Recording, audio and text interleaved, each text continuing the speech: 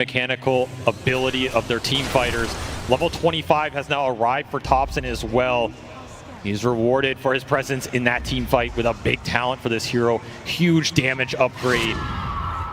What can Gaiman do to find a way to start winning these fights again? They still have Aegis on Quinn. Shiva's trying to find the hero that broke the smoke. Ooh. And a brief pause as some sort of issue will allow both of these teams to be able to discuss what is happening here. And Celery says, "We are coming." He is not lying.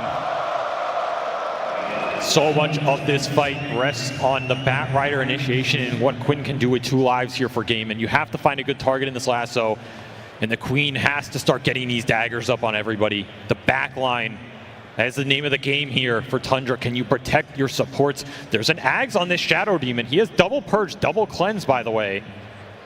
Something to think about. Another reason these long fights are just so favorable. Your cores start getting demonic purged in the middle of it. It's so much damage for Dyrachyo to deal with. These teams are going to be frantically talking about what needs to happen in this next engagement. Gaiman Gladiators so confident despite losing the fight around the Roshan pit. They say run it back. And they think they're going to be able to change what happened in that last engagement. Somewhere between the Lincolns and the single target spells, there is going to be a difference in the last team fight, but will it be better for Tundra or better for Gaiman? I feel like so much of their damage is coming out from this Enchantress. Full MKB done for Celery. He's almost level 25. Like, he has to be able to find his mark in this fight. Quinn has to be able to find his mark. This Alk is almost becoming a second thought. Yeah, it almost feels like he's just a punching bag for Tundra to distract from the real damage dealers in Quinn and Celery. And what did Pure just get delivered? He delivered a full BKB. 50 minutes in this game, he finally opted to go for it. So he has 9 seconds of debuff immunity. I mean, double ultimates and a BKB. He's God in this game right now. Absolutely untouchable. It's not a question of can you bring this Slark down, it's how much is he gonna do in the meantime while you're trying to kill anybody else. Hopefully, Whitemon will be able to figure out his mouse problems soon and we can get this Game 3 on the road. But in the meantime, Copenhagen, how are we feeling about this Game 3 right now?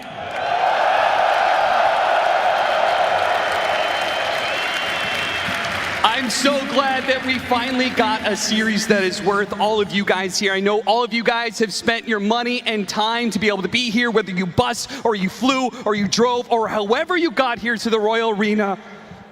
Thank you. Thank you for coming out and supporting Dota. Thank you for watching the best esports in the world.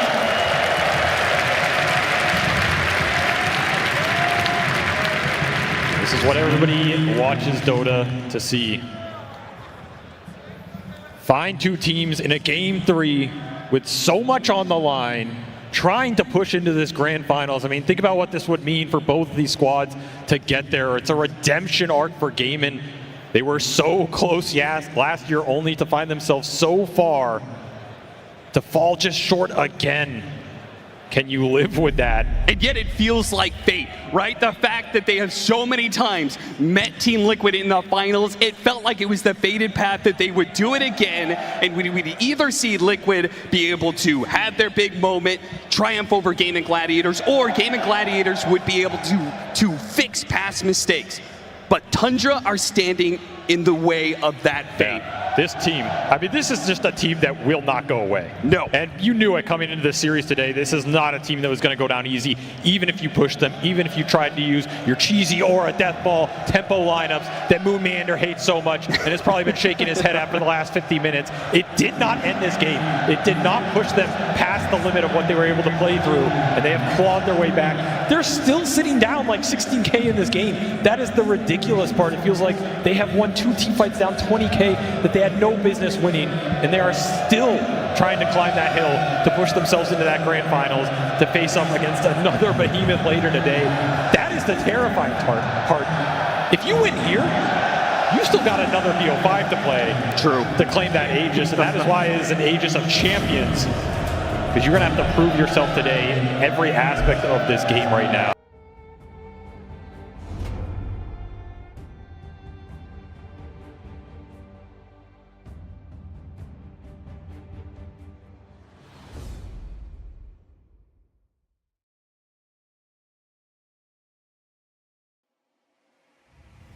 Your turn to ban.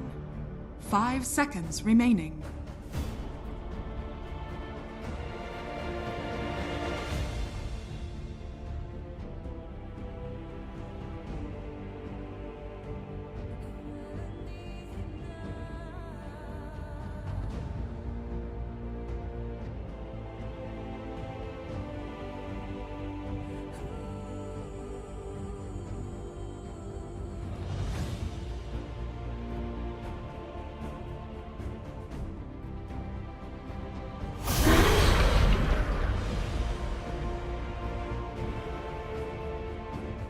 Ten seconds remaining. 5 seconds remaining.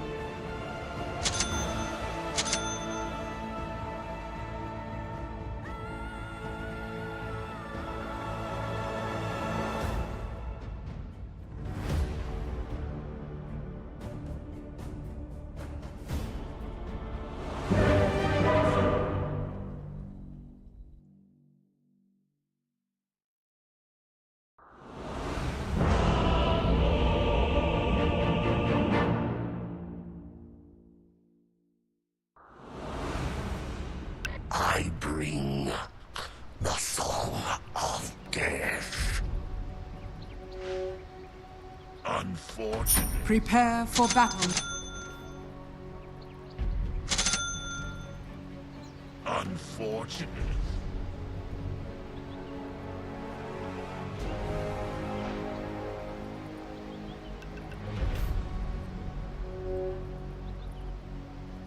Thirty seconds to battle.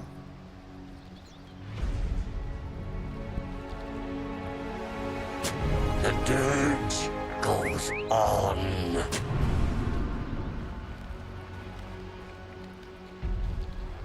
Passing. The dead endure. The battle begins. The vile dead. I'm under attack. Hungry.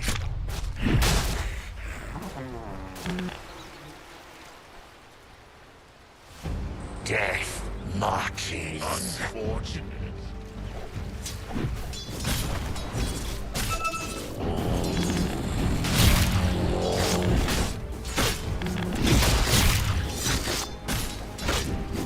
Against the living. Come to die.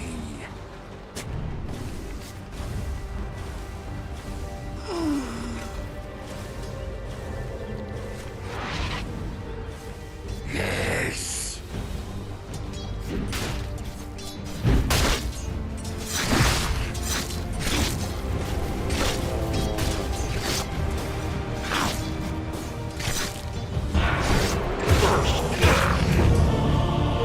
First blood. Delivery.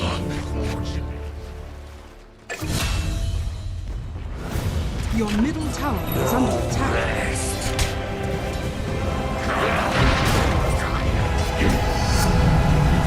Flesh.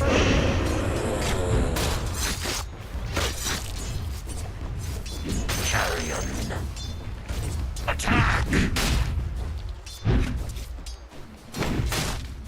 I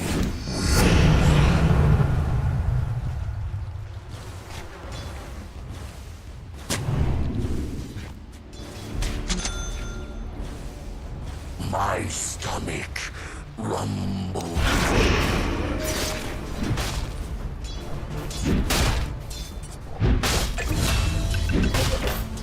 Denied.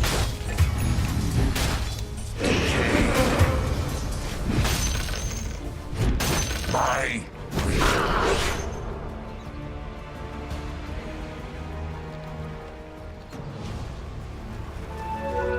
shambling.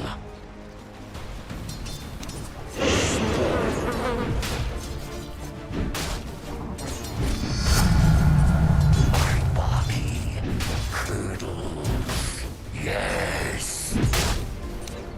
Light.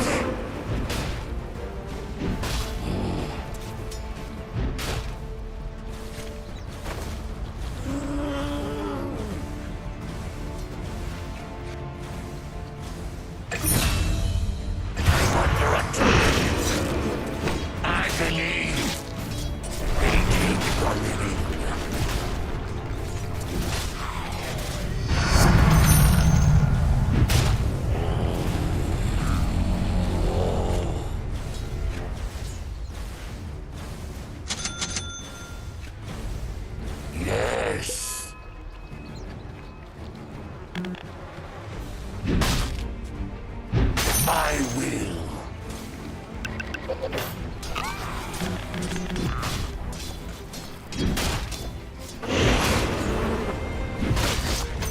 I just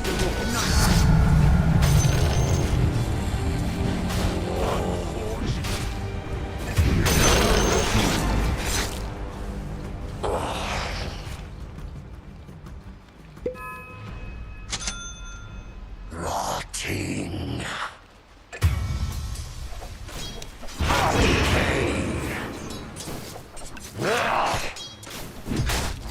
Your top tower is under attack.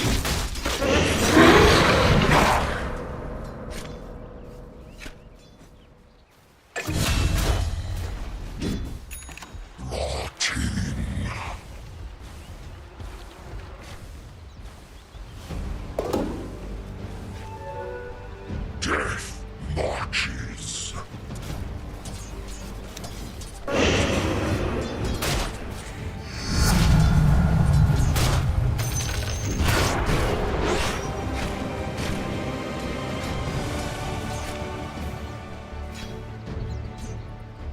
Shambling.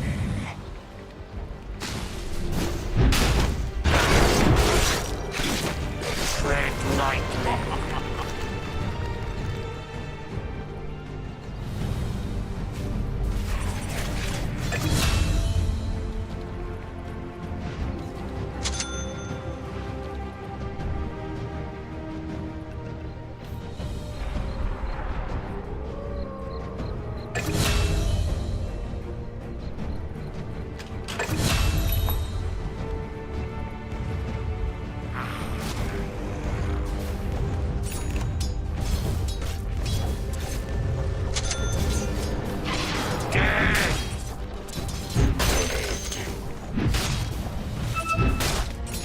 My will.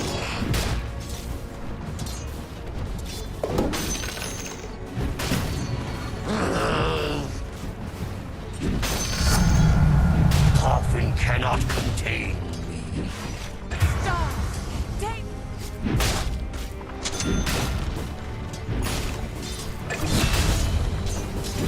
Yes.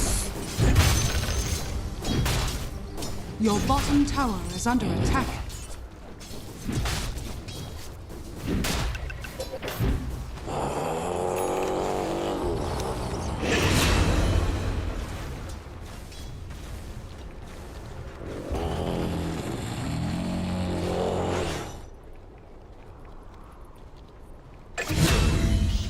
Double kill.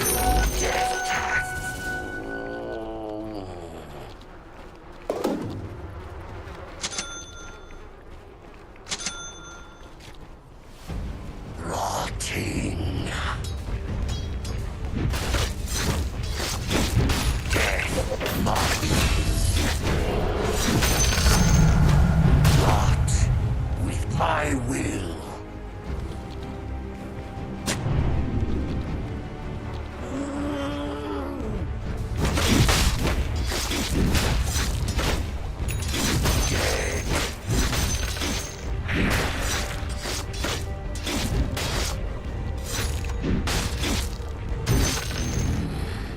Unfortunate.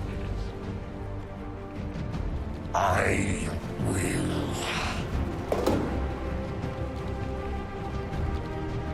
Yes.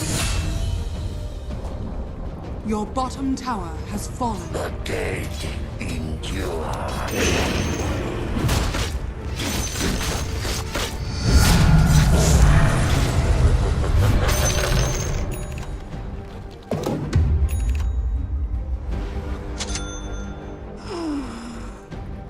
Unfortunate.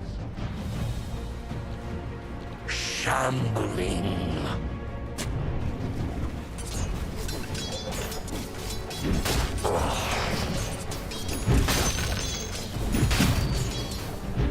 Dirt goes up.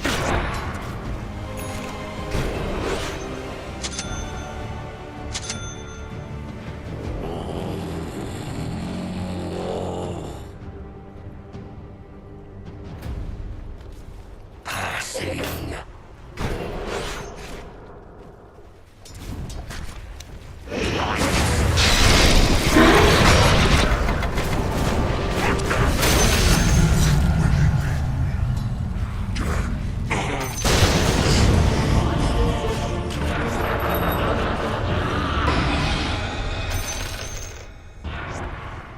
Your middle tower is under attack.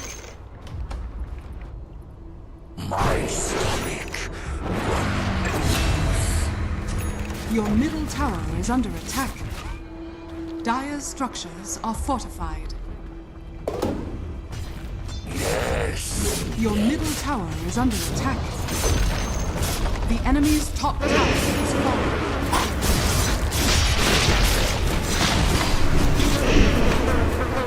My will. Your middle tower has fallen. My open grave.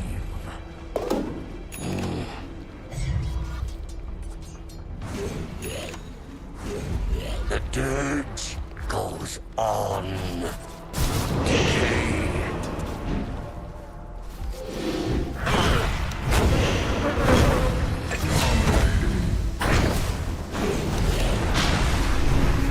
Rotting.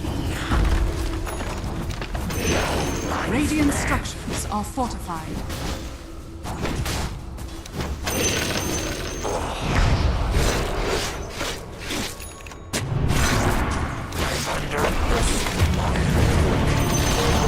The enemy's middle tower has fallen.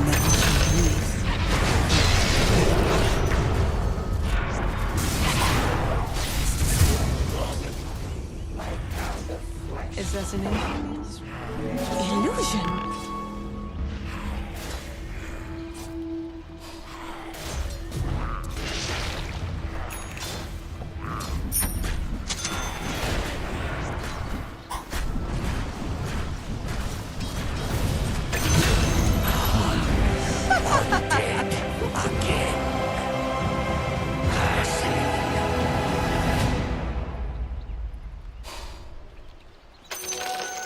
My stomach decay.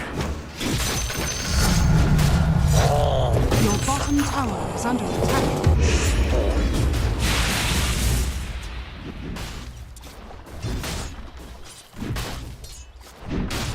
The vile dead. My will.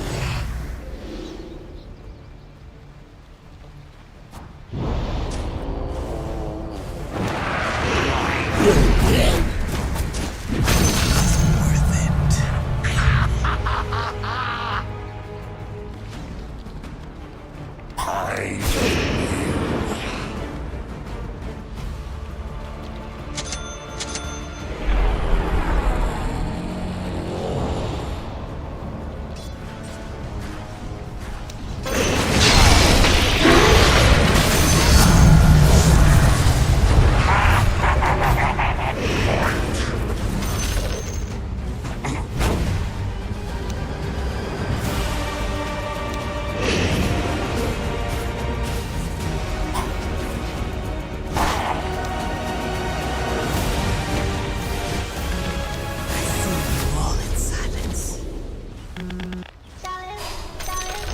The enemy's bottom tower has fallen.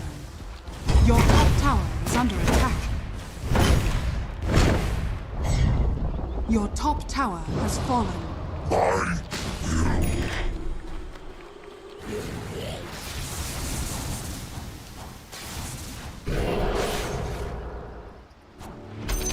Your top tower is under attack. the dead endure.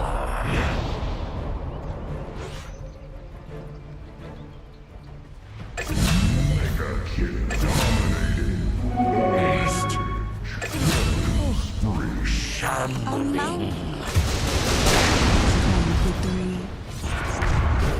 Yes.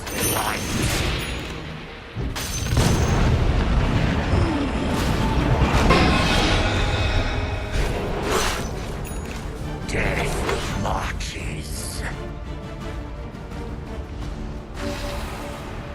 Yes. Yes. Your top tower is under attack. Passing. Your top tower is under attack.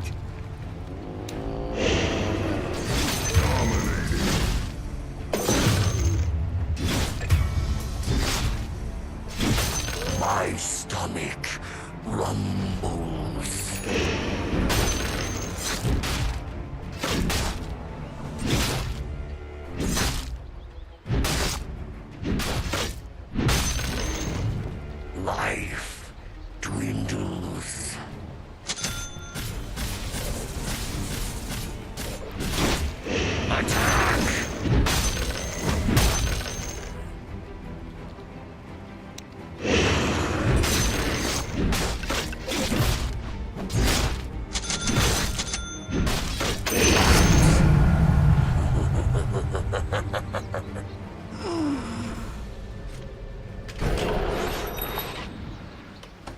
Yes. The dead are here. Shambling. Machinery. Yes.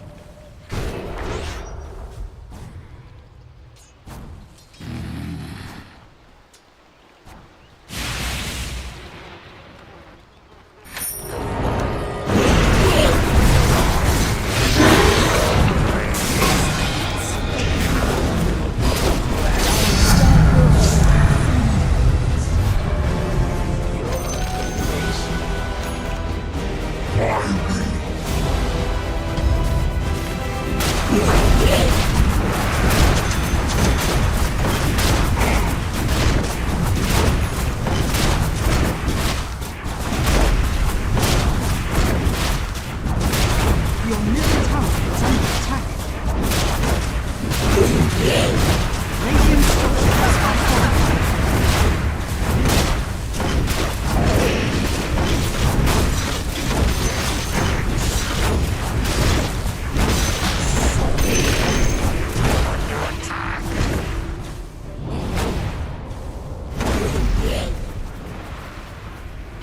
That should help.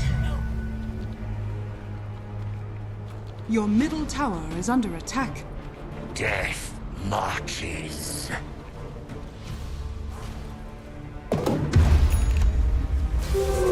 Invisibility. My will.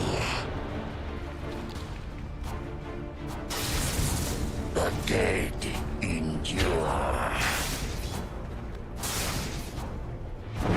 Your top tower is under attack.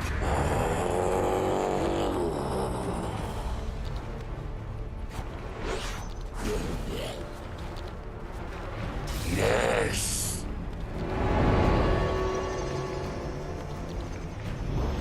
The dirt goes up. Rise.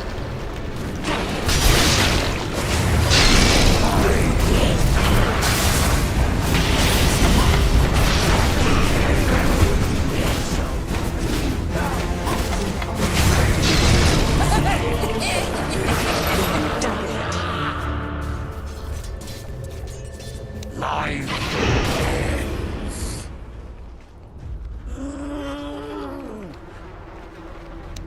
Light.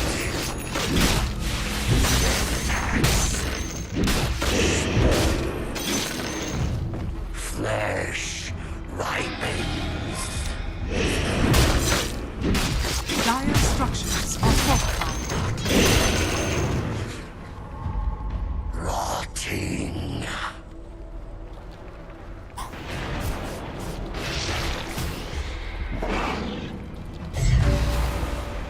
Your top tower is under attack.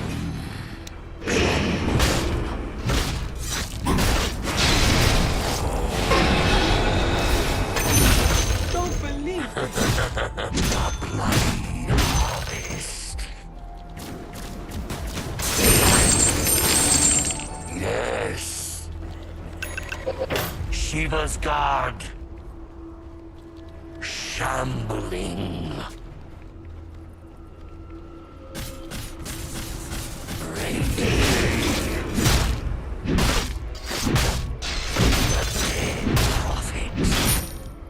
My will.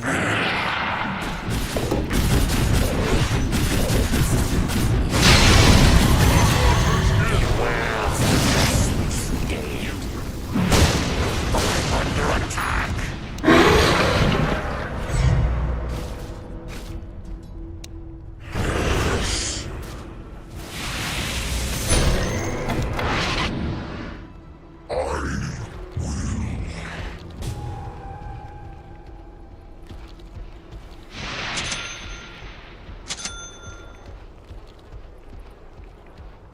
Unfortunate.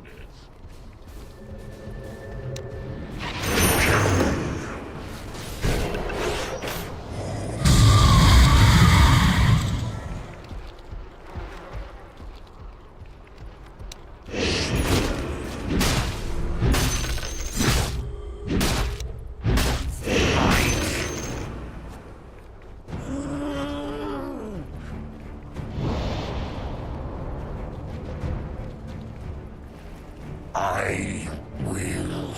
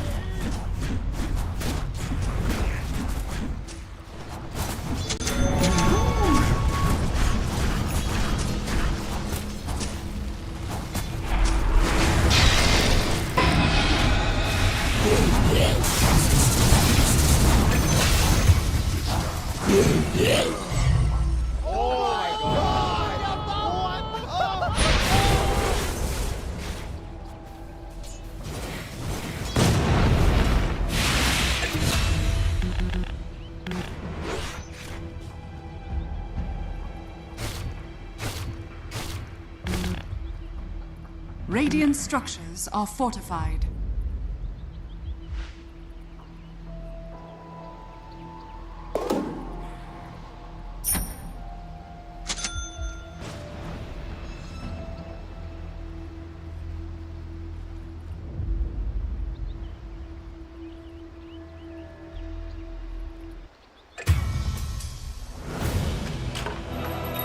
My stomach rumbles.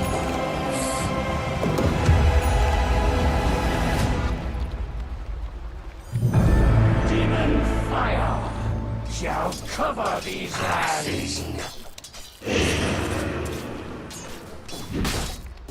Dead.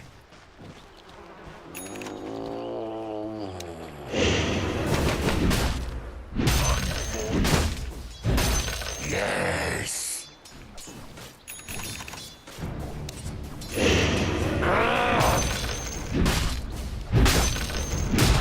I master. Decay.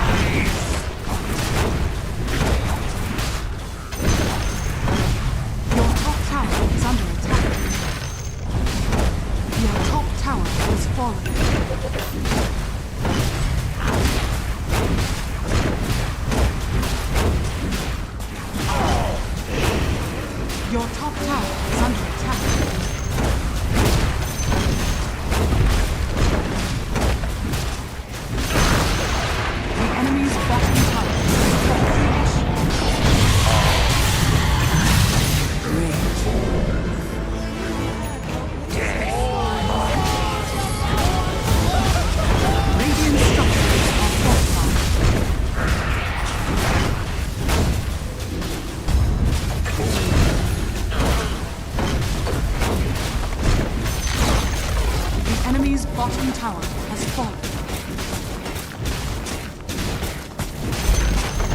The enemy's bottom barracks has fallen. The enemy's bottom barracks has fallen.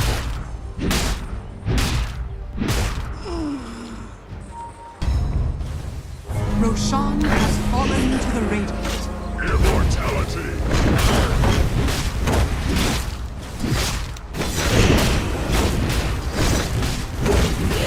Radiant structures are fortified.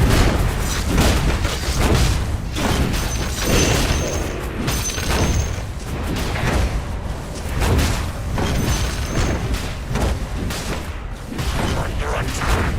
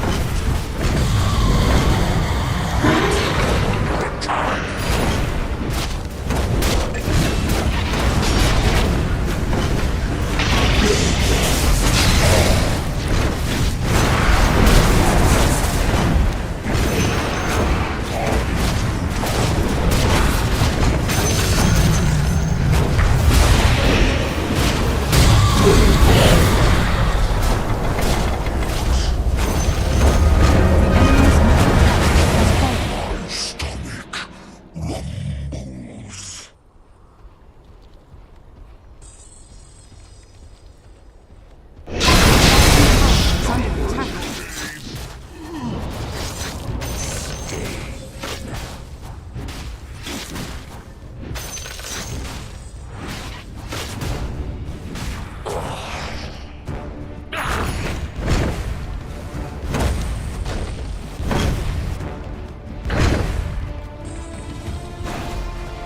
Your top tower is under attack.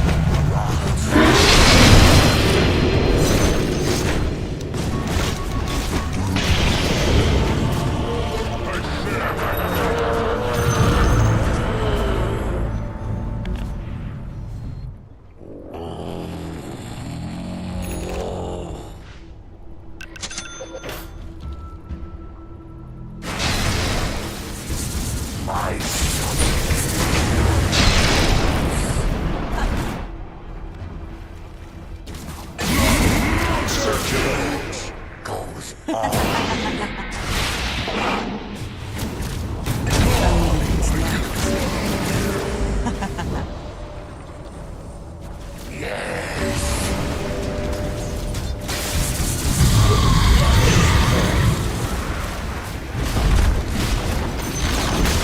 The enemy's middle tower has fallen. No mercy. The enemy's middle barracks. The enemy's middle barracks has fallen.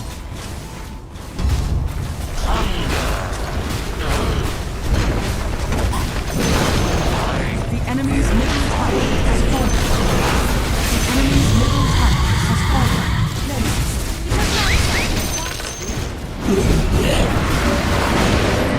Dire victory.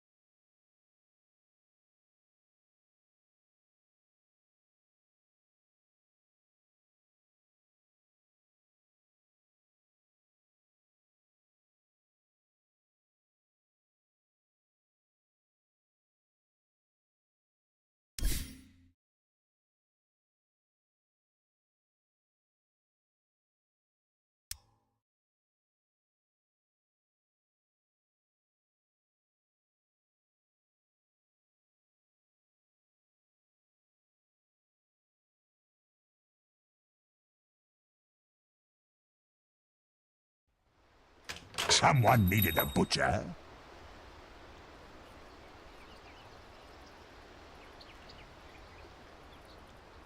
Prepare for battle. Oh, yes! Yes!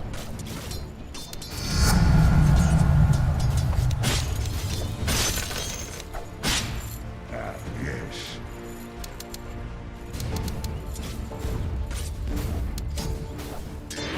It's cleaver time!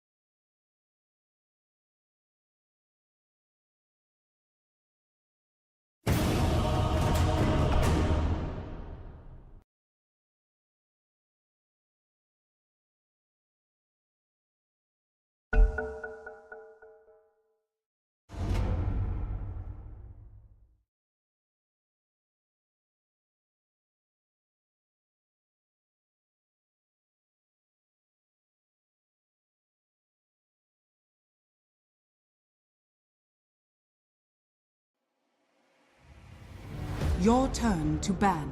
5 seconds remaining.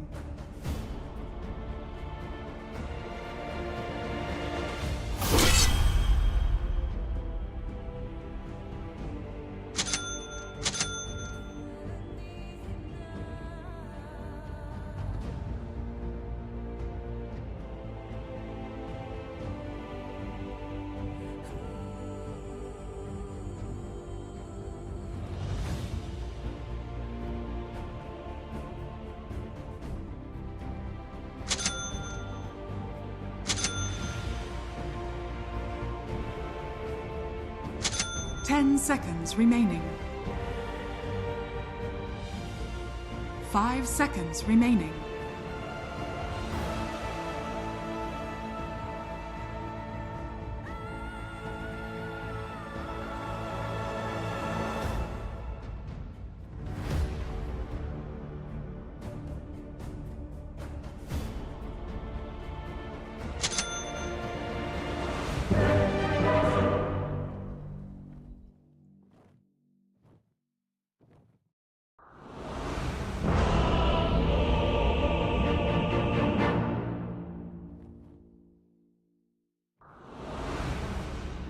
They call me the Butcher.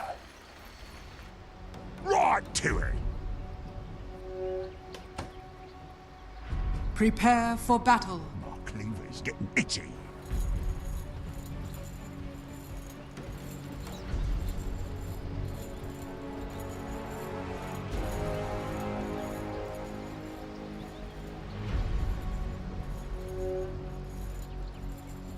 Thirty seconds to battle. Forward!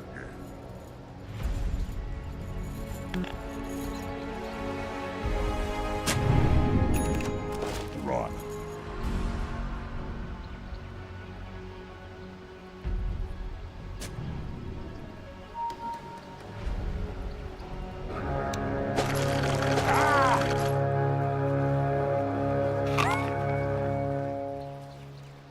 The battle begins.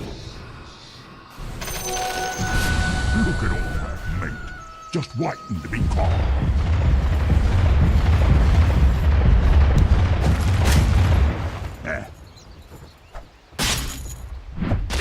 First blood. Chopper time! What the hell?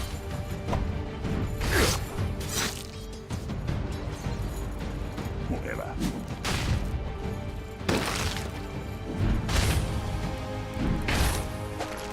Hooked him. I'm under attack! My fins! Your cow! Back!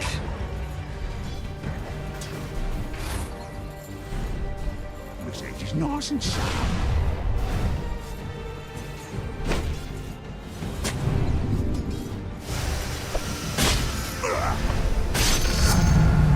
Just hope the rest of me button.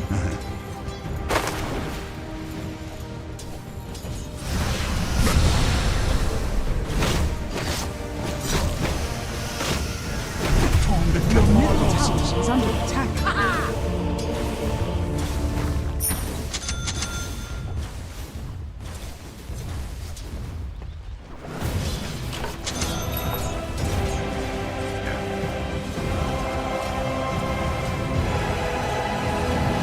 Bye-bye.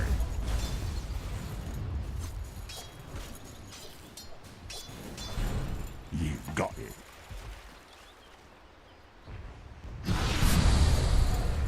Waiting in.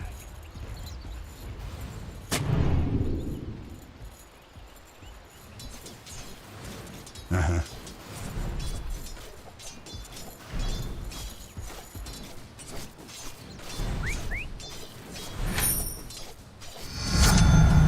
I'm gonna need bigger paints. Heading out. Free! Your top tower is under attack.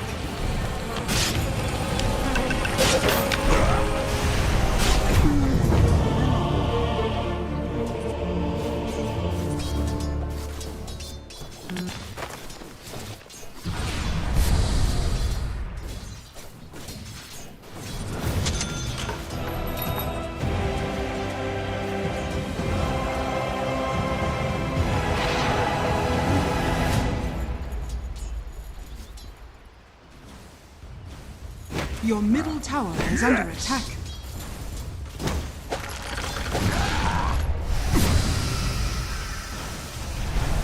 Good idea.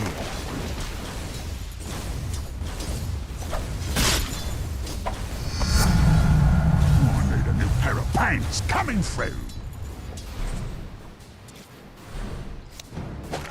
Bloody creeps. I'm under attack. Aye.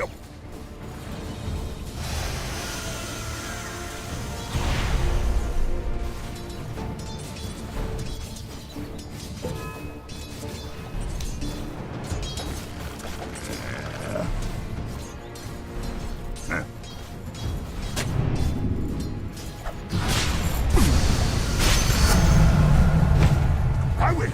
Aye.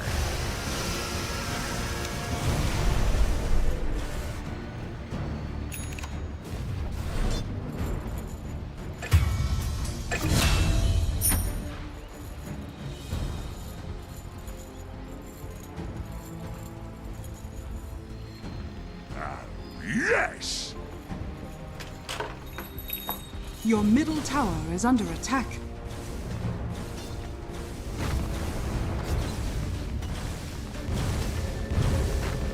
Your middle tower is under attack.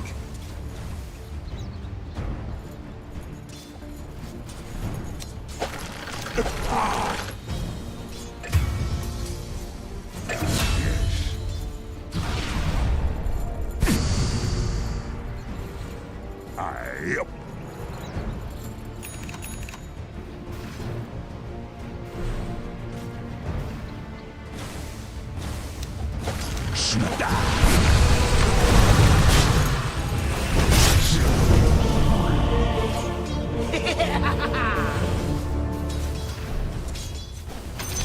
This sustains. Gold remains.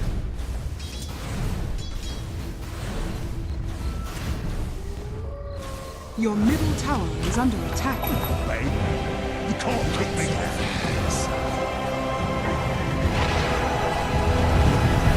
Forward! Under attack!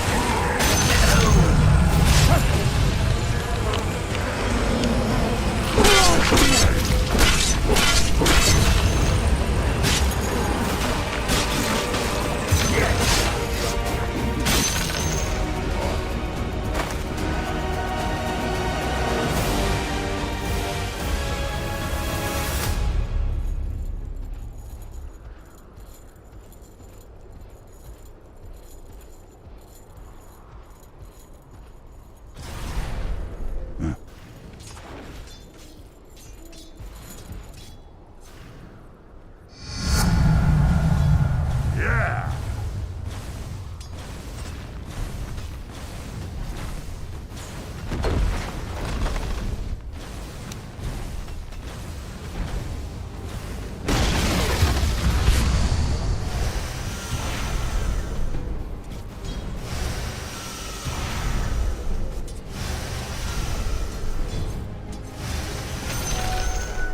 Here I come!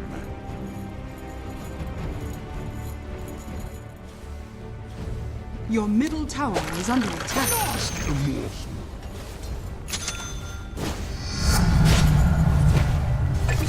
And now.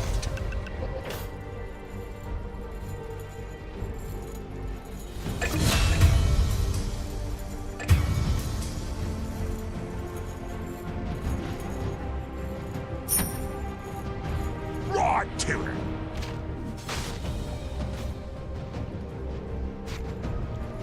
Oh, yes!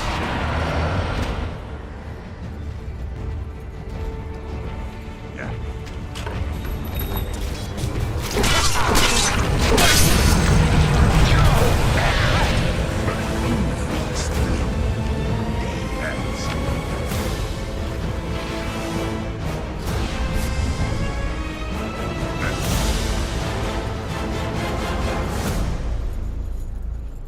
About bloody time!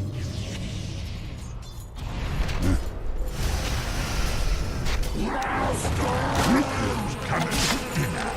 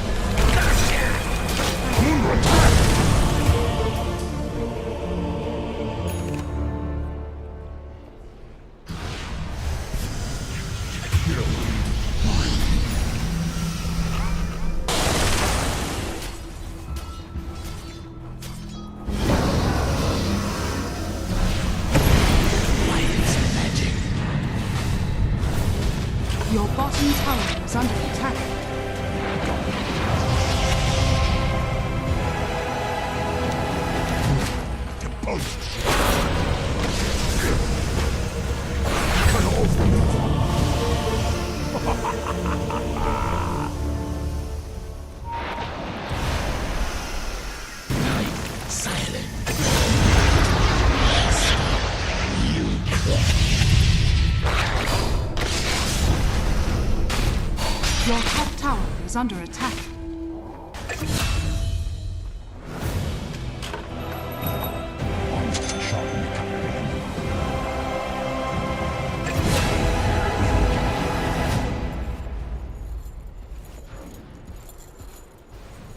Coming, friend. Haste.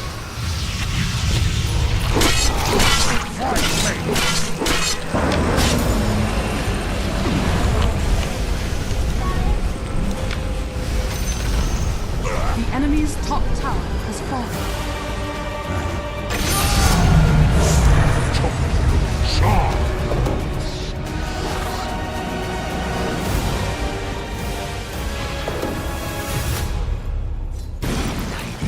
Dire's structures are fortified.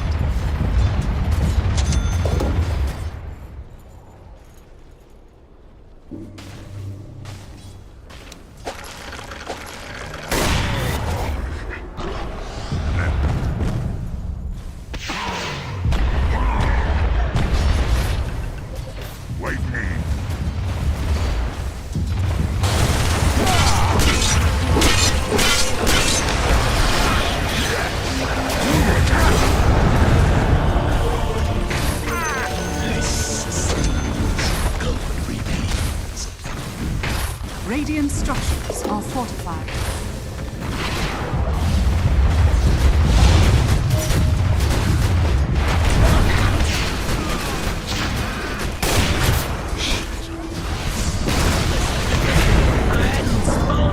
Let's do that again.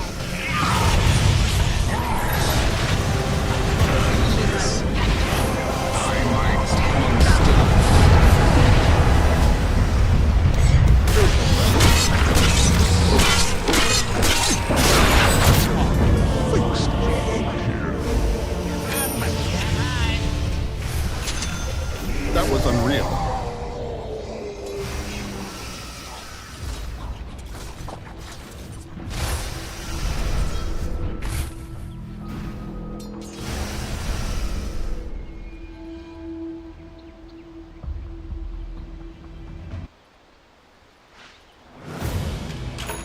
Team Chopper, Team Chopper. Coming, friend.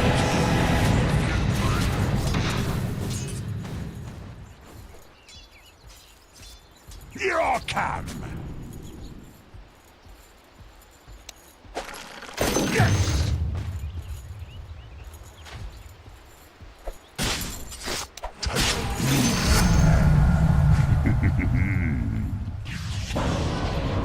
And now.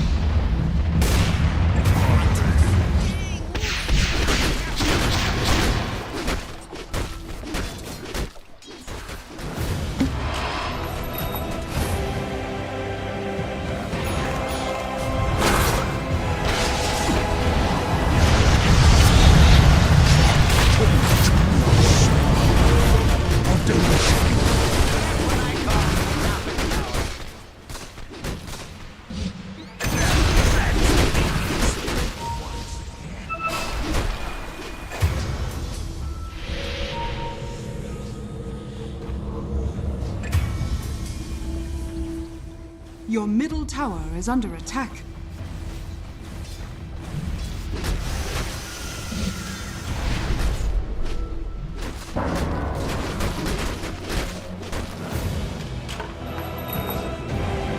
Your top tower is under attack.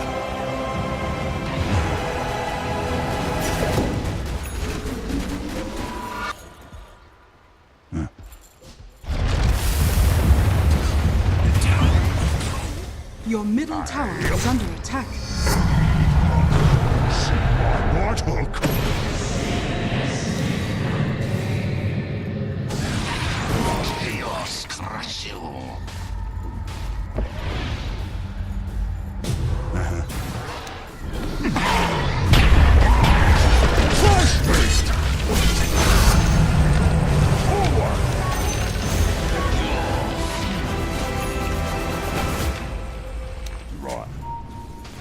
Your top tower is under attack. Your top tower is under attack. Your top tower has fallen.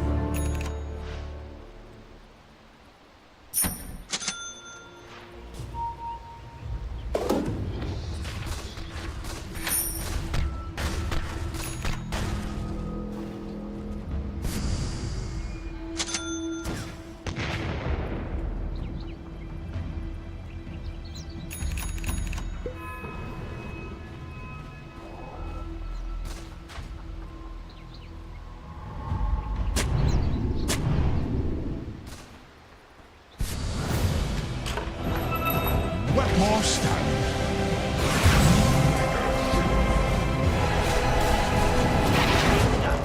Get over it!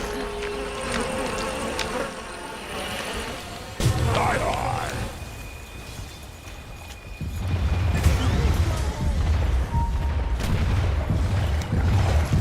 Ah!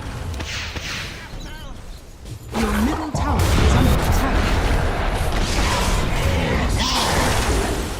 Yes!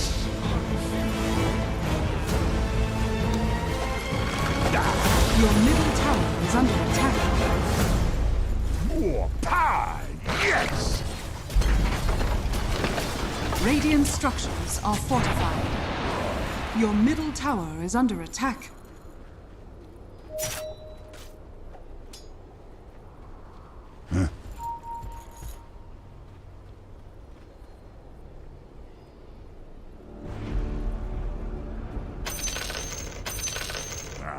Yes! Your top tower is under attack.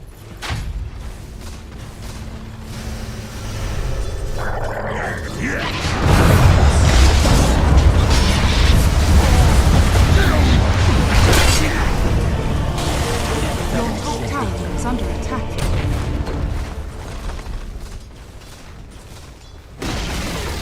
Your top tower has fallen.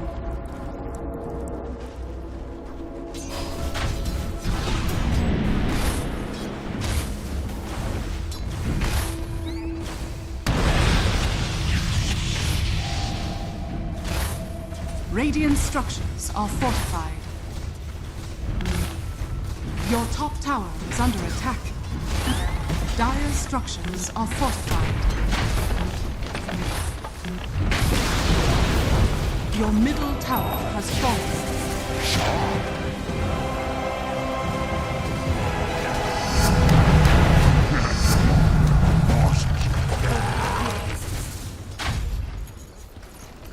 Aye.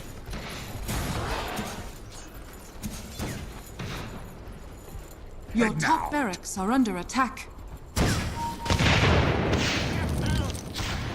Coming, friend!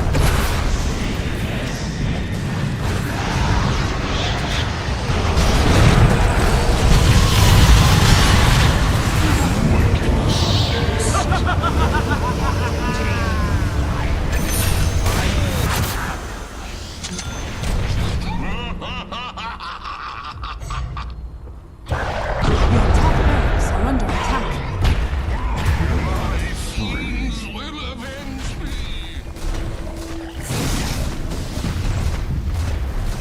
Your top barracks are under attack.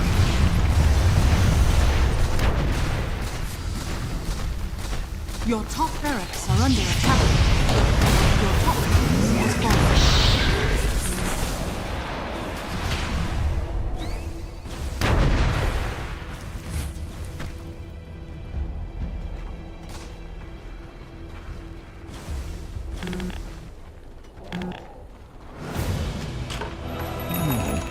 What more stand? Your middle tower is under attack. Let's get on attack! Your middle tower has fallen.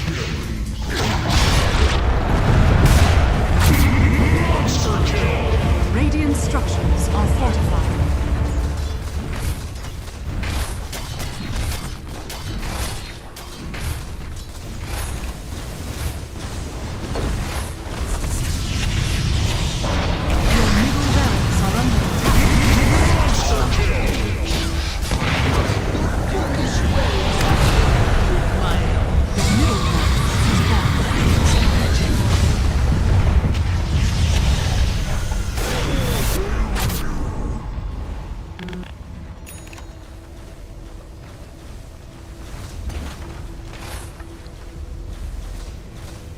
Your middle tower is under attack.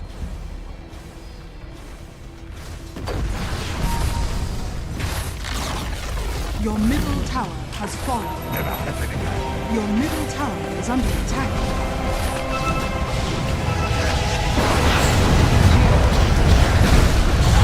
Your middle tower has fallen. More losses.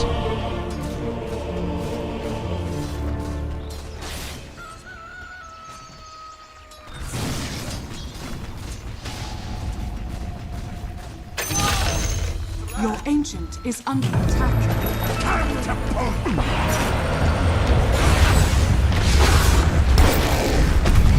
Your ancient is under attack. Dire victory.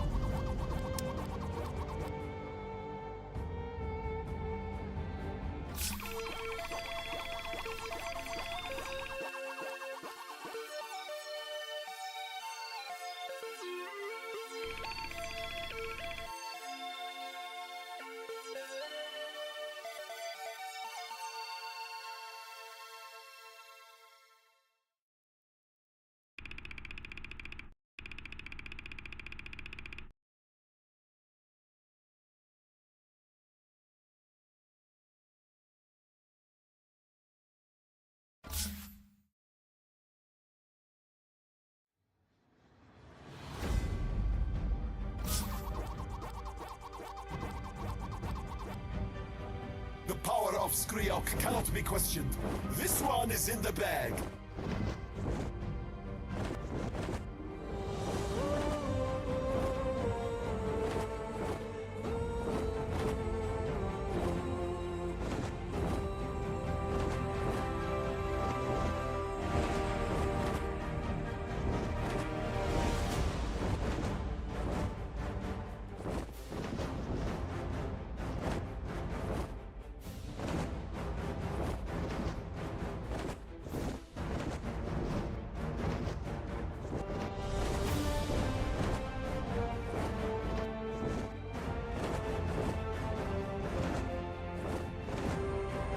I fall in shame.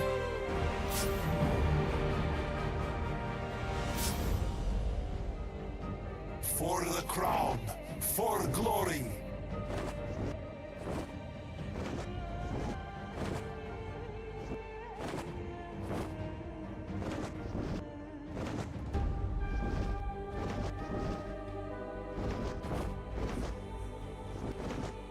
How could it all be for nothing?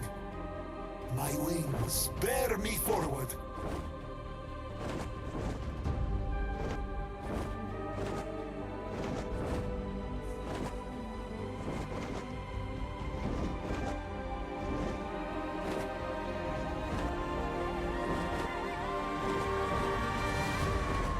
I fall!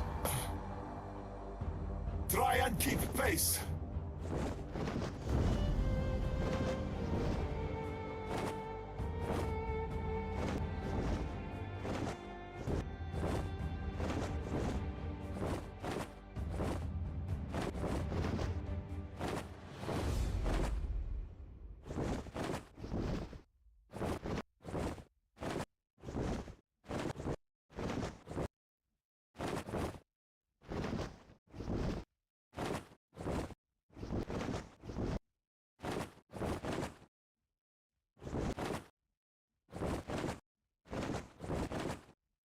I fall in shame. I declare with utter certainty that this one is in the bag.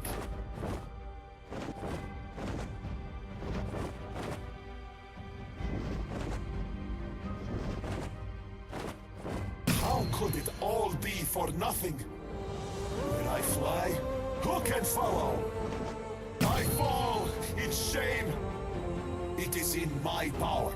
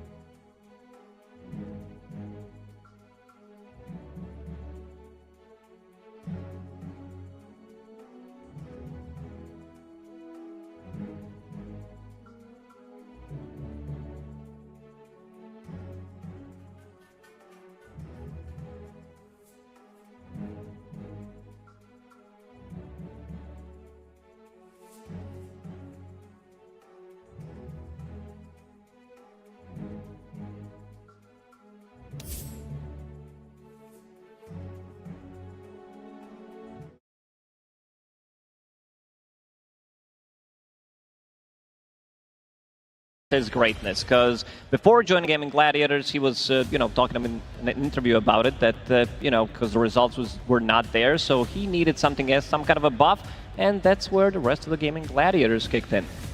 Yeah, I mean, Quinn had such a long journey in his competitive career where he was so perseverant. He tried and he tried and he tried for those TIs, right?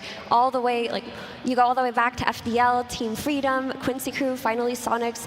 It felt like as much effort and as much grinding as he was doing, it didn't amount to anything. And he was ready to retire up until he got that offer from Gaming Gladiators. And imagine if that hadn't happened. Everything would have been so different last year. The whole competitive scene would have been different. So Quinn really should be commended on his perseverance within the scene. 100%, 100%. And we should also highlight two people that we don't really talk too much about, because let's be fair, Nisha and Quinn, they take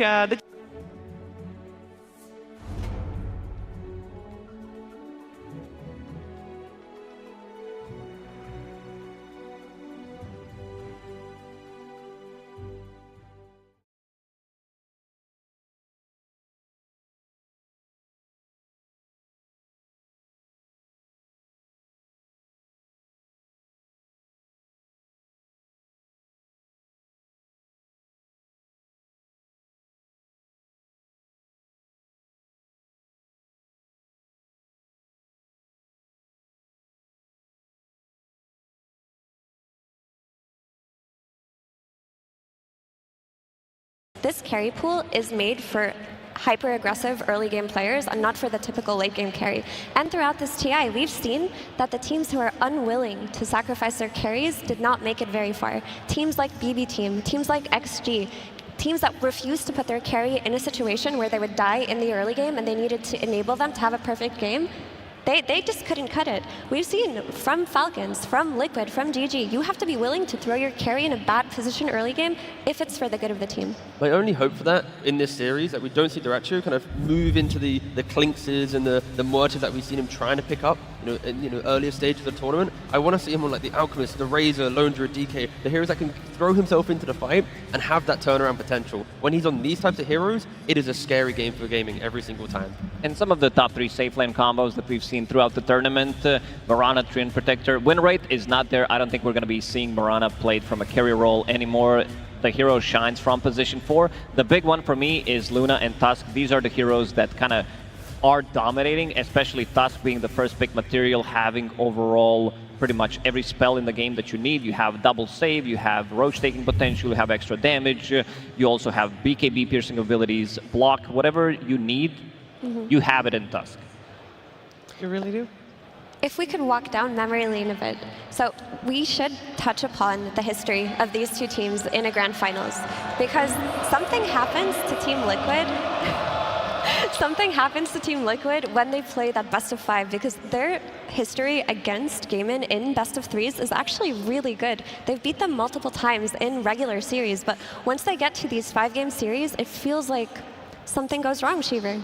Something goes wrong, but that is when they come from the lower bracket. Potentially, this time will be different. As we mentioned earlier, this is a fresh series, a fresh best of 5, and how it will play out, nobody knows. But it is time to get started with our grand finals. Team Liquid versus Gaming Gladiators Grand Finals. Game 1. It has begun, game 1 of our best of 5 here in Royal Arena in Copenhagen, Denmark. And for that first game, we got Team Liquid coming from the upper bracket to the dire side with first pick. They already got their hands on Nature's Prophet. Gaming Gladiators will play this first game. From the Radiant side, they will also get that strategic overall last pick. And Lacoste, I think we are seeing an opening here from both teams that is basically throwing out the playbook.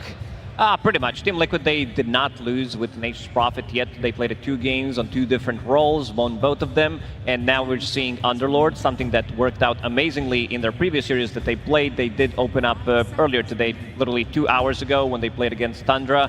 We kind of expected this hero to come out when Gaimin is going to be pushed against the wall when they're going to be backs against the wall. So Underlord back in action. We saw what they can do in Game 3, going for that Hail Mary play behind the enemy throne and kill it. Also, Nature's Prophet is a hero that is typically counterpicked, or was typically counterpicked throughout the last few months by Dragon Knight. Often teams have reacted to NP with this hero, but yesterday Team Liquid put Gaming Gladiators in a position where they picked Dragon Knight twice and lost twice. So they're kind of just throwing them the gauntlet here. I dare you to pick Dragon Knight. I dare you to counterpick our Nature's Prophet. Yeah, and the thing here with Nature's Prophet, I like how Gaming have already made a statement. Nature's Prophet cannot play Dota if in the first 15 minutes you don't take towers. You can fall off and your entire game is built on momentum. So you pick an Underlord in the off lane, Quinn gets an anti-Prophet hero from the mid, and have a really strong safe lane. Now this Nature's Prophet will be a little bit lost in the early moves, looking on other heroes for Liquid to step up and fill that void. But luckily for Liquid, they're so aggressive that the weaknesses of a bad counter pick for the Natures, it will be fixed by other heroes, but something to consider. And betting out the Enchantress, this hero, we said it a lot of times, but I would say position 5 as well of the tournament.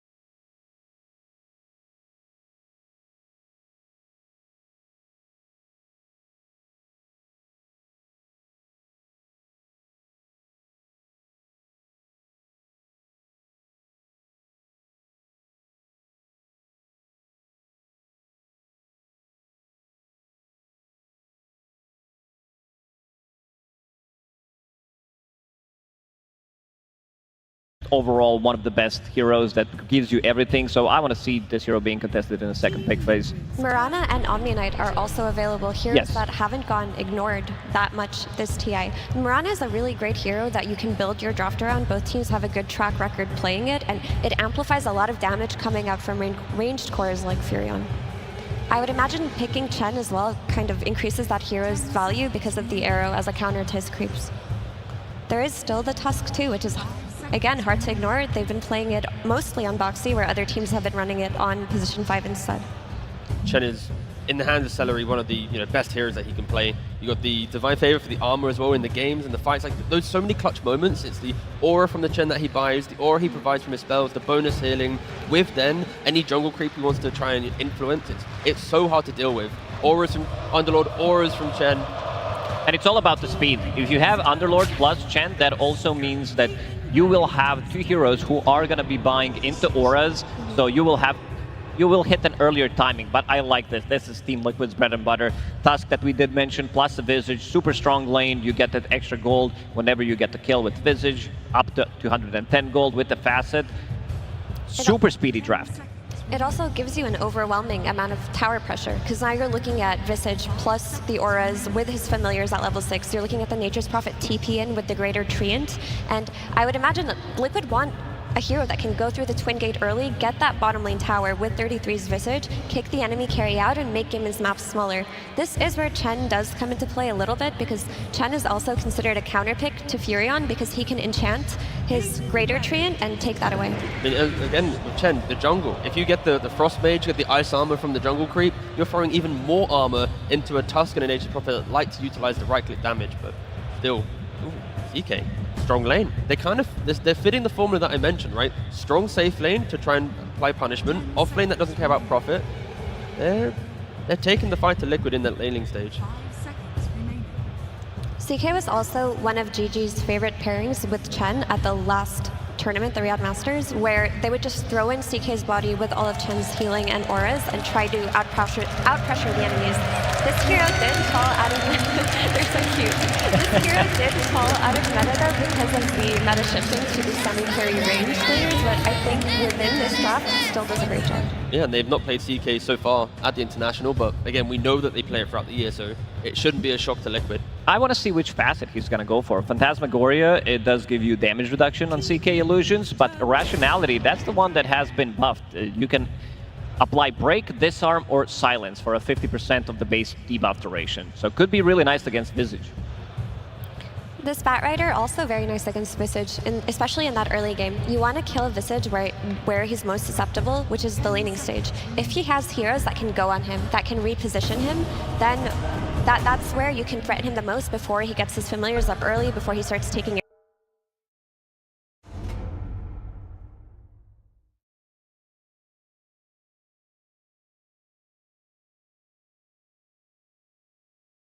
Single draft.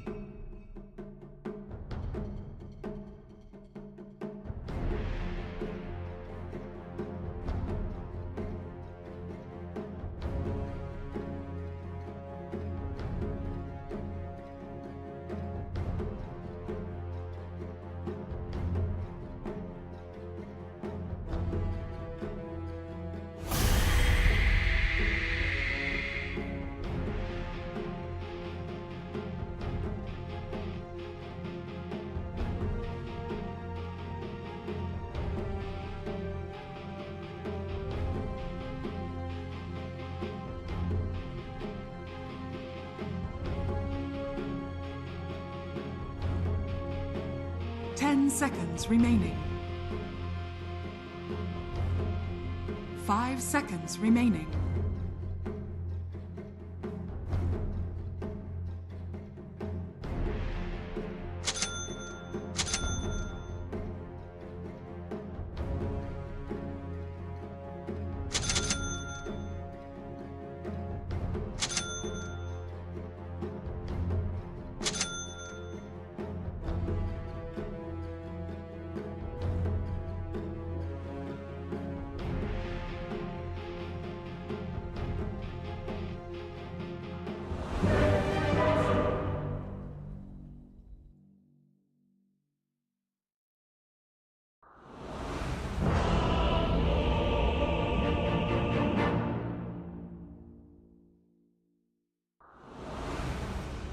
I pierce the veil. Nothing can save you. Prepare for battle.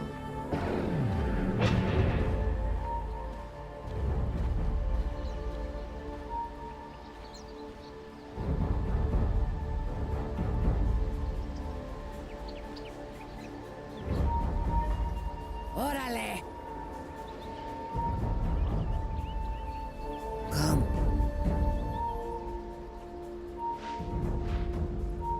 An endless road. I'll make the most of it.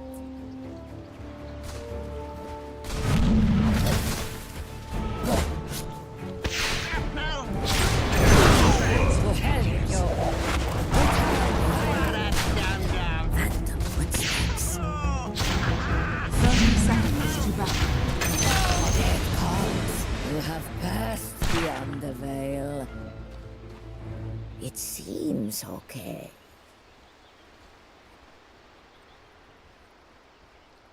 Why there? Fire! They welcome a world of pain. Like The battle begins.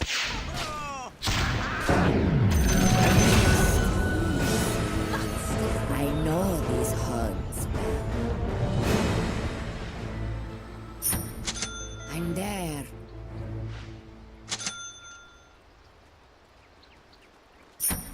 Apparently so. My dead. Denied. It's one option. A whisper on the wind. Do as you please. Because I say...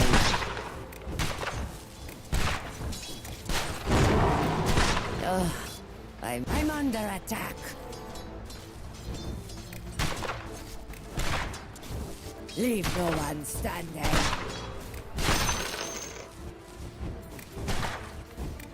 Push the dogs back. Long have I stalked these lands. There's always more to shoot.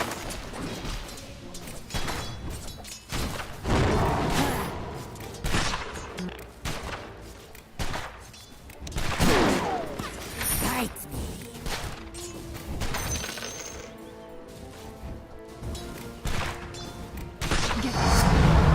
Where dice, please? Yes, fine.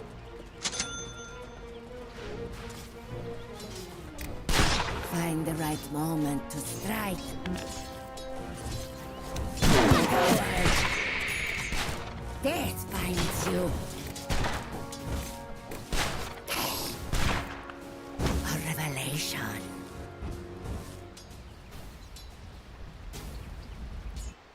Maybe it's what?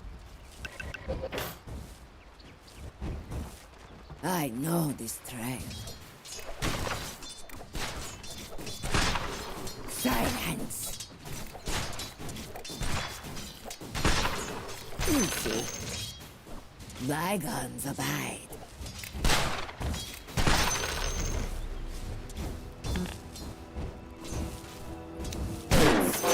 Running!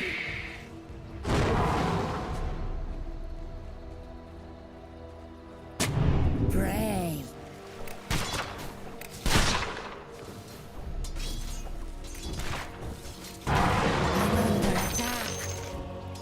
You're mine!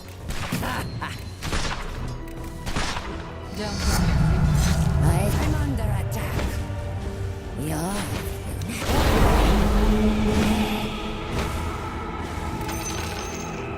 Go. I know this trail.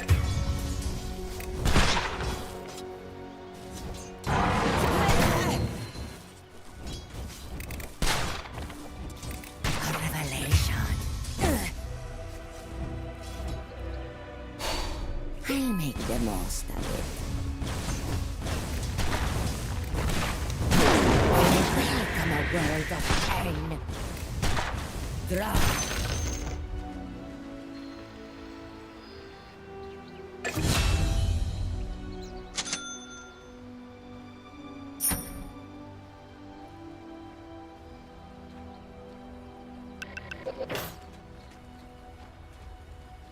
Your middle tower is under attack. Phantom footsteps. Your middle tower is under attack. Through a tunnel of light. Find a good place for this. No more games. No.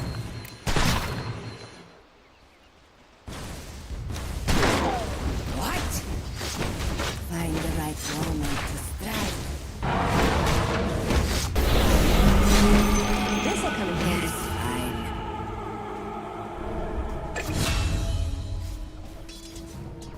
An endless road.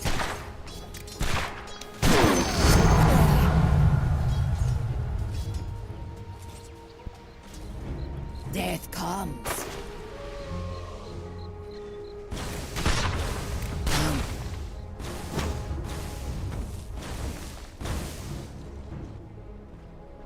Apparently so. There's always more to shoot.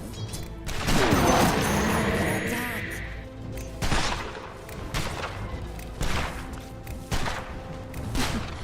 Maybe it's...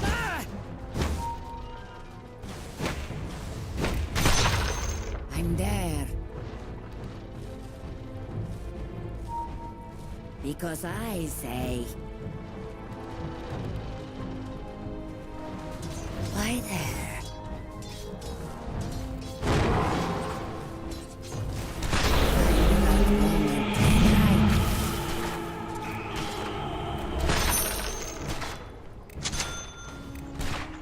I know this trail.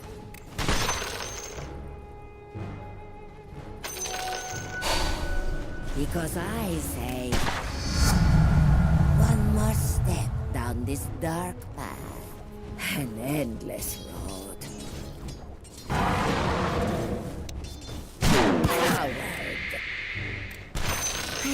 the most of it.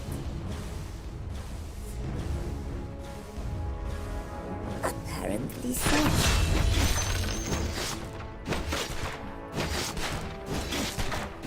Phantom footsteps. Maybe it's fate.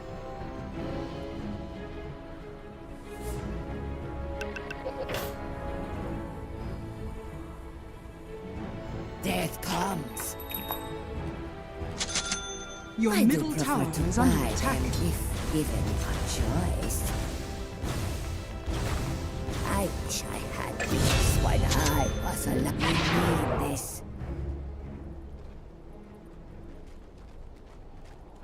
Orale! Go! Where's the exercise? Yes, fine.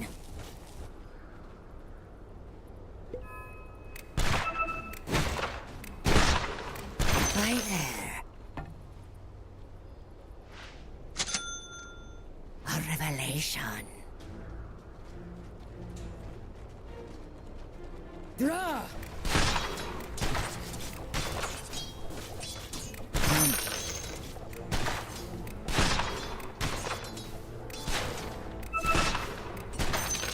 Needle is missing. I'm under attack. Very nice. And there.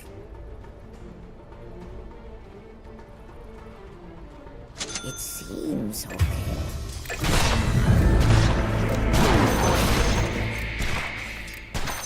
Yes, fine.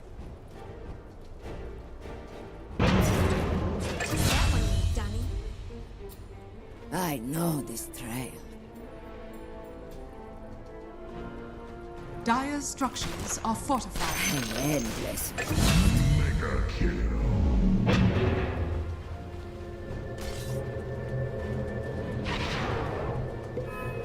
Go. Apparently so.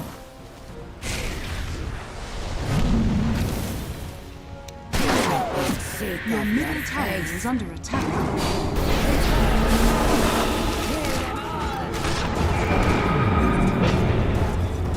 Your middle tower is under attack. I don't miss. Phantom footsteps. Death comes. Your middle tower is under attack.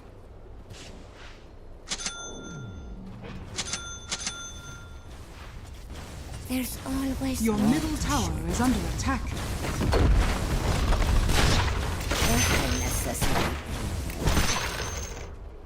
Maybe it's fate.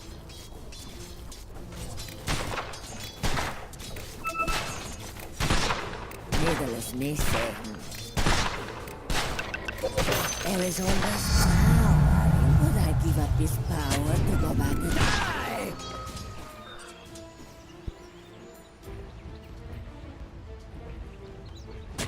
Come. It seems okay. Regeneration, if only.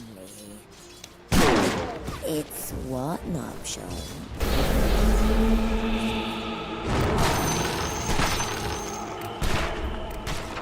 Find the right moment to strike.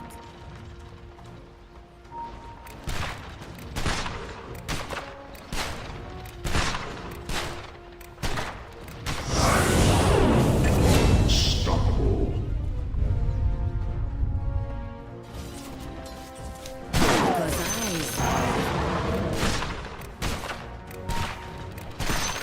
Hi there.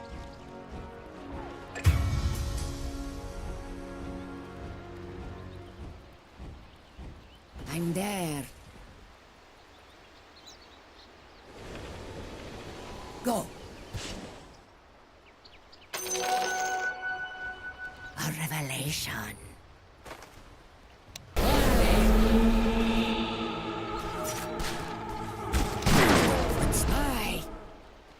Your middle tower is under attack.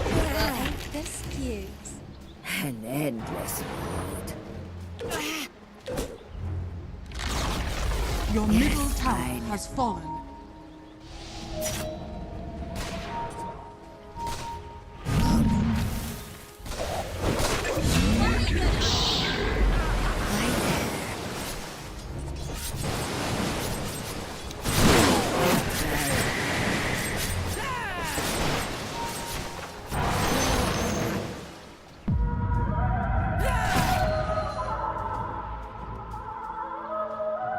I'm there. Your bottom tower is under attack.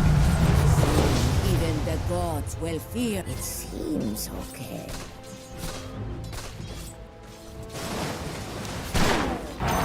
Maybe it's fate.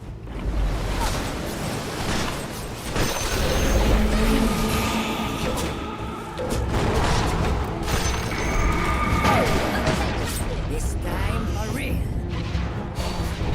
Death comes.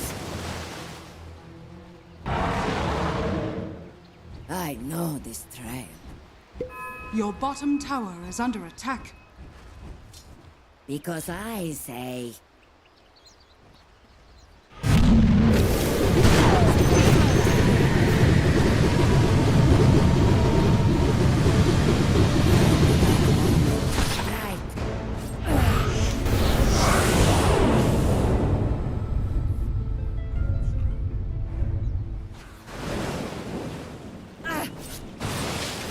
Come.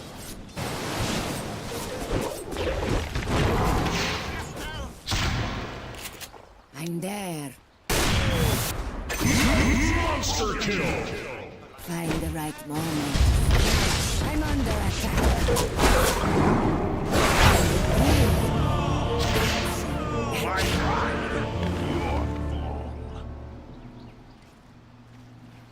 Your top tower is under attack. Dire structures are fortified.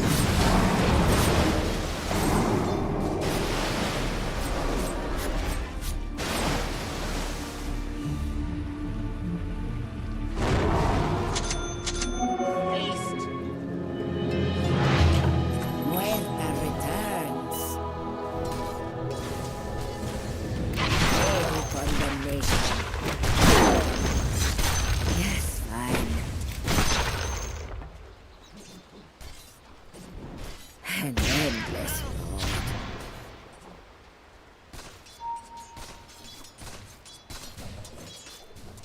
Maybe it's fate. Your middle tower is under attack. Denied. Go. I know this trail.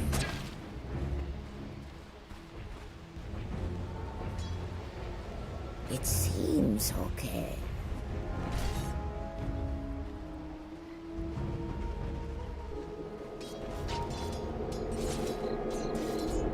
Lie there.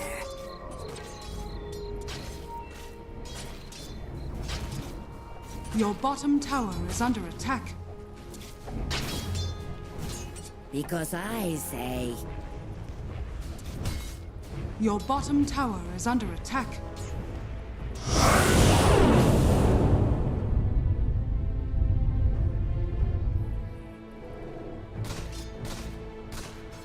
There's always more.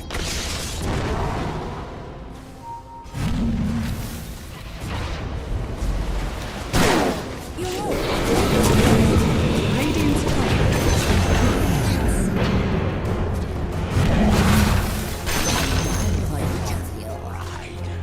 They can make worse than another. Apparently so.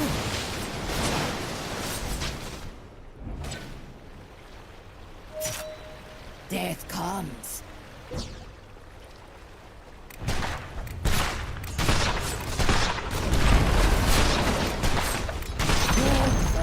The enemy's bottom tower has fallen.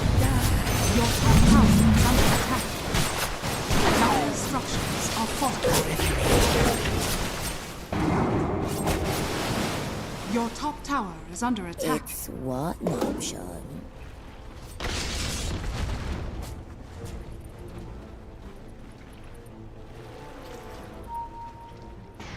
Your top tower is under attack.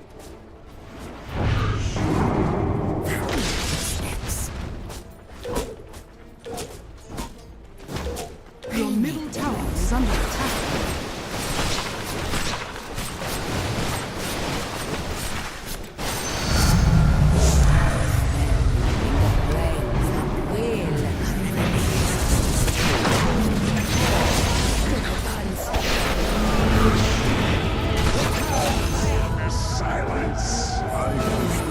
Your top tower is under attack. Death comes.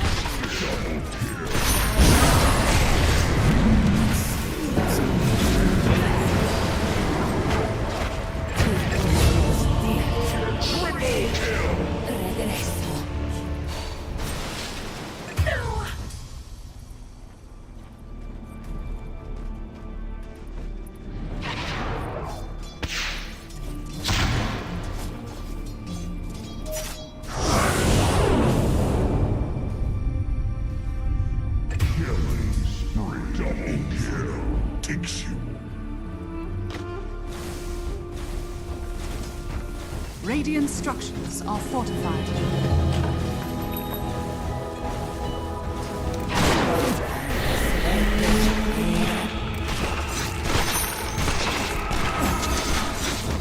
Because I say, A bubble from Your the top void. tower is under attack. decide your fight or flight.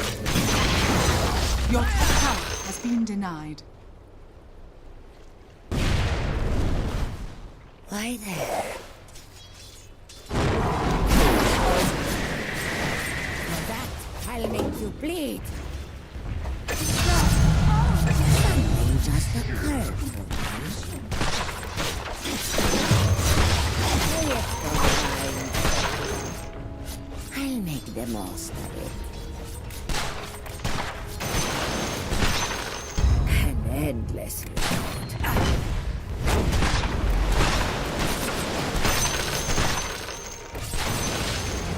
Tired of it.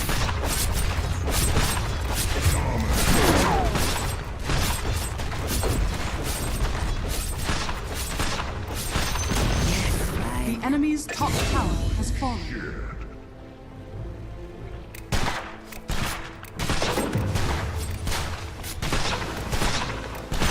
Apparently so.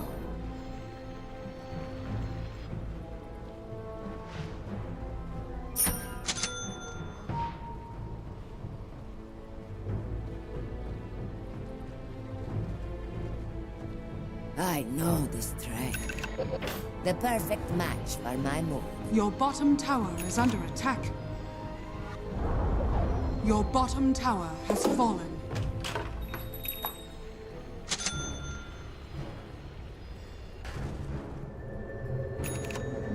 Maybe it's fate.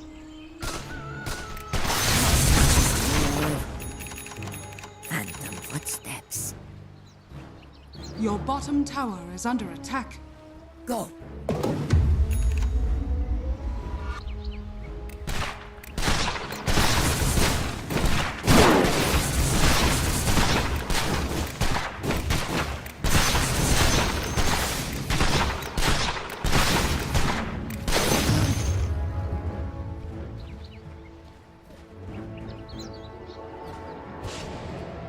There's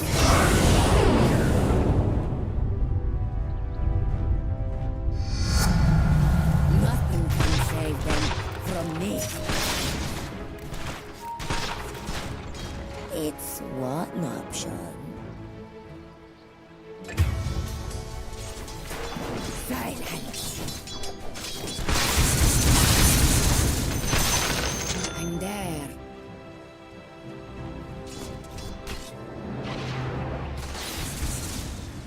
For that, I'll make you bleed. On to the next. Come. Dire's structures are fortified. It's fate.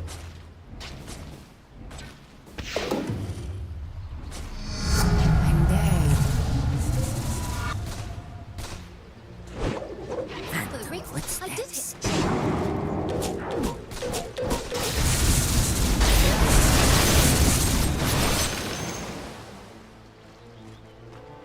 I'll make the most of it. I know this trail.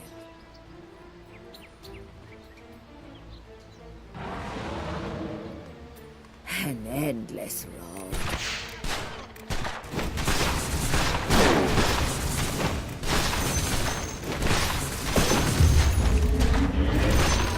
Apparently so.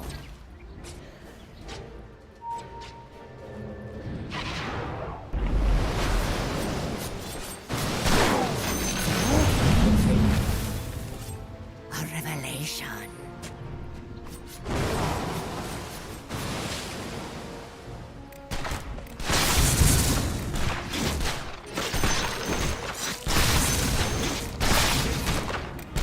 Yes, fine.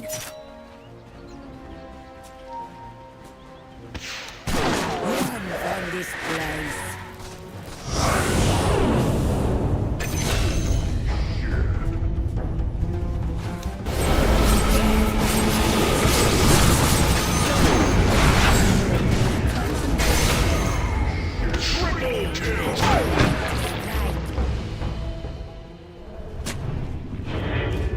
Because I say a bit high. Seems okay. The enemy's middle tower has fallen.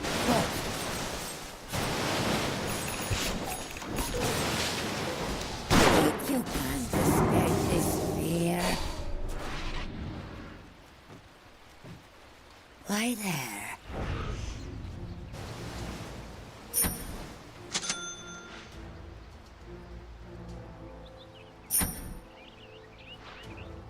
Kill them all! I'll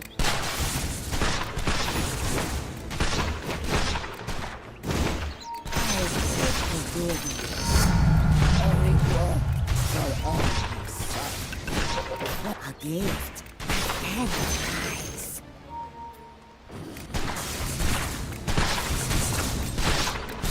Your middle tower is under attack. This trail.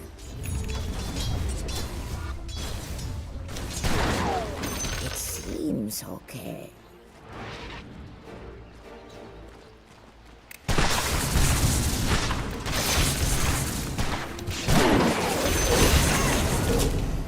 A revelation.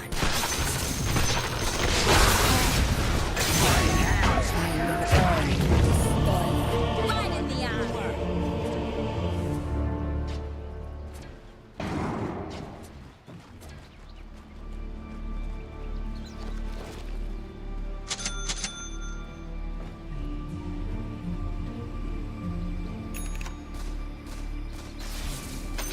Bounty. Bounty.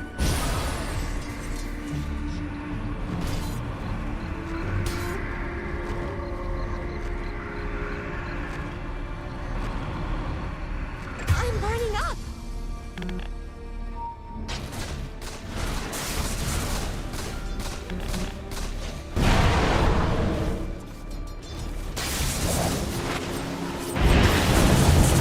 I'm not ready to die. I'm there. Go.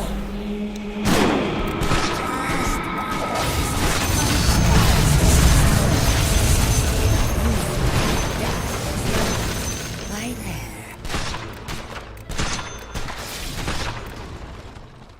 Yes, fine.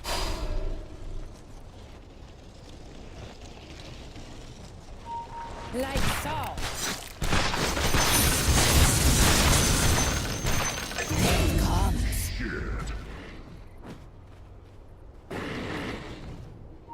An endless road.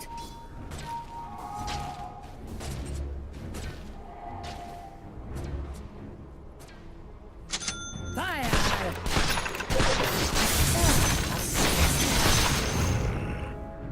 Phantom footsteps. Dire's structures are fortified. Come.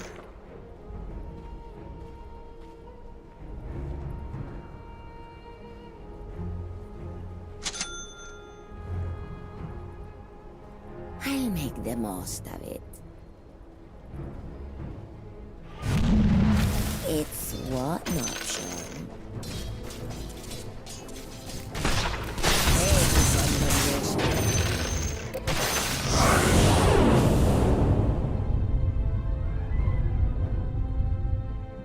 Because I say...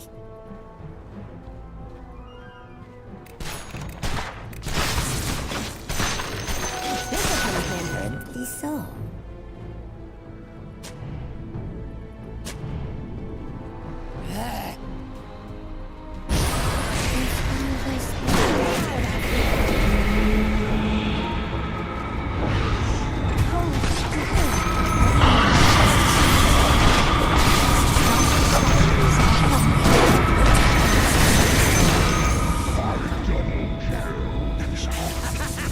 Just like that!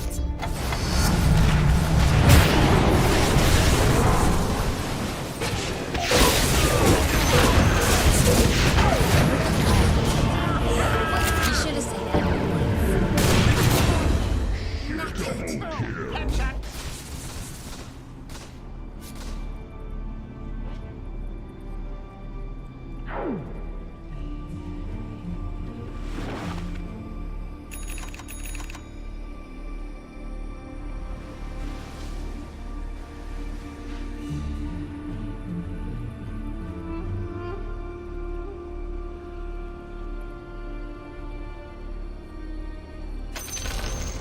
The enemy's bottom tower has fallen.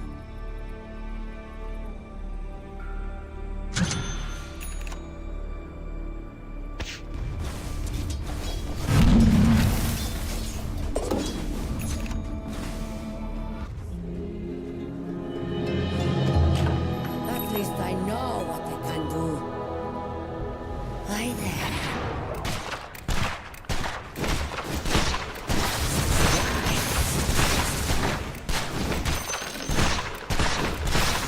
Make the most of it. Find the right moment to strike.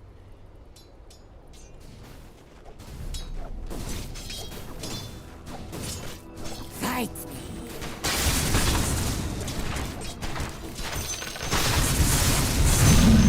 And there.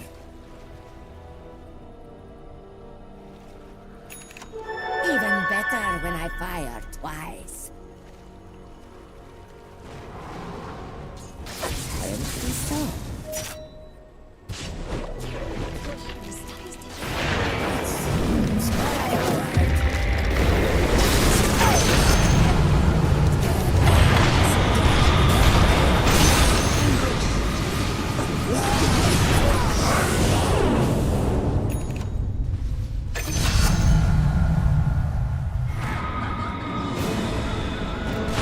Return fire!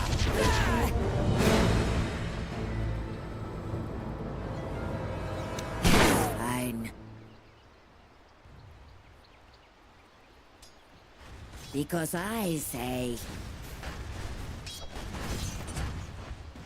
Death comes.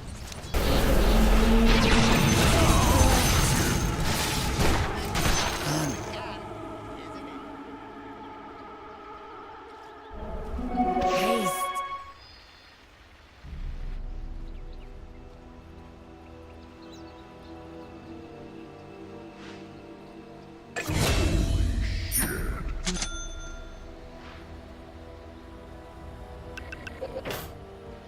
Maybe it's fate.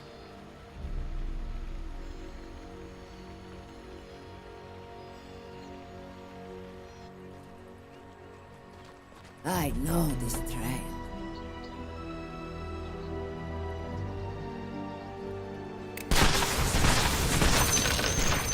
Phantom footsteps. Just another bounty. A revelation.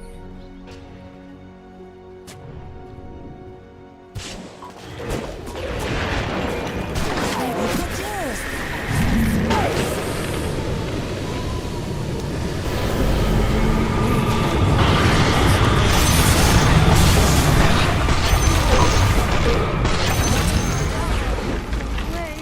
You have passed from this world. I am not afraid.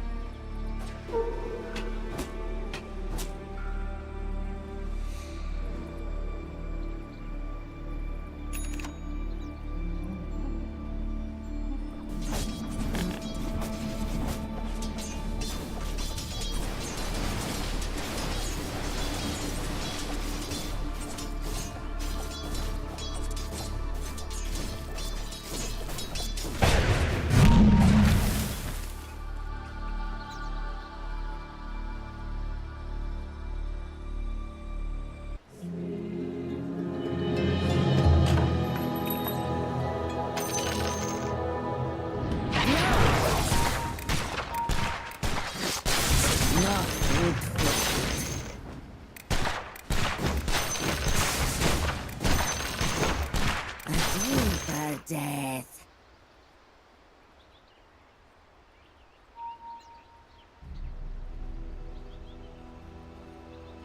Die.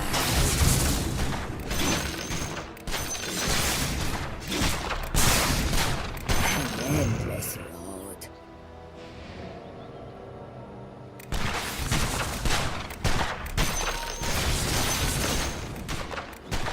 It's one option. Fire! Dire's structures are fortified.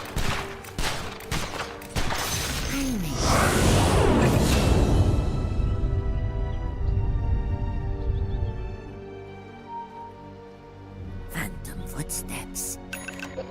The Black King's life pales in the shadow of this dark.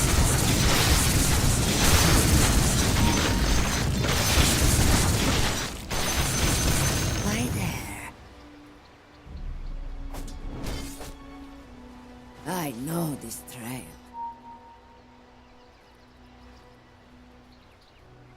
Death comes for you.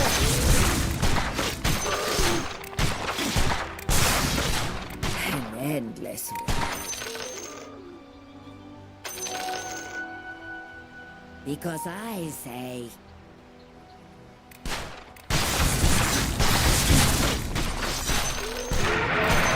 Revelation.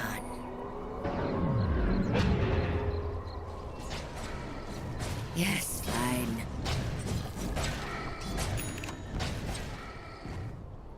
Death comes. Hey, how you going in there? It's one option.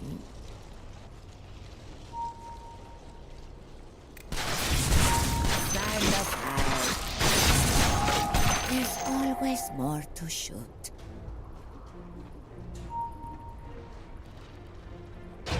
Go.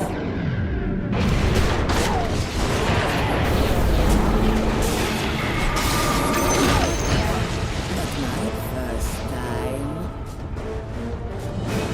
It seems okay.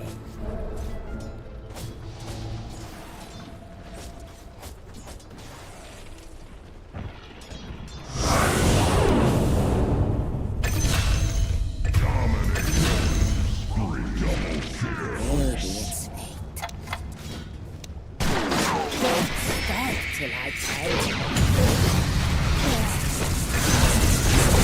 Triple kill! Right moment to strike.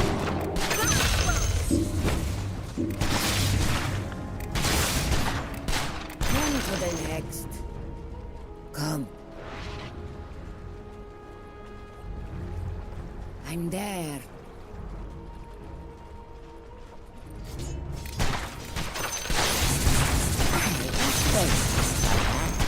The enemy's top tower has fallen. Revelation.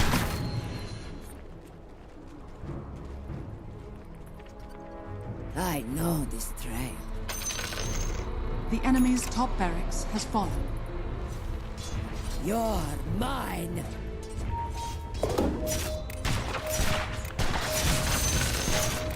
Phantom footsteps. Maybe it's fate. Because I say The enemy's middle tower has fallen. it's one option.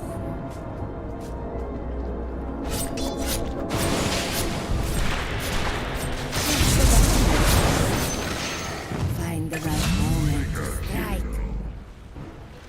That was your warning shot. Why there? Run, coward! Go!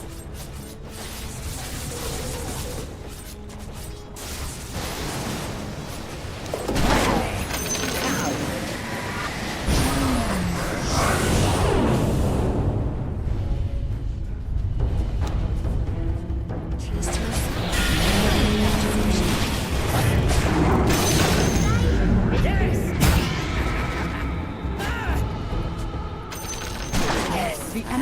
bottom tower has fallen. Running! Death comes.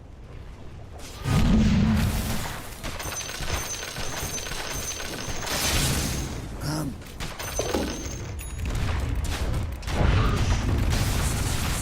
It seems okay.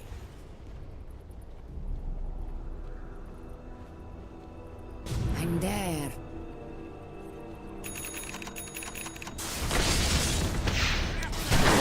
I decide your fight or flight. Dire structures are fortified. Unnecessary. No more deaths. The enemy's bottom barracks has fallen. I'm under attack.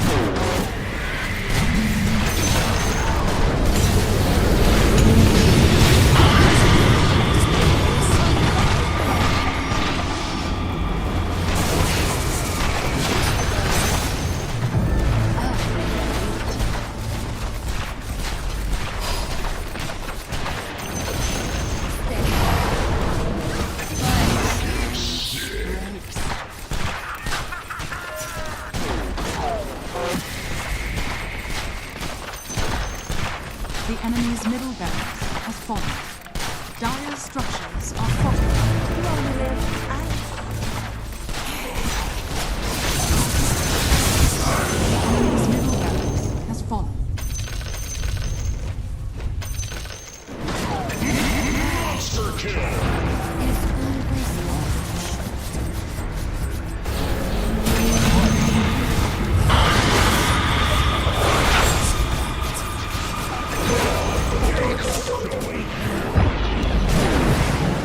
Curse these stupid guns! I make them. The enemy's middle tower has fallen.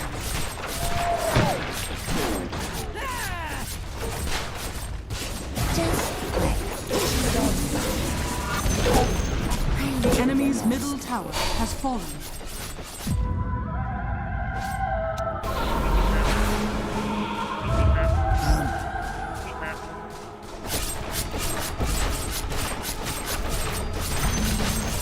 The enemy's top barracks has fallen. We now have mega.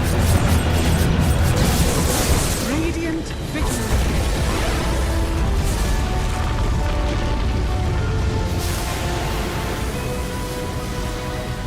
consider yourselves lucky.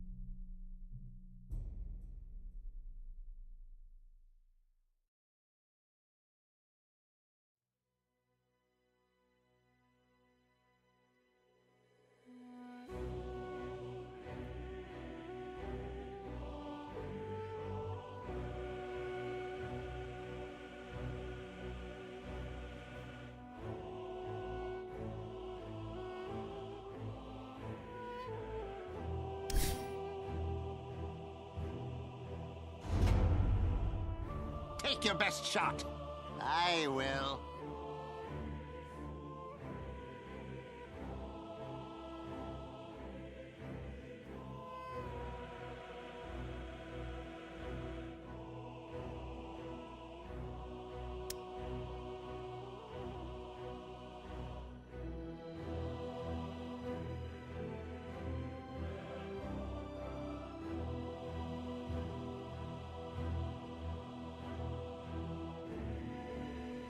The strong shall eat the weak.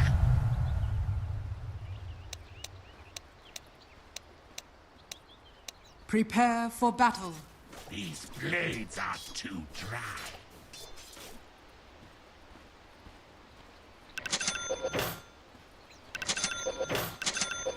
Black Kimber!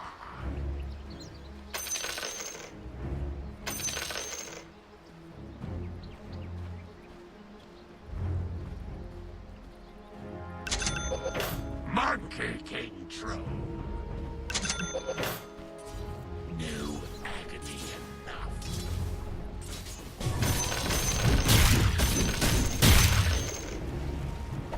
Yes.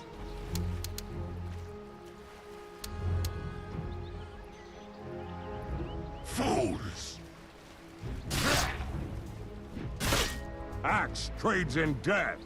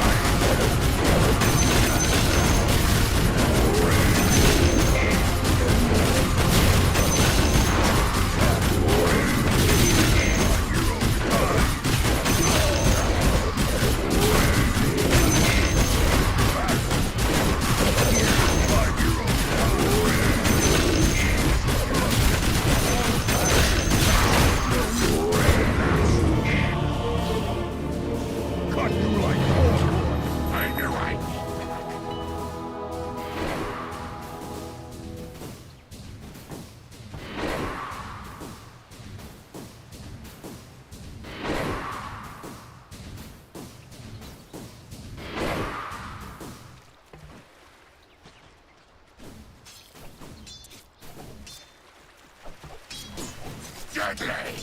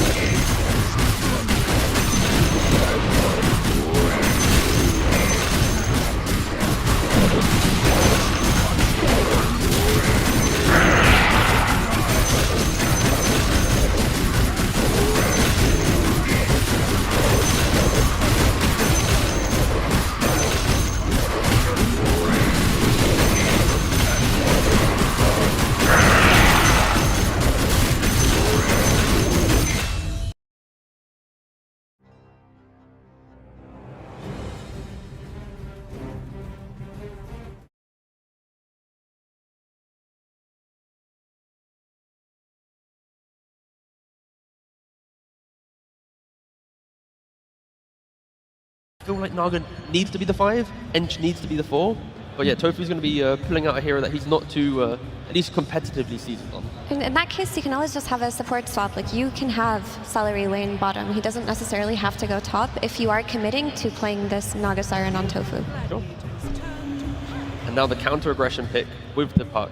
You want to try and prevent that movement from Liquid. My concern here, where is the damage? When Liquid gets to like Bloodstone, Ags on Bristle, and Prophet has his BKB, what stops them from just walking down the lane, hitting the tower with a tree, Tusk and SD saving? There's no real kill threat coming out from gaming. Get that Luna for Duraccio. I mean, you need bonus damage. She provides that damage to the entirety of your team. She's going to be a strong on lane versus Bristleback. And it'll give them that early tempo to play on. Also, like I mentioned earlier, no stuns for the puck. So I do think that Team Liquid need to draft a failsafe, a means to stop Quinn if his game starts to get out of hand. I feel like I'd prefer to see like a Monkey King type option for gaming to take a little bit more fight. I'm worried like a Luna is a bit too slow, where after lane you play to the jungle and there's no real map play to be had. Invading stacks, like contesting is a key theme for gaming, at least in this one. Yeah. I wouldn't mind seeing some stunners from the mid lane for Team Liquid. Earthshaker definitely comes to mind. You're playing against Naga. There's going to be a lot more illusions.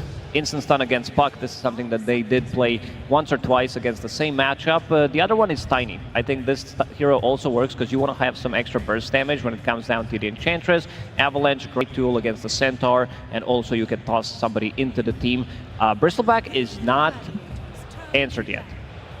I just realized, yeah, Monkey's banned, so well. But that type of hero, and along that line of that type of hero, Ursa banned out as well. We haven't really seen too much Ursa, but they are respecting the thought of, what if this core just blows up our Bristle? If we don't actually end the game in 25 minutes, does it not get pretty scary? And yeah, they're banning out these heroes that have that X factor, that comeback potential. And that is true. Boxy on Tusk is pretty free win. I like the Earthshaker idea you mentioned, low cost, or DK for Team Liquid. Just that stun, that ability to play off of an initiation that doesn't come from your Tusk will simplify the game for Liquid. It will really go a long way. Well, let's see. They have got still also half a minute left in their bonus time, where they can decide not just what to play, but what their game plan will be. And what Duraccio is going to play. That is the main question. I just want to get this out. Naga Siren, there's no chance it's going to play it as a core, right? No, she's not. Okay. This is going to be. I just wanted to get it out there. It's been a long time since Naga has been played as a core. Another option for Duraccio could be the Alchemist. That way they can play the Eng 5 and then just experiment. Okay, the DK does come out. They stole it. They took it away. I think this is excellent. And now they have a carry on Duraccio where he just buys Blink Dagger first, which is the item timing we talked about around that minute 15, runs in with his team, has the ability to take the towers, has the ability later on in the game to outscale the Nature's Prophet. Yeah, this was a good game where there's two types of Dragon Knight, right? You got the Falcons type Dragon Knight, which is the high-speed Blink Orchid, or you have the scaling Dragon Knight with the Armlet into S&Y, and then you like Daedalus Satanic, and you become the unkillable Red Facet DK. Potentially this time around, I'd like to see him go greedier to become the true core of the game. Because if they do go active, they still have damage issues early on. So I'm hoping, for at least gaming's sake, it does feel like a flip on the script. They aren't going to be the aggressors on the map. It is about how quickly can you scale whilst dealing with Liquid. What you're describing is some K1. Yeah, I want K1 level DK, exactly. Yeah, because he was staying 5k ahead, and Tiny comes out, good solution, as we mentioned, great against Puck in the lane. You'll always have some kind of a stun, cheap as well, Blink Dagger.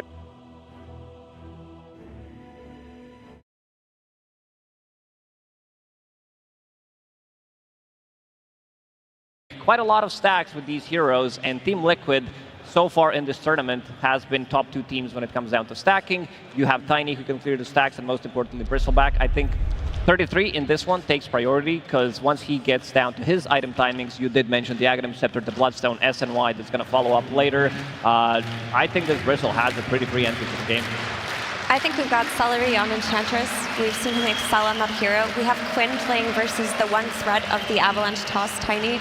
This should be a really great puck game if he gets a few support rotations to mid. He's got a bone to pick with Team Liquid. I think Quinn will take this game too. Dyrachyo has to ignore his team in this game. Stop playing the active carry that you've done in the past. I need you to focus up, just hit the creeps, become the K1 of Western Europe, and make sure that when the game gets tough, you've got 3-4 big items to bring to the fight. If you're not, then yeah, Liquid are scary as ever. I can't wait. I feel like this game, both teams will bring that aggression inside the game. Before we head to that game number 2 of this grand finals, though, we're first going to head over to the stage where Sir Action Slacks is with Coach CY.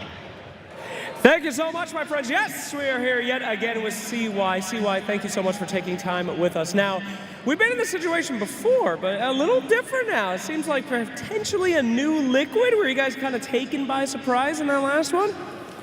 Not really, I think. I actually think we did a lot of good stuff. I think we messed up some stuff as well. And that kind of brought them back in the game. Like, Visage gets a lot of gold, obviously, with the facet against, like, when he starts getting a lot of kills. So, in the end, it gets pretty hard eventually. But I actually think it was our game, yeah.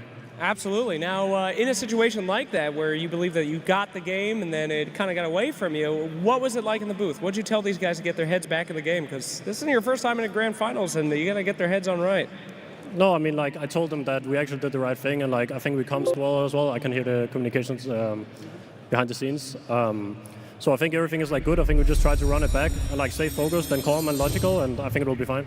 Absolutely. You know, they say loss is the best educator. You guys seem to learn a lot on that one. You stole the puck, you banned the Doom, you denied the Dragon Knight.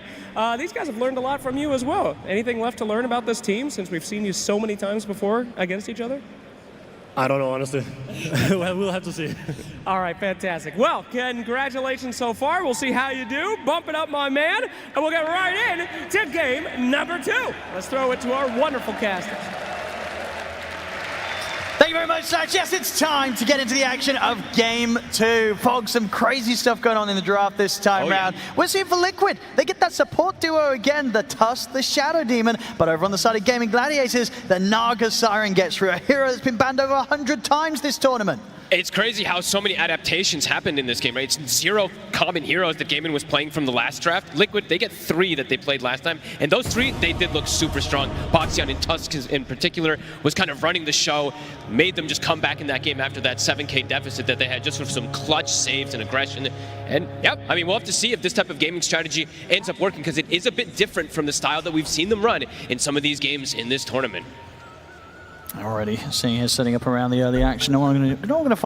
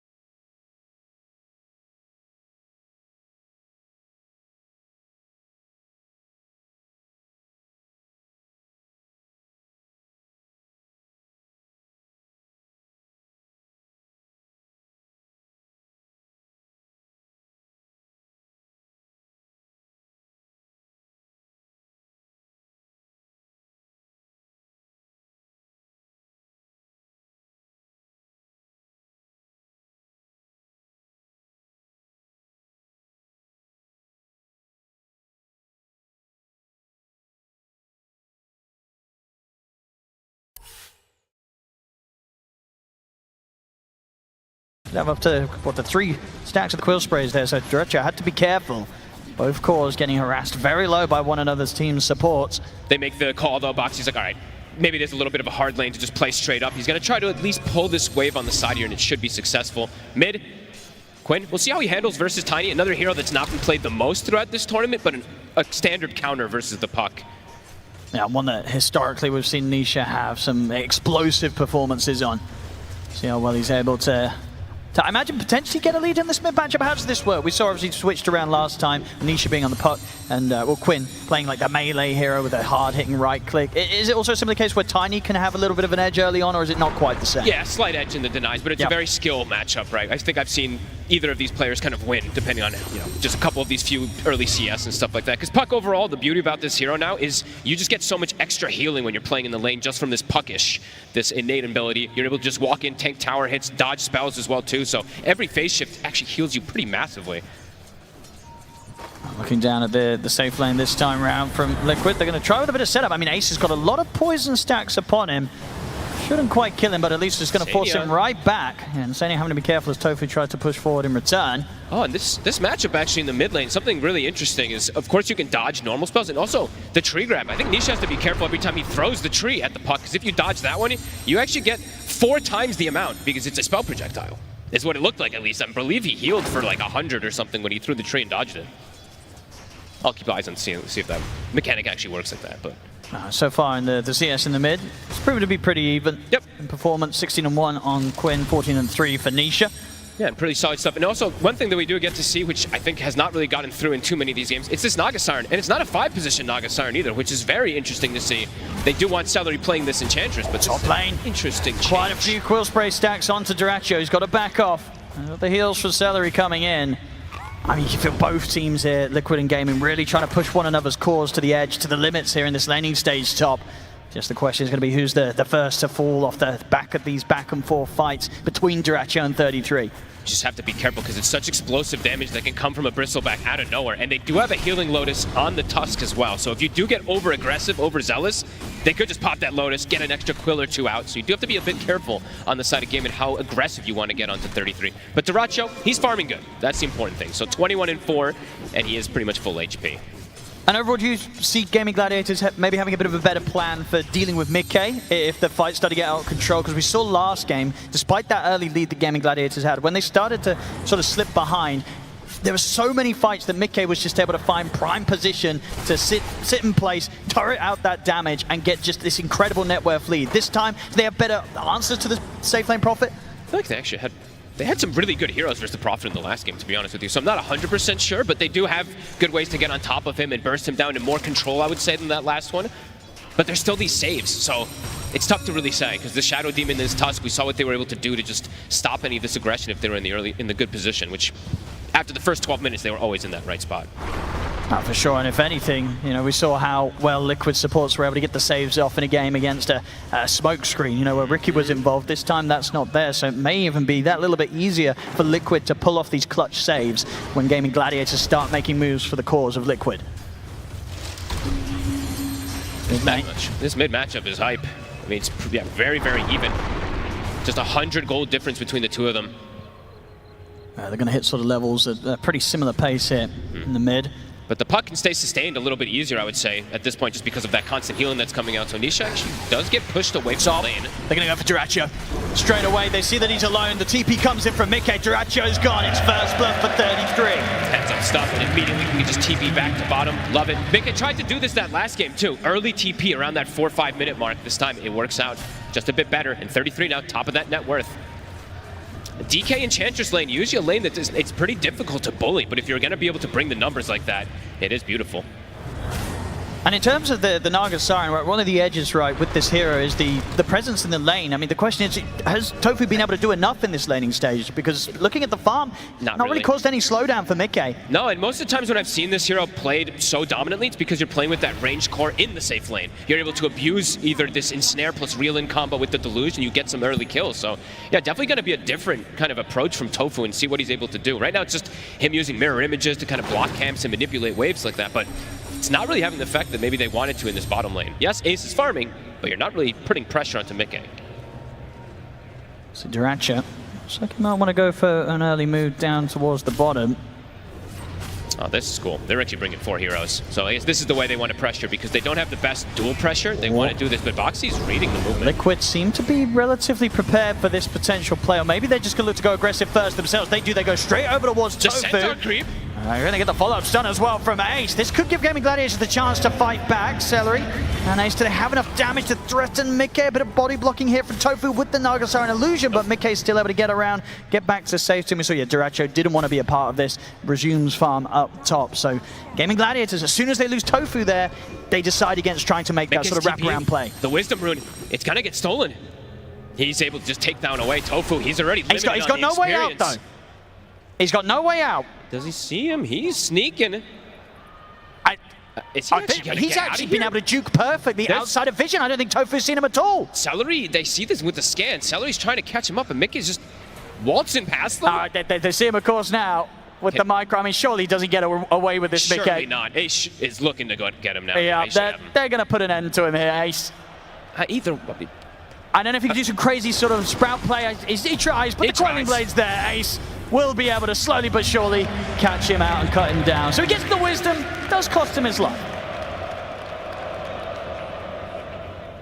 Always painful to lose these wisdom runes. They're not really the most, I would say, the most level dependent supports on the side of Gaming Gladiators, though, right? The level 6s aren't really that impactful from either one of them. Yes, the Naga song later on will be, but early on, them actually missing out on that XP might not be the most atrocious thing. Because sometimes it's like a Snapfire that doesn't get a 6 super early, but these two, we'll see what type of result it ends up happening. Of course, the supports on Liquid, they're going to be super happy, and they're going to be very high level, so Boxy, he's already level 5. And in terms of some of the individual farm we're seeing at 33, he's getting quite a scary bit of space up top. Sure is. They're going for the surround play bottom. Duraccio's got involved. Mickey is trying to TP out time, but Duracio's found him. In on top with the Dragon Tail. Gaming Gladiators, have they got any further cancel for the TP of Mickey? They don't, so they'll have to turn and sell for Boxy. Liquid, they get Mickey out. Heavy commitment, though. It is a Stampede plus a DK form to at least try to pressure tower and get a kill. They just get a support. And yeah, like you said, in the meantime, 33, he's just doing maximizing mechanics. Yeah, he's massive. Yeah, he's just pulling creeps into jungle creeps, stacking them up as much as possible. This is going to be an absurdly fast Ags timing for him. And we see the progress between the two mid laners.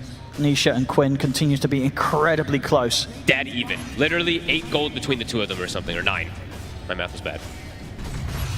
But yeah, looking at 33, you got to sort of ask the question of Gaming Gladiators, what's the plan with regards to this Bristle? Because at the moment, 33 is on track to get one of the faster Ags timings you'll see on a Bristleback this patch. I imagine it's just to get a really, really farm DK. Maybe at some point the Silver Edge later down the lines can be something they look for an answer, but I would imagine it's Duracio getting this armlet, getting this type of crazy type of farm to deal with him, because besides that, their damage is definitely quite limited versus a very farmed Bristle in the early game.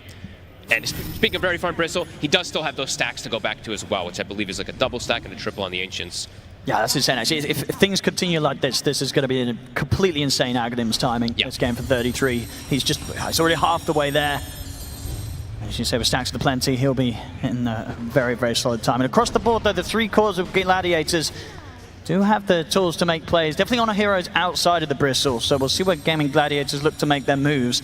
And just in general, look to see if they try and check out this area and get some information regarding the stacks of Team Liquid. Celery been caught in. Big Wrath of Nature. And with the burst coming in as well from the Snowball, Stampede is not going to get Celery out in time. Same time up top, Duracio's going to try and set him on a 33. Really he really is, and backup is in for it. And Sania holds back Duracio.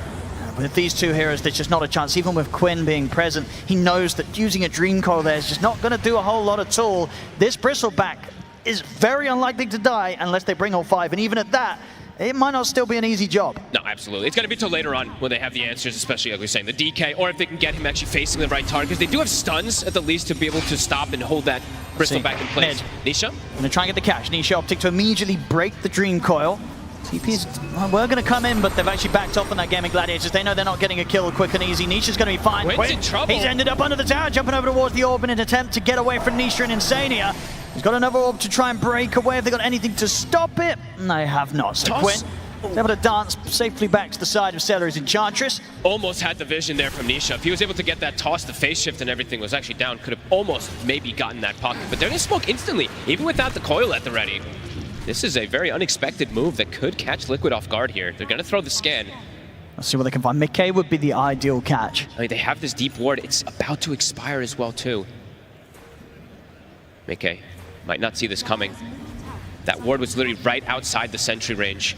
Yeah, this is a solid play here from Gaming Gladiators, but it will get shown now. So TPs do start to come through. Maybe these two can't get the burst off in time to kill him off. Mickey's going to come in with the snowball. They got Quinn from Boxy, and indeed they just turn and kill Quinn off. Boxy was that was the fastest TP I've ever seen. It was literally before they even showed on the smoke. It felt like that was crazy. He's on point with this Tusk. It looked like they were going to get away with it as well, if it weren't to be for this pesky Tusk. Boxy, save after save. Oh, Mick is doing some really cool little stuff here too. Just planting this tree for extra damage. That's actually kind of neat. Just this GG branch with his innate. Actually very cool. I don't think I've seen many people do that. I was wondering why he was just randomly dropping the GG branch, and I'm like, oh, very cool.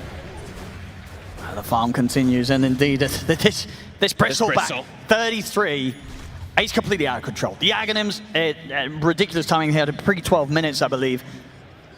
That's insane. And he's got the Voodoo Mask. Yeah, the spell life steal's already out on top of it. Overall, looking at the lineup of Gaming Gladiators too, nobody really wants to build a Vessel. I mean, Vessel's kind of a dead item right now, but no one wants to build Vessel, and Shiva's is not going to come down for ages, even if it does come out for something like Puck. So definitely going to be some problems that they have with this Bristle. I mean, for Gaming Gladiators, what sort of item timing or strength do you think they're looking towards to make their move this game? I think it's going to be pretty farm heavy, actually, on this side gaming. I feel like it's a very different strategy that they've gone for this game around. Usually they're around like 25-minute aura timings. There's a lineup where we may not even see too many auras come out from either side, let's be honest with you. So definitely a bit of a different kind of style game that it could lead up to these like late games, which I think we're all looking forward to, because we've had quite a bit of these games around like the 20 to 35-minute mark that kind of end. This one could get pretty late game if they end up playing just for this farm game, which for gaming, it looks like they want to. So Liquid definitely have a way to set tempo though. They have this Bristleback who's massive. They can force objectives very early on, and that's what it feels like they're going to start doing, playing around 33. Yeah, we'll have to see how much they can force, because indeed, if the game gets to a point where we're sort of 25 minutes in and the Bristol's at the high ground of Gaming Gladiators are going to have to come in with some sort of answer. Yes, absolutely. I mean, that's definitely the ideal play that Liquid wants to do, is pressure the map early. Strong lead in from Quinn. Do they have the damage for evading the Stampede and the Who Stomp? They certainly will. Mickey, there's no saving him this side. Gaming Gladiators think it's the kill, but can they get out? Nisha is in with the combo. Avalanche to follow up onto both onto Quinn and Celery. Snowball over towards Quinn. They've got the start and the punch up. They're taking Quinn out. Celery, he's been caught in by the shards. 33 and Insane are ready to chase down Ace. Celery's going to TP out as Liquid. They'll look for the bigger target instead, getting Ace as well. They'll get the trades. And the more advantageous ones, they do have to swing 4 heroes down here, so it's quite a bit expended. Duracho will be happy to be able to farm off of that timing. But Liquid, it's such quick reactions that they've been able to do here. And Nisha now at this point has a very large separation between him and Quinn. The amp damage rune already finished up onto him, or amp damage is on in for him, and he's going to have a phylactery pretty early on. So the scaling is also going to come from Nisha. It's just taking that little bit more time and just been that bit more hard for Quinn to find successful kills off the back of his Dream Coil plays. He has to just be so careful, because there is this type of explosive damage. The Tiny is always going to be a bit of a problem for him. And Boxy so far, no matter what lineup he's against, it feels like if he gets his Tusk is a problem. It's a nice play there, Celery with the Wild Wing Ripper trying to tear himself away from Nisha. Nisha for now is going to continue to chase. They've got the TP coming in. Indeed, Nisha slowly playing around with Celery. They've got the numbers here. Insane and Boxy, Mickey, the whole team pretty much turning up to get another kill on the board here, Liquid. And the crazy thing in the meantime, look where 33 is. He's just occupying the enemy triangle, kind of challenging them, telling them to come at him, because he knows he's pretty much invulnerable unless they bring all 5. Buys an early shard as well too, so he's got the hairball even stronger. He is a big problem. Duracho is farming, but he needs a couple bit more items before he wants to be able to join versus this Bristle. Armlet, S and Y, and then yeah, we see that Silver Edge is going to eventually, of course, be queued up onto Duracho. But it's going to take time, and Liquid, they can thrive off just occupying the map with this 3k advantage. With this early Blink Dagger, with this aggression, they can play with the Tusk. Looking for the setup around the mid, Liquid. Big damage. The jump in Nisha. He's able to get the setup straight away. They want to try and burst through the Enchantress. The heals are up for Celery. It's too much damage though, Liquid. Can get pretty much any kill that they jump for right now. Mickey's ready to lead in for more. Looks towards Quinn, but the orb is back up. He's slowed down. They've got his Stampede. They absolutely have to, but Nisha's able to still get him with the toss. The Stampede doesn't matter. Nisha still able to close the gap and take Quinn out. Liquid's playing too fast for this gaming strategy at the moment. Yes, Duracho is farming, but everybody else is starting to fall further and further behind. They haven't been able to really involve Tofu either. I know he's just sitting back, kind of trying to get some farm going, but they can't even reset and avoid the fights that Liquid's bringing to them. The timings are accelerating fast. And they're losing access to so much. Like 33, he just keeps taking away these Ancients. I believe they've been stacking some Ancients on their side, cleaning them up too. So they're farming, it feels like 70% of the map. Gaming under a lot of pressure here. That Silver Edge, as you say, cannot come any sooner for Duracho. He needs it yesterday, really, against this Bristle. I mean, once it's there, that will be the that'll be the big test of whether Gaming Gladiators can bring together a fight to slow Liquid down. Yeah, but it's not just the Bristle, right? It's Nisha scaling. Mika is starting to get some scaling too, even though he's died twice. He is getting closer and closer to having his big item. He actually has it, sorry. So Gleipnir's already done, so Liquid can just keep looking to pressure. And Gaming could really struggle in the damage department to kind of dissuade and push them off these towers, or if that early Rosh, because Liquid feels like they have options right now how they want to pressure the map. Oh yeah, they're ready to get in under the tier 2 tower. If Nisha sees a chance to jump, he's going to be straight in for it. He's got an arcane rune in the bottle as well. And he's got that phylactery, so that burst damage, it's there. They're going to start to hit this tower here. Tofu wants to try to slow it down, but you can see the way that Gaming's postured on the map. They don't want to go for a full-out fight around here. I mean, Liquid's going to have a pretty good idea that Gaming Gladiators is playing from this tree line. Indeed, Quinn and Tofu, they've just got to back right away up to the high ground, up to the base. There's going to be no defense outside of a fortification here. They'll push them back temporarily. This tower's going down. Oh, they actually lose the treant there. Whoopsie, Mika. Bit of miss micro. Quinn, again, sort of having eyes on this area of the map, but he can't really start anything right now. All he can sort of do is just sit back and watch whilst Liquid takes these towers. It's so dangerous for him to step up. Just this tiny pick, it's honestly working wonders to just not allow this puck to have any type of opportunities in the map to split things up, going to get any type of that extra farm. Quinn is very poor right now, bottom of the course. Really looking to be all on Dyrachyo. Yeah, it definitely is right now. And look at the positioning, like Celery. He's trying to find desperate places to farm, but there's a ward, and they will find him again. You just can't hide on the map right now from Liquid. They will find you. Firm control. Roche soon on the menu. Maybe they'll wait for it to shift down to bottom, but yeah, they really feels like they can kind of go anywhere right now. And of course, 33, he gets the Vampire Fangs. I know Sand Kings have been the ones kind of thriving off of this one, but this is definitely one of those other heroes that can become pretty much unkillable on top of already being unkillable. This just adds an extra layer. Yeah, they've just not been able to slow him down one bit this game. It's just been completely free for 33. It's 19 minutes so far. And Quinn, he got spotted for a second there, his orb. We'll just be able to split it up.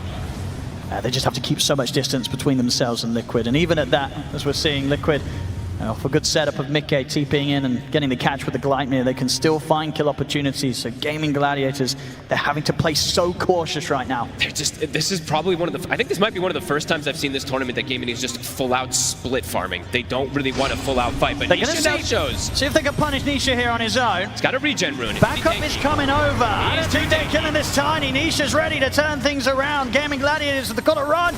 Quinn, it would be able to jump down to the low ground in time. Tofu comes in with the song, and that may just be enough to save Ace. Indeed, Ace will get out. Tofu able to make sure there'll be no casualties this time for Gaming Gladiators. Look how much they just expended, though. They're trying to get Nisha, and he had the regen rune. He's full HP. This tier 2, it's gonna fall. And it seemed like even if he didn't, I don't know if they were getting him there. Okay. They used the I mean, this is their high ground glyph. This is a dangerous one to use at times when you are behind like this. Let's see how much Liquid want to push it. Tower's gone. They're going to be tempted to maybe take the Tormentor first. Should be able to get that pretty easily here with 33 on the Bristle. Yeah. There's going to be no struggle taking this one away from Gaming Gladiators. So Tormentor for Liquid, just a shard there for Boxy. They used the glyph. They're forcing because this glyph is on cooldown. I mean, we talked about what do they do when 33 on this Bristle is approaching your high ground at 25 minutes. I mean, it's happening at 20 minutes. I'm sure Jenkins is losing it. These glyphs that people use sometimes, they're very, very dangerous. I've got the blink now on Quinn, but that's going in for action. It just does not seem appealing. No, they need the next item really on Dyrachyo, but the items are just flirting it too fast from Liquid.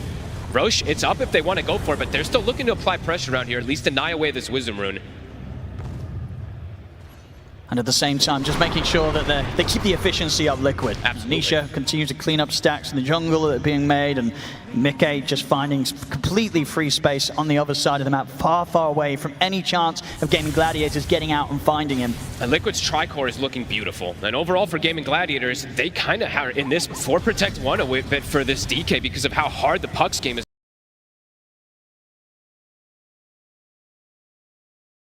Gone. Yes, Pucks can scale, but right now Quinn is in a very dangerous position versus this Tiny. Dyrachyo tries to get out with this early play, but sentries are already laid down. They're already prepared for it. Of course, at this stage, still just the Shadow Blade alone. He's quite a bit more until he's got the fully fledged Silver Edge. So for now, the farm just has to continue for Gaming Gladiators. Quinn? They want to, Liquid just wants to force it. The Glyph, it's still on cooldown for some time.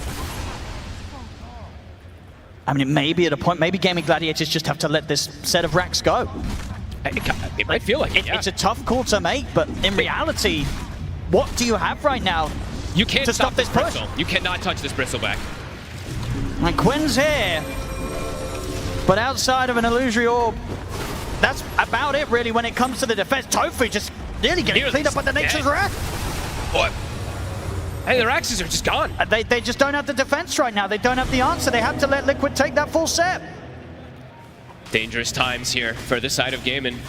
It's pretty much all on Dyrachyo at this point now, if the Silver Edge is even gonna matter now. Because like you said, it's a tri-scaling core lineup here for Liquid. They can go back for Roche and look to probably continue this pressure here. And they just have so many saves as well. If Dyrachyo is able to kind of get in and start off the action on a core, it's incredibly likely Boxia and Insania, they're gonna get the saves off. Sure, Gaming Gladiators, they've got some ways to get to the back lines between the blink of Ace and the blink of Quinn. But finding both of Liquid's supports, it's not going to be easy. No, and it's the thing is too, is that these heroes are not squishy by any means too. I'm just still looking at damage. Yeah, they'll have break, let's say, right, for the DK on this DK for this Bristle. But Tiny has 3,000 HP. Bristle also has like 2,600. The Nature's Prophet is also incredibly tanky too. They may be able to focus fire one target, but it feels very difficult for them to bring down all of these heroes. And Liquid is also, they've been gathering Lotus's own. So on top of having this tankiness, they have a greater healing Lotus as well in the Shadow Demon to limit even more of that damage that Gaming Gladiators is lacking. They're going to keep this pressure going. Celery. To put the Stampede. And Gaming Gladiators, they don't want to lose even the supports at this point. Just try and stop the bleeding. Glyph is back up to Dyrachyo in a dangerous position up here. It's going to be another objective that Gaming Gladiators, they're not going to want to do anything about. There's 4 minutes still left on this Aegis too. Liquid can look to continue pressure. They do have to address the lanes a little bit here, but Mickey, he can always just back up and join his team. 33's forcing it. The strategy right now is working beautifully from Liquid. Ace has bought it. I mean, they need this type of healing reduction, right? So a Shiva's on a Centaur. They need to try to fight and push this back. They cannot lose another set. These are the two big item timings. Ace with the Shivas, and now Dyrachyo with the Silver Edge. They're going to try and start off the action very quickly. They'll be able to take the Aegis out of 33's hands. That's the one. Boxy and Mickey, they'll turn their attention over towards Ace. He's able to put the blame out. So for using the song, Gaming Gladiators, they're going to consider if they want to do something aggressive or if they want to hold back. They'll step onto the side of the fight for now. Nisha. Oh, he's going to get caught by the opening stun. We'll get dragged to the side here by the Drinking Buddy. Dream Core down on the three of them. Dyrachyo and Celery trying to bring the damage. They're doing a lot here. Bring the load down. Save Nisha out. They're going to be able to take down Boxy. 33's going to get pumped up by the heel of the Lotus Stabling from Insania, passing it over. 33 will be able to back away, but Gaming Gladiators, they'll continue the chase. Orb comes in from Quinn. They're in onto Insania. 33 and Mickey, they're looking to bail out of the fight. Dyrachyo, can he get us off in time? He can't. The two cores will get out, but Gaming Gladiators, a successful defense. The big items come in just in time. Between the Shivas and the Silver Edge, it gives them that extra bit of power to push Liquid back. It was exactly when they needed it. If they didn't get these items pretty much at that exact moment, these Raxes are going down. And it does seem to catch Liquid off guard there. Nisha, a very overzealous blink forward, gets himself caught in no man's land. We'll see again here. Like, watch this jump from Nisha. This was very, very dangerous. Because it just puts his team in position where they can just get gone on afterwards, and they have to kind of react to try to save him, and it ends up setting up Quinn with, I think, a 3-man Dream Coil. Yeah, immediately what Dyrachyo finding him with that Dragon Tail stun as he gets caught in the front. I mean, just that whole sort of start where Tofu uses the song to allow them to back off. You know, they were ready to hold back and not do anything, but at the same time, they were also ready if Liquid were to go that little bit too deep and make that sort of aggressive play, and that indeed was what ended up happening. They get punished, Liquid. Gaming Gladiators taking away some of that lead. It's big. That's what their lineup was about. It's not the standard Gaming Gladiators lineup that they usually go for. It's a much more scaling one. They do need to be able to protect themselves for these next... I mean, the pushes are going to continue coming, so they just have to be prepared and make sure that Dyrachyo stays at this top net worth. Because, yeah, I guess that's the question. After that sort of defense, you know, if you're Liquid and you get pushed back like that, you don't have the Aegis anymore. You're going to have to wait a long time until Roshan's back up. What's the game plan? Can you afford to sit back, or do you have to keep your foot on the pedal and go again? I think you want to keep your foot on the pedal. It's probably just playing around like one of these extra BKB timings, though. When you see that type of pressure play come happen, you're like, okay, our Tiny will go BKB probably, and then also the Bristleback just to be able to force the issue or force the next Roche fight. And they do have at least the one on the Bristle. I see Nisha, he still went a little bit greedy. He did go Echo Saber instead of the BKB just yet. But they do have a triple BKB timing, so I'd imagine, yeah, they still want to look to pressure. Gaming, they just want to keep looking to scale, but they can't fight if it comes to their high ground. Duracho feeling more confident now to farm in some riskier positions on the map. I'm wondering if he does want to go down this Satanic route, or if he does feel like he wants even more damage. Both feel good. A smoke play from Liquid. They're ready to try and see if they can get a catch outside of the base that could lead them into the possibility of pushing for the high ground once more. So it's 2 BKBs. They have lanes in good position too. This bottom lane is always going to keep pushing in because of that early rack that they got. So looking to swing and catch somebody, but Gaming, they're ready for this. Prepared inside the base, just using the illusions to split push. I guess the question is if they themselves want to go for a play in return. They do have smokes available on Celery. They've got a nice little semi-push going up top with this Dark Troll Summoner. They will use the glyph on the side of Liquid to stop it. Looks like they do want to at least deny around this Wisdom Rune again. They want to fight on the side of Liquid, but Gaming, they are smoked. They want to go as well. They're going to have to wait a little bit of time for the Elder Dragon form to come back up for Duracho's. 30 seconds, so have it kind of comboing in with the ending of that smoke. And look at the neutral item that Duracho chose too. I mean, he's just jacked up on the armor. He gets the Craggy coat. Not usually the most ideal for the damage potential, but he's sitting at 45 armor or more. That's fair. It's a whole lot of physical coming out from Team Liquid. For sure.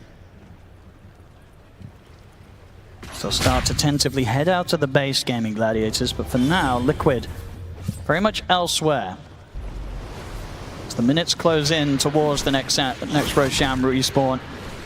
And by the looks of it, I think, yeah, Liquid, maybe they do just wait for this to come in return, as they know after that last attempt to push high ground, that didn't go too hot for them. They've got to be very careful about how they go for it again. They're regaining that lead. We're starting to see that net worth grow once more, backed up to a 5k lead for Liquid with these more passive moments. Always inside the base though. It's more dangerous than those like outside fights when you're diving, committing forward. So around that Roche fight in 2 minutes or so, that's probably what Liquid is looking for, like you were saying. The BKB still will be stalled out from Nisha, but Nisha did find himself a Nemesis curse. So Duracho, looking at some of these the Silver Edge touching onto 33. He can. The Dragon Tail's done to follow things up. Who's done with the saves there? Snowball's in and Boxy's ready to help turn things around. TP comes in from Mickey. They're going to look straight over towards Tofu, try and get the squishy kills first, and with the BKB pop by Mickey, he can continue to punch into Tofu. And Tofu is surviving for this damage. Mickey's not got quite enough to kill Tofu off, and Tofu, he's able to get away. Liquid, they'll turn on towards Ace instead, but the Stampede's out, the Sprout's there to try and stop him. He cuts his way out, but Boxy's got the punch up.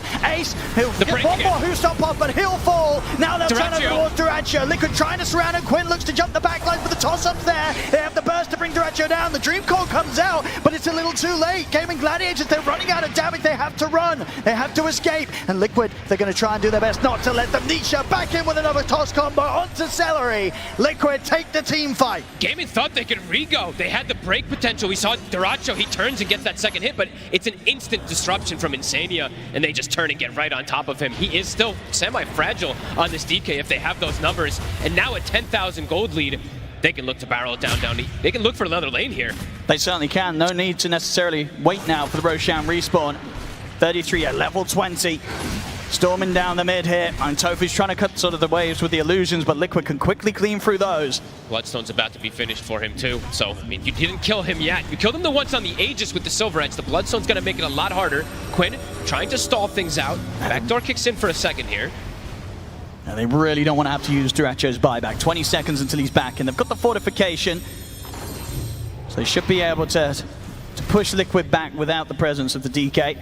But another flurry of items going to come out, and I believe they also lost their gem in that last engagement. Celery, he had it for, what, 5-6 minutes or something. Now they have it on Insania. So overall, all these wards that Gaming did place with that type of outside movement, they're all gone. So the vision is completely gone from them. The map is dark. And that Roche, it's going to be potential soon. Let's see how quick the spawn is. Gaming have to be prepared. McKay's got his next time done, the full Silver Edge. So in a situation where we saw, that last team fight, a bit of a messy start in where they were trying to focus Tofu, but they didn't quite have the damage to bring him down. With that extra bit of damage the Silver Edge brings, it should be a little easier to dispatch the supports during the Song of the Siren if Mickey gets his BKB off first. And now they can, to be honest with you, they might be able to do initiations onto a DK. If Duracho shows himself aggressively, there could be a tossback, a break, and this DK will look very fragile. So big damage increase coming out from Mickey. Gaming have to be positioned down here. They have to be ready for the Roche spawn. Trying to get ward control. They absolutely want to contest this. Liquid. They're sneaking in. They've got the vision. And they see he's the into the opening. The Avalanche toss combo straight away, bringing him down to about 10% HP here, almost on the puck. Quinn, he's got to get out. He'll pop He's the dead. over. Boxy's in with a punch up. Quinn's out of the fight. Celery, he'll try for the TP out. They got anywhere to stop it. They don't. So Celery will live, but that's Quinn out for a full minute. It's no hesitation. The second they put the ward down, it's an instant jump. They got dropped, what? It was like 10% HP just from the combo from Nisha. There's no way that Gaming can react in time. That Roche, 15 seconds, but they'll have more than enough time to get it. And we're seeing multiple times as well, Boxy, with the blink, he's now so quick. more than ready to catch Quinn after he's tried to jaunt out with the Illusion Orb. It's always there with a follow-up, Boxy. And even though Quinn, he does have like Defiant Shell and all this little bit of extra armor and stuff, he is still just very burstable from all this damage that Liquid has at this point. Yeah, massive amounts being done by that Nature's Wrath from Mickey. As the farm continues, as he's ready to now swing over towards that Roche pit. I'll pick up another Aegis here. Just realized Mickey's just 0, 2, and 12. He's just the assist king this game with those Wrath of Natures. Yeah, the highest kills they have right now. It's all on Boxy. It's all on Boxy. He's got 7 kills right now, 7, 2, and 6 on his Tusk. Him and Nisha have really just putting a hurt onto Quinn. This game in particular, it's every single time Quinn showed, they double jump him and he's either dead or put in a position where he just can't really fight afterwards. The fact that Nisha got Nemesis Curse also does make it a lot harder for Quinn to survive that huge burst damage that comes out. They do have Duracho with this Daedalus, but it's no defensive items really for him whatsoever. I like it though. It's all in on the damage. He has to go all in.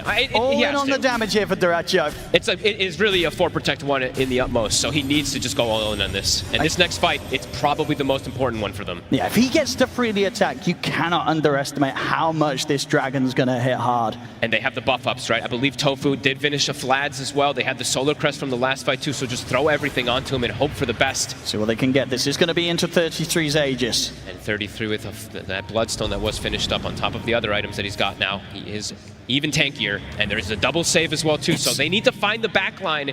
They need to do some crazy type of simultaneous initiation. Let's see how prepared Liquid's for this, because Liquid's going to know that their creeps are pushing all the way up to Gaming Gladiators base, and Gaming Gladiators, they're not doing anything about it, so Liquid, they'll know that they're out on the map.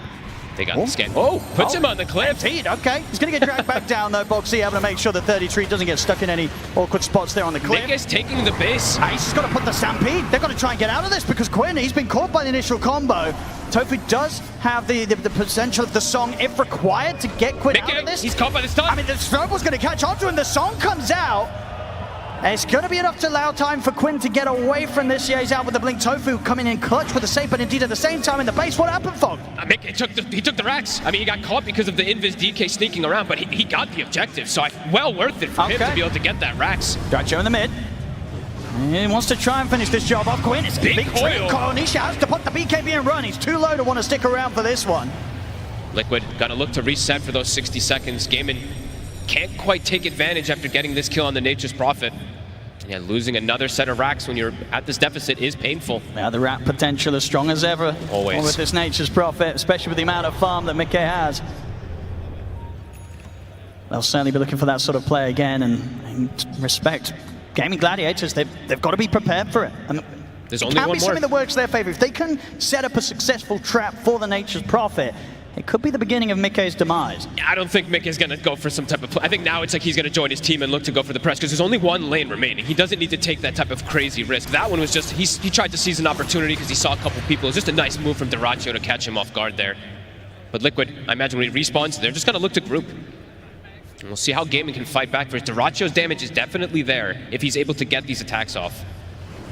New neutral items soon too would be quite nice for him. I know the Craggy gives him some defensive capability, but we all want just full out aggression for Duracho. Yeah, going to go straight for that Ags after the Silver Edge, and now over towards the Tormentor. They'll be able to take this one. The smoke comes out from Liquid. They want to make the most out of these final couple of minutes of 33's Aegis. 2 minutes remaining on it. Quinn has to be careful of his positioning. So much burst damage if they see him. See how quick his reactions are if they do get the chance to jump him. And Quinn, he's not going to play to take any chances. He's back to base. Okay, joining the squad. They're smoked up. Creeps are being cut at the moment in the mid lane, but the top lane pushing in. Nisha or Boxy both ready for potential initiation. It's just going to be the illusion for now, baiting some of the action. Smoke didn't break. Could look to go again around the mid, but Gaming Gladiators likely to sit a safe space away from Liquid here. Nobody wants to get caught by the jump of Nisha. 33's gone for Greaves of his own. I mean, that's very interesting. Just extra little aura. Drinking Buddies. Quinn's going to try and jump in with the Waning Rift onto the three of them. Ace tries to come with the follow-up, but the Avalanche trips him up. The Dream Core's down, but the BKB's popped by Mickey. Now back off for now here, Liquid. 33, standing his ground. They continue just to be this sort of impenetrable brick wall between Liquid and Gaming Gladiators. And they did get the tower, did get whittled down from these constant hits from the tree and from those tosses. Does eventually die. DK form was used as well too, so there will perhaps be a little bit of a window if Liquid wants to siege once that DK form goes down. And we'll see how strong they feel with the last seconds or so of this Aegis. Dyrachyo. He's going to try and start the action in Turai and see if they can take down 33 quickly. 33's dragged out to the side. Disruption comes out. They're going to be able to keep 33's first life alive a little bit longer as 33's able to back away. In fact, now he's ready to aggressively move and he pops the Bloodstone. He heals incredibly up. As Celery's been burst down, has to buy back here on the Enchantress. And Boxy's still alive. And they've still got 20 seconds on 33's Aegis. They get another stun connection on towards 33. Can they even finish him off the once? The snowball comes in from Boxy. Punch him as well. The song comes in from Tofu.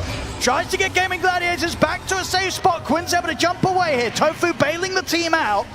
Drinking Buddies. It's about to get taken away from him. So 33 will get tossed back to safety. Liquid, they'll pull back with the Aegis expiring. How is Boxy living all these moves? He kept himself at, what, 10% HP, it felt like, for 30 seconds. That was a lot used there from Gaimin. 10 seconds till DK form, 33. With the opening. They don't quite have the damage though, and again, the disruption safe there from Insania. Ace is caught on the front, they're bursting through the Centaur incredibly quickly. Ace is gone, and he doesn't have buyback. The saves every single time. One final Rax remaining. Ace down for 60. Gaimin, can they continue holding on? Liquid, they'll back up and reset off of that. They will. I think a little bit of a sigh of relief there for Gaming Gladiators in a situation where they don't have their Centaur Ace for 50 seconds.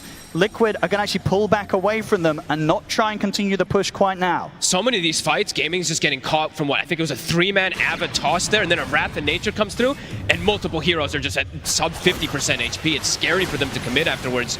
And these two supports on Liquid, they have to be addressed. Somehow they have to start getting like extra silences or something, because the saves, they're perfect. The disruptions are coming out almost instantly. The Drinking Buddy snowballs, etc. It's there just too fast. Gaming have to try to stop this. I mean, on paper, you've got to imagine it's Quinn on the puck that's got to find the position to disrupt the disruptions effectively, put a stop to these sort of players coming in from the back lines. Dyrachyo has found another damage item, so Mindbreaker from that neutral item, of course, and he has the Aghanims finished up, so a bit stronger and almost 25. Quinn as well has kicked up the pressure. Harazma is finished with the Mindbreaker of his own, so maybe like even these little silences or something that he can do with these extra attacks could be a little bit of an X-Factor difference maker. Still very difficult for Gaimin. They can't get through these tanky cores with these double saves.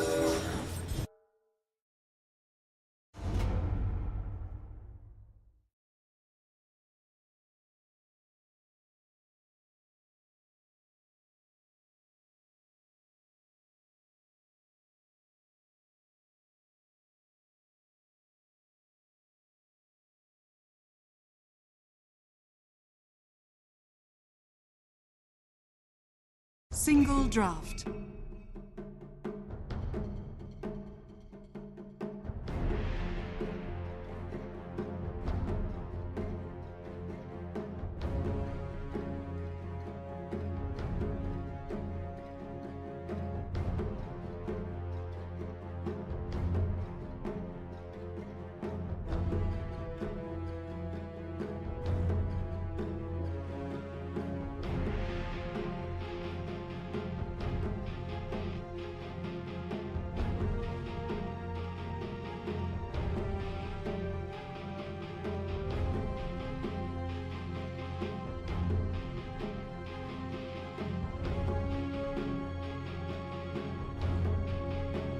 Ten seconds remaining. 5 seconds remaining.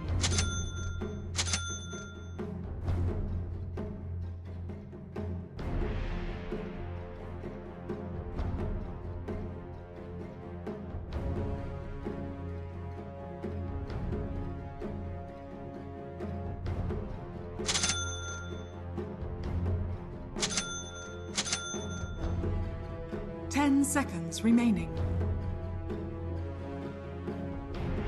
5 seconds remaining.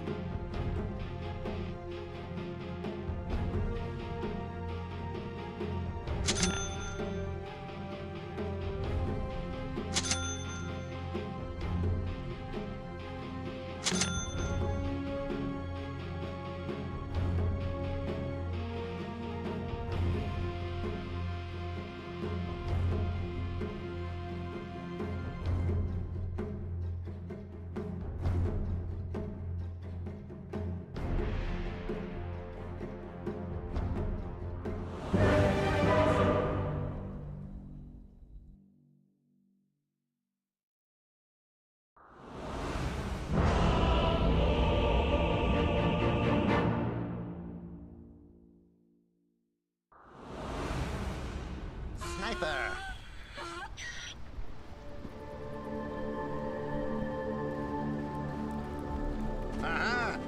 Prepare for battle.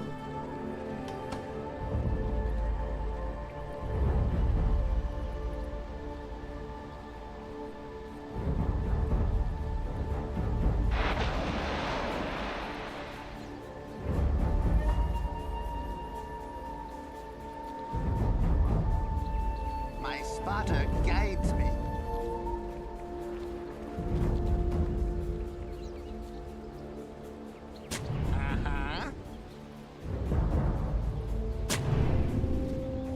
Spotted.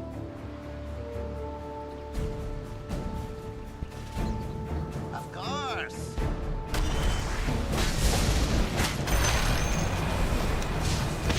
Oh! 30 seconds to battle. Let's have a go at it. I'm under attack. First blood! They sing the song of death!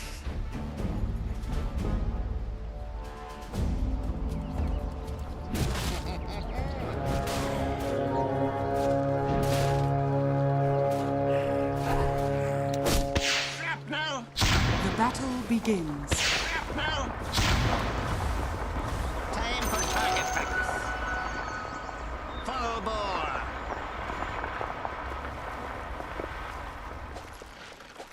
Run and gun. Of course. You die. Eat less.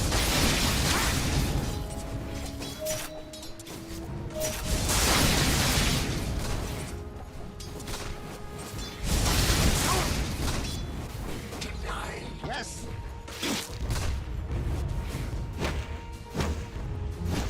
Quick draw.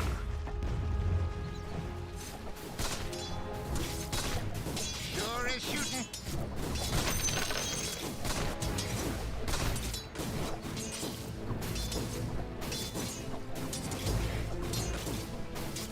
Easy job.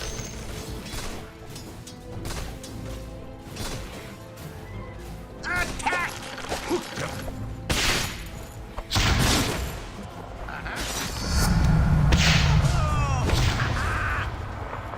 Snake hunt.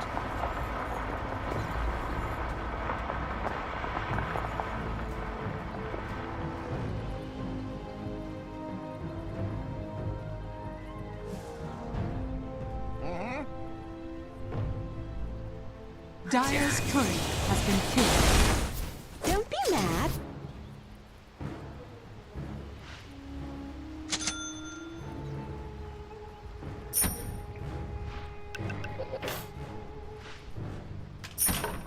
Spot on.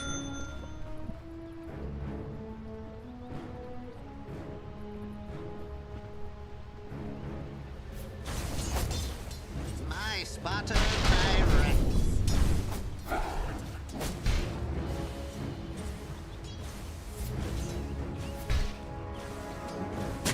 Gunpowder justice. As you say.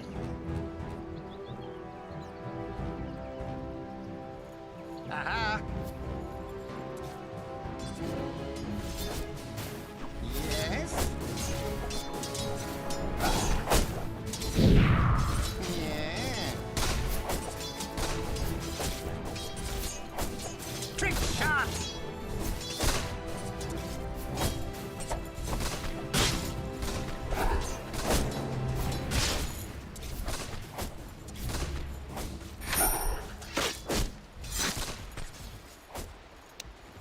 Oh!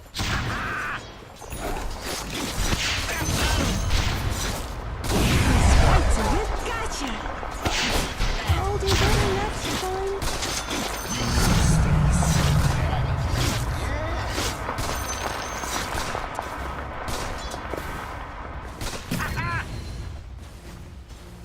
Into the breach.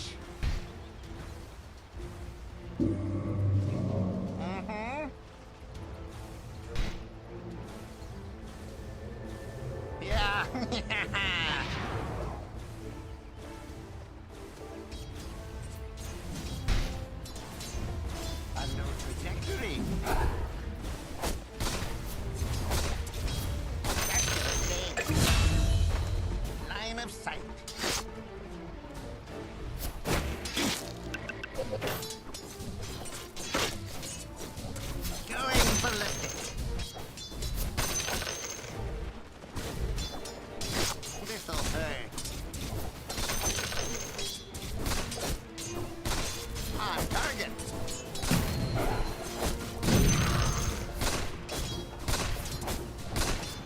Line of sight. My spotter. That should help. My spotter directs. Radiant's courier has been killed.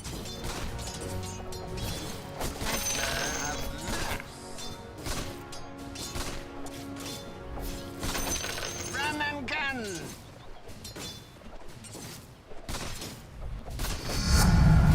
Higher caliber.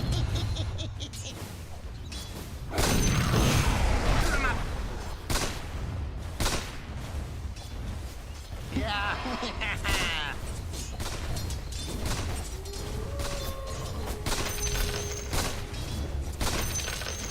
Take this.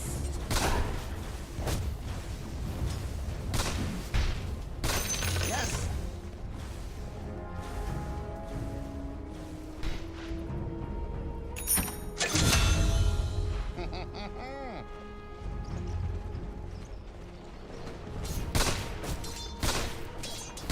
Spot on.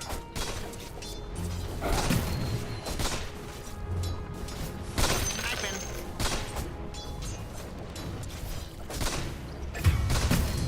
Aha.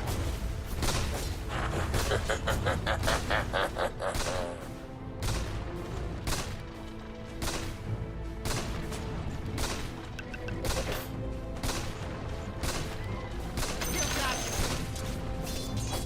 Sniping.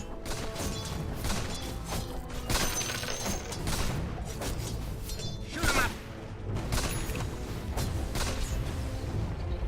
Attack! Into the breach. Ready? Aim.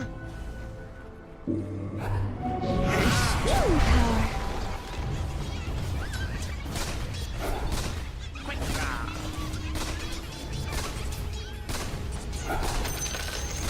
Knife hunt.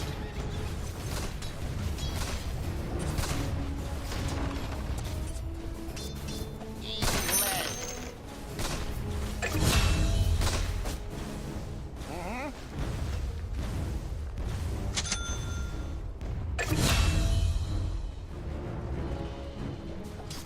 Uh-huh.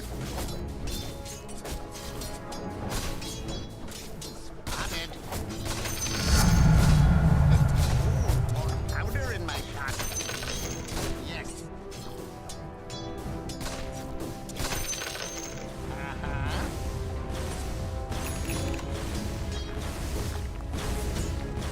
Of course. Yeah. Full bore. Your middle tower is under attack. Sure is shooting.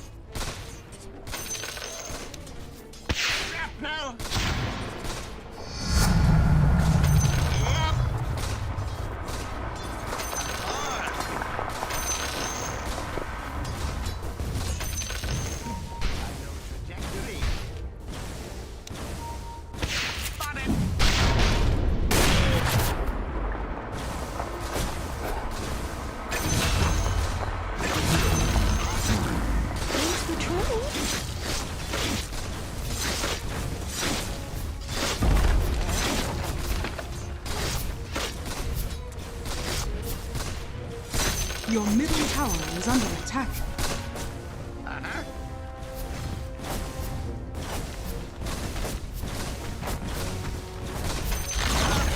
The enemy's bottom tower has fallen. Yes. The enemy's top tower has fallen. Ah, this will come in handy. You die.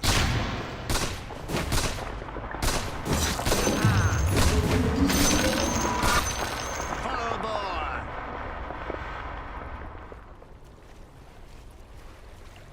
Run and gun.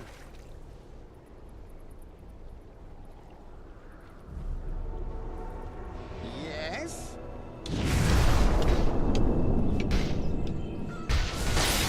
Into the breach. Get over it.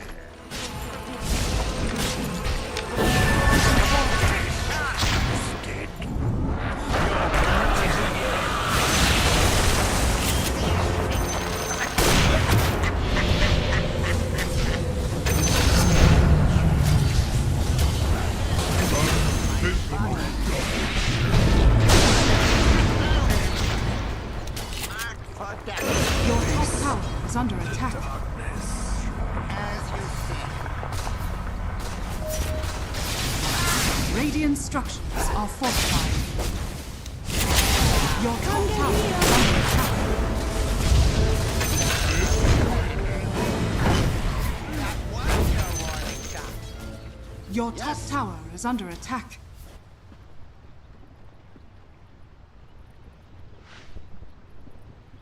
Yeah. Your top tower is under attack.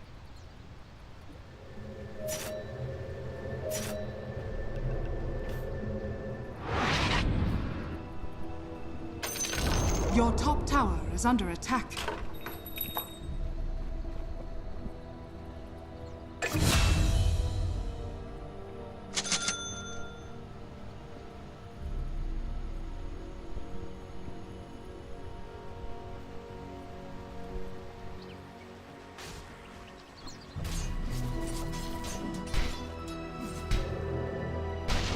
Eat lead.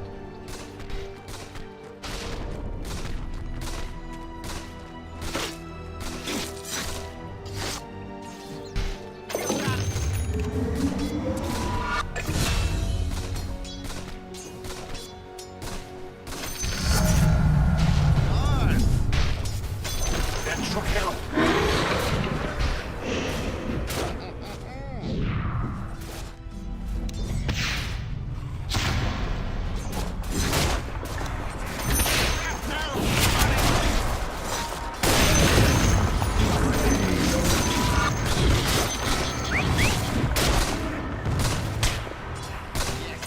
Gotcha. On target. Target practice paying off. Uh-huh. Easy shot. Mm-hmm.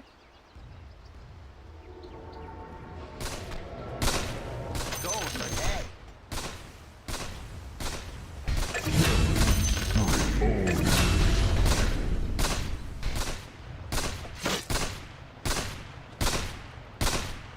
Sure is shooting. Your top tower is under attack.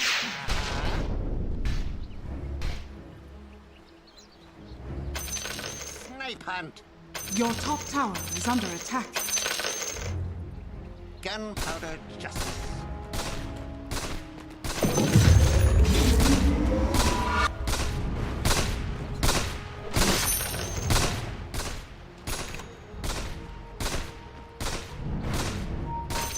Yeah.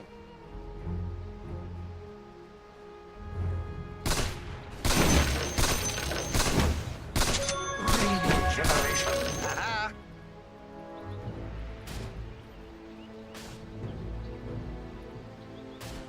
Spotted. Going ballistic.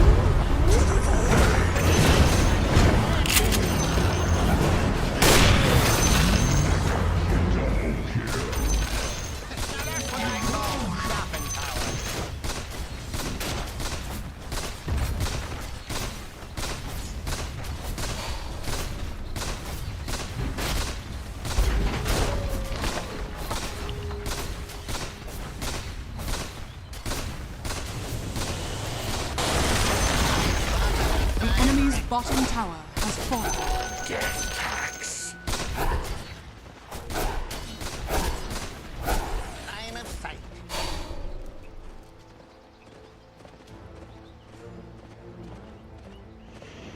Let's have a go at it. Yeah. Take this.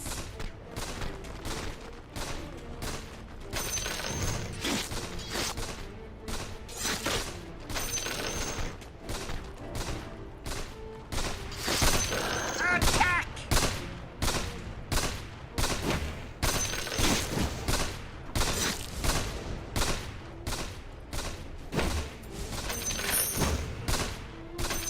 Gunpowder shots.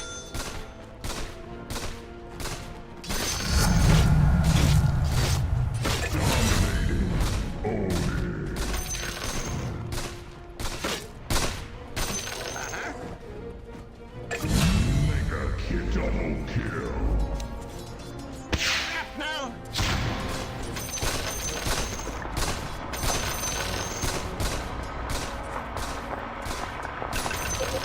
Sure is shooting.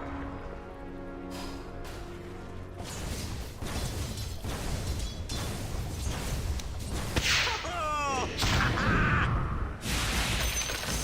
Aha!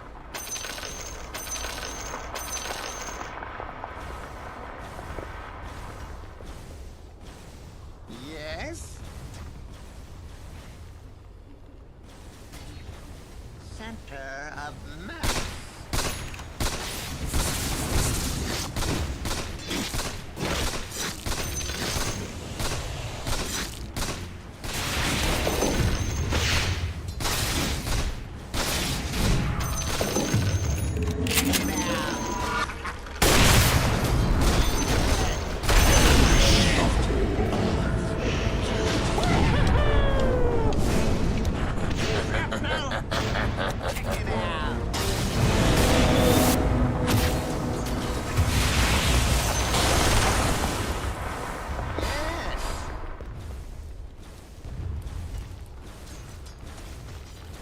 Going ballistic.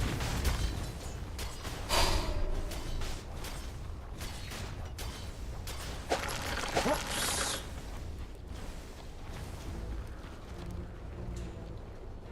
Quick draw.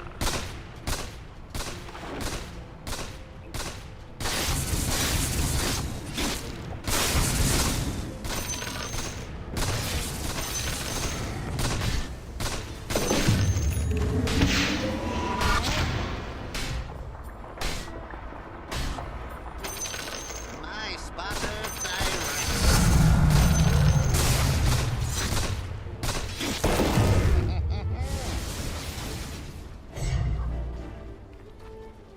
Snipe hunt.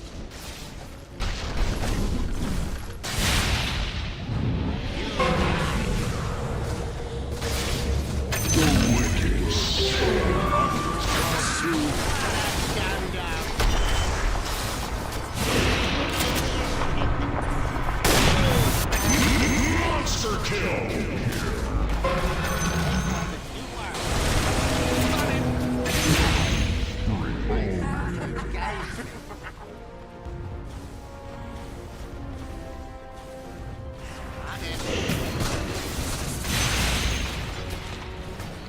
Spot on. Spotted.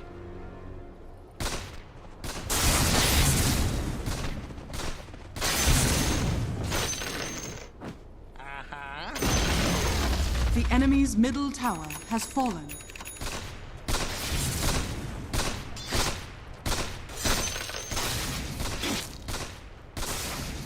Of course.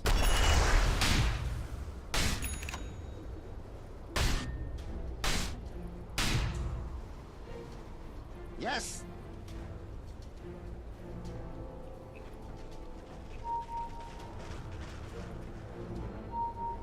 Uh-huh.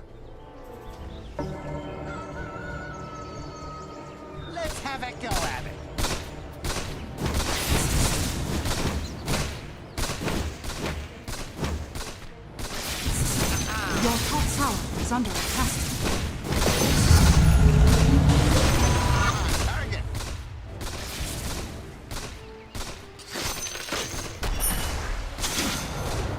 Your top tower is under attack. Your top tower has fallen.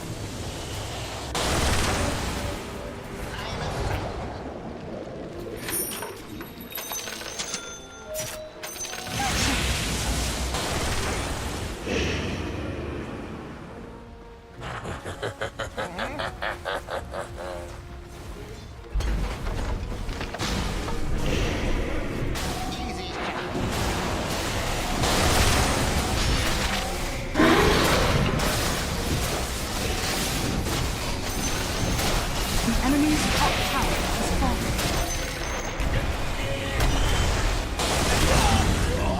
Your middle tower is under attack.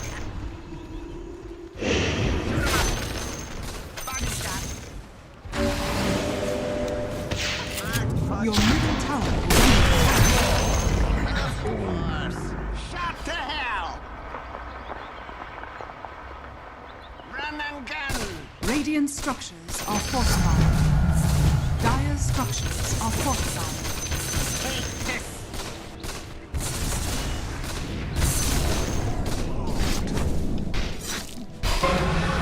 Your middle tower is under attack.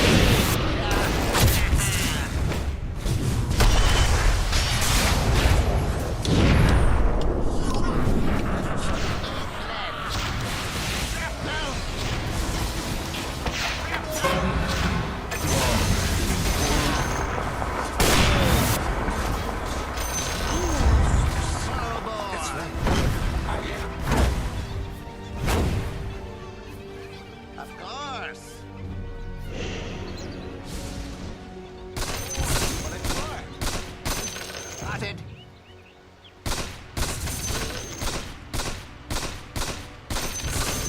Yes!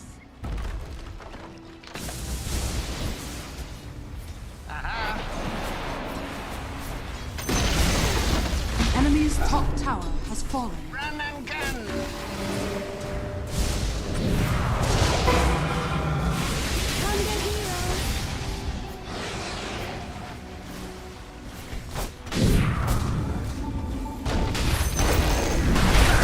The enemy's top barracks has fallen. For death!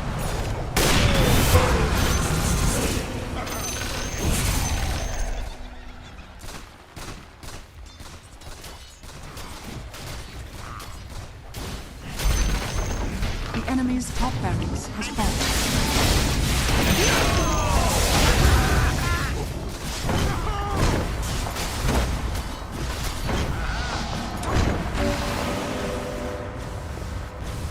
My spotter guides me.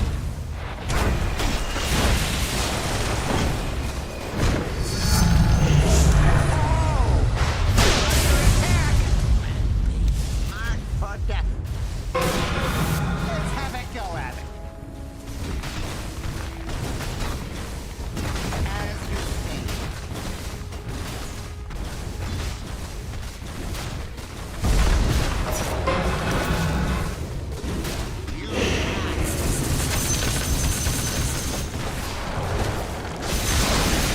The enemy's middle tower has fallen.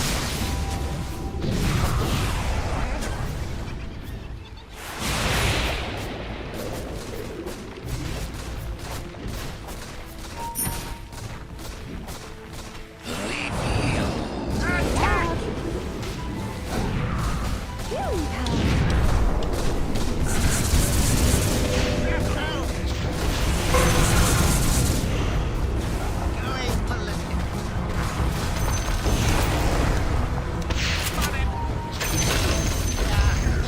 The enemy's middle barracks has fallen. Your bottom tower is under attack.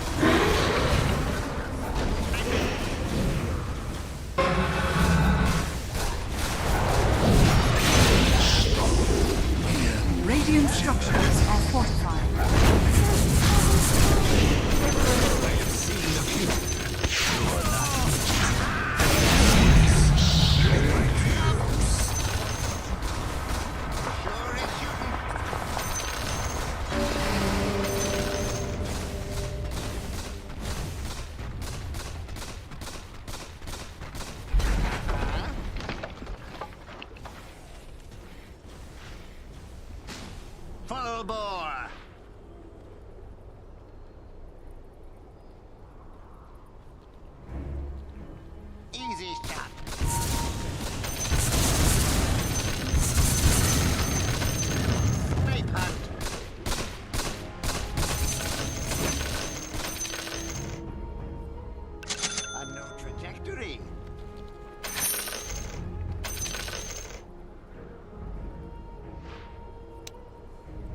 Into the breach.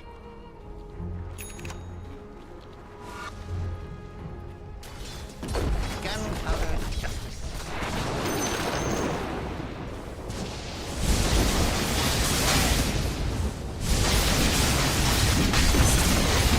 The enemy's middle tower has fallen.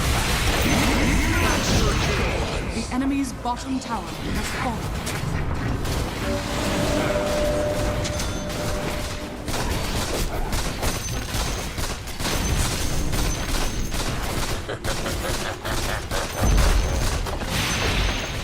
The enemy's bottom barracks has fallen. We now have mega creeps.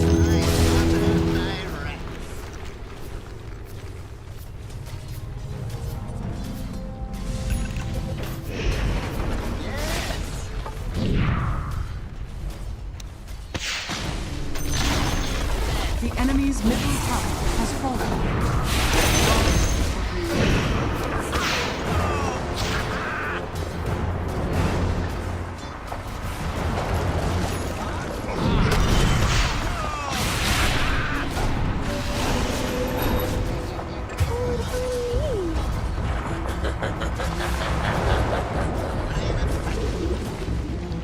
Dire victory.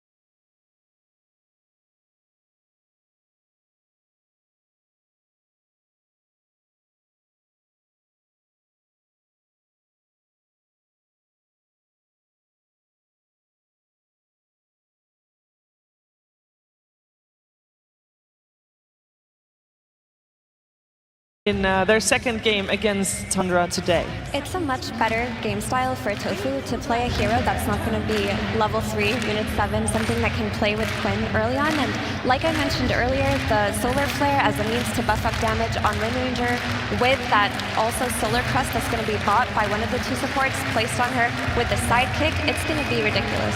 Quinn has to find a hero that can punish Puck in the lane. If Quinn can shut out the Puck, then there's life to game in draft. The Underload will buy the auras, you'll get to the BKB timing win runner, and there's a game on your hand. So I'm really looking at Quinn, finding the hero that can stop Puck from just blowing up this game. And of course, Sniper, Extreme Gaming, they utilize this multiple times to prevent Puck from playing the game. Quinn just needs to go, he's got the last pick, a lot of pressure on him. He has to find the hero to stop Nisha from continuing his streak of being undefeated on Puck. Yeah, Void Spirit's still available, so I think they will still remove it, because it's a good matchup. It's also a physical damage. They want something that's going to scale, something that's going to utilize this Mirana ulti, maybe even this sidekick. Most of the damage is going to be on the Wind Ranger, but we've seen 4 Protect 1 strategy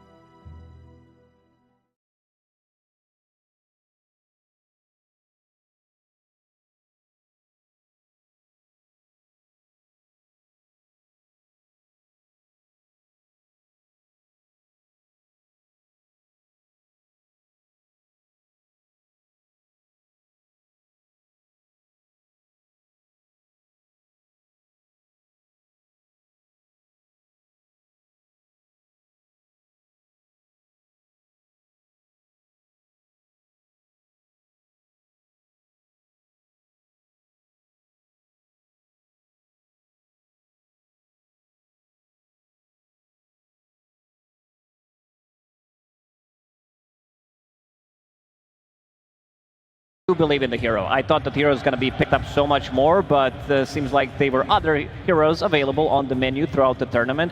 Dark Willow is the one that I did mention, where they're going to be troublous maneuvering, and you can also control the fight. So you have Cogs, you have Puck Coil, you have Dark Willow with the Terrorize, with the Bramble. So Wind Ranger needs to get it into a fight somehow pre-BKB.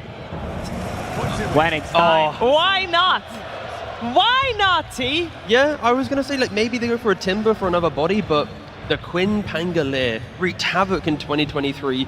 Fell off a little bit in 2024, but it is a Quinn specialty. It is a hero that can buy time, that can open up the game, and that's all gaming really need to do. You go to a high ground or an objective defense, if the Pango and Underlord can keep the fights going, eventually the double buff up of Marcy and Morano will give Winrunner access to the fight. But it's all about buying time. Gaming need to choose the correct fights. If they take 1 or 2 bad fights, that's it. The map's lost. You're going to struggle so much. So a lot of pressure, again, on gaming. The thing is, Puck is very happy to play against Pango with that Dream Coil. If you're picking this Pango, you're defaulting for comfort in this potential elimination, this potential loss at the Grand Finals. Give your players their best heroes, their most comfortable picks. And what this Pango will do is control the backlines in a way that he wasn't able to comfortably in the last few games. And as this backline control is happening, hopefully Dyrachyo just comes in as a beast with all of this damage and takes his team to a Game 4. Let's find out if we're going to have that Game 4 or if we will be ready to crown a champion here at the International 2024. But before we head into that game number 3, though, we're heading over to the stage where we're hearing from Coach Blitz.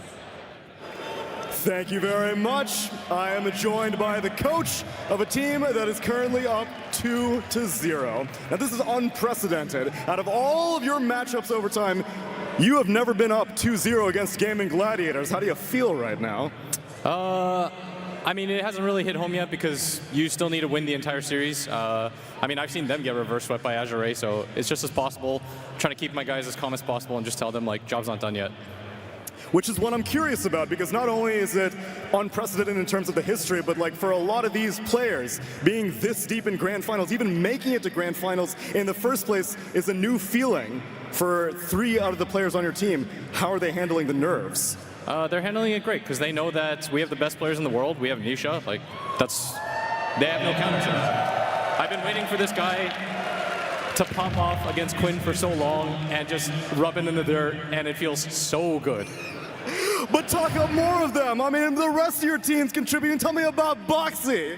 He's kind of a bot. We'll look to replace him. If Zai wants to play again wherever you are, we will take you as our 4 next year. Thank you. Thoughts on Insania, maybe? Again, if anybody under the age of 35 wants to play 5 for our team, it's all good.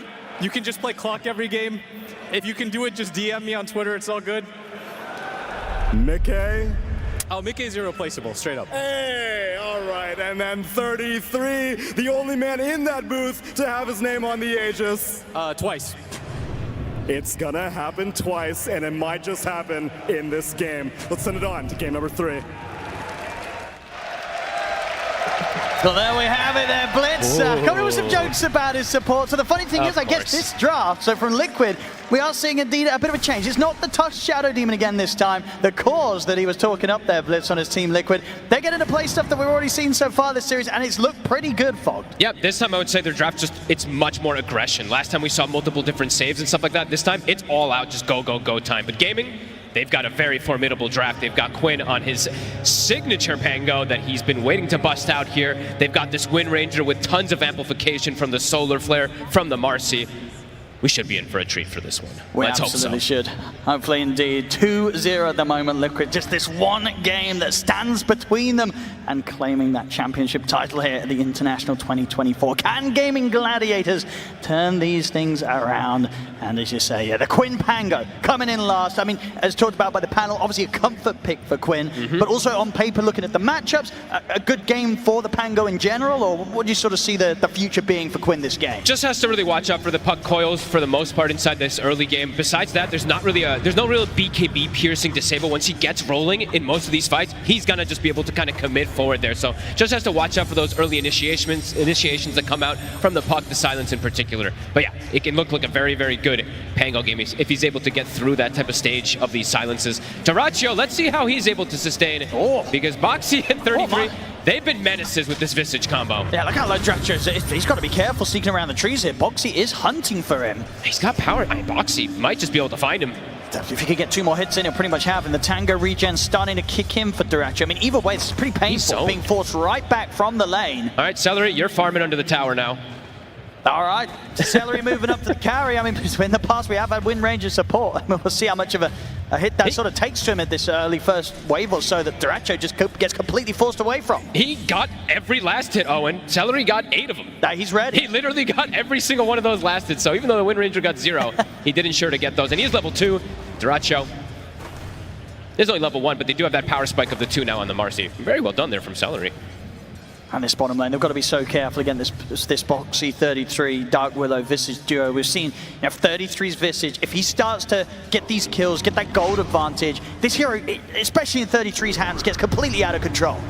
Does get that Shadow Realm off. They've got the level 2s. Dratcho has to be super careful. If that was level 2 Boxy, that's probably a kill on Dratcho there because they would have had those brambles. Yeah, he has to be so careful here, Dratcho.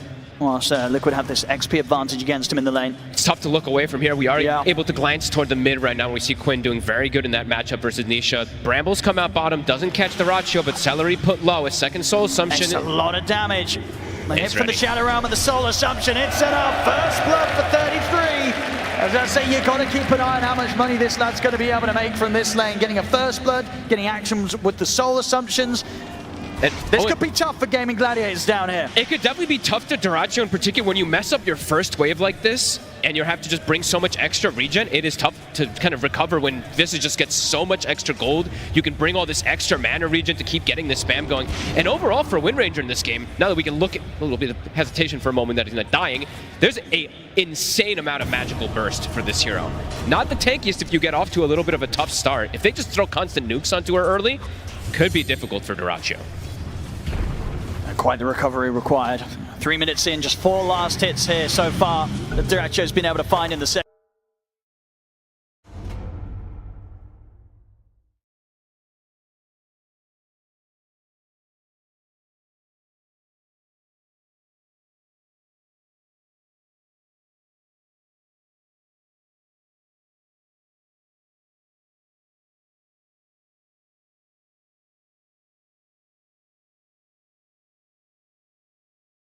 Single draft.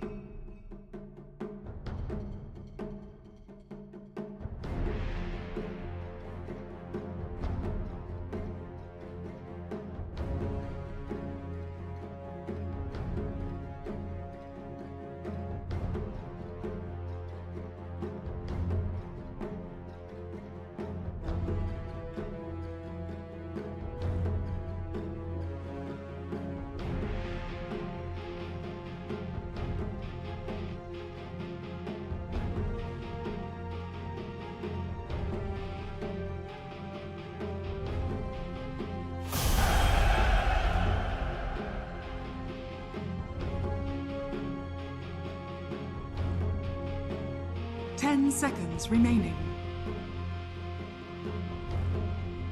5 seconds remaining.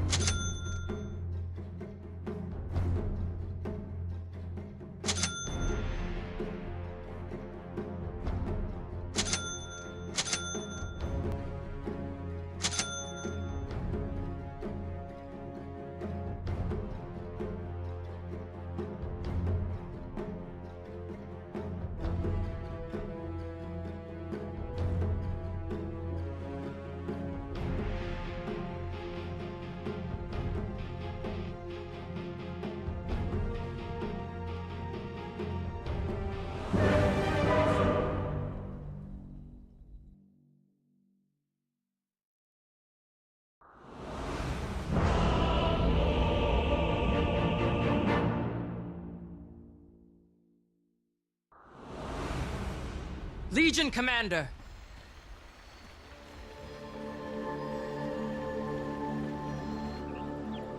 Without a doubt. Prepare for battle.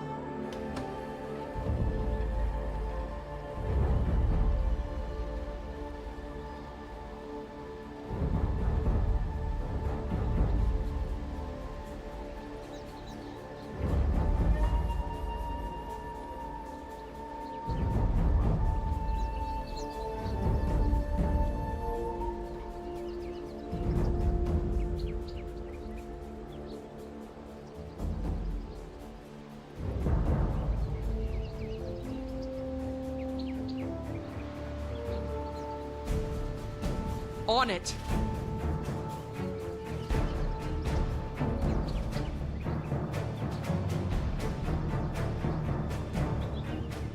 Thirty seconds to battle.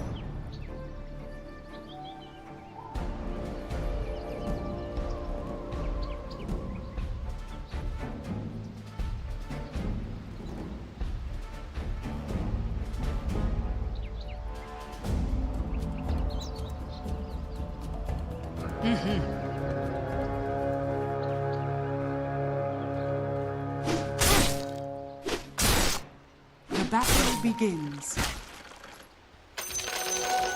If they want war, then we shall give it to them!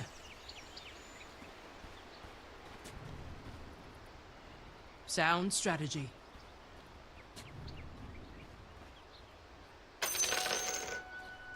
On it. Smart move. Yes.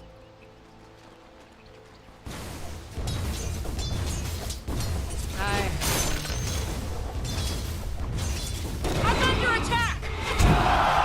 Orders received. Yes. When the time is right, we will strike. Take the field! Absolutely. Triage. On my way!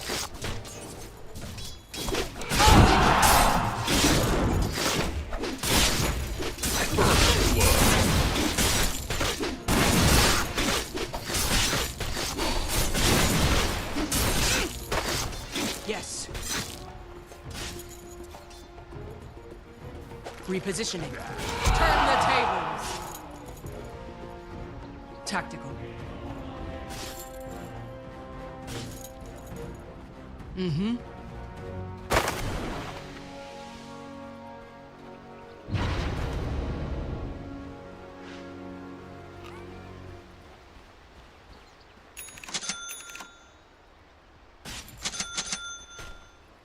Deploying.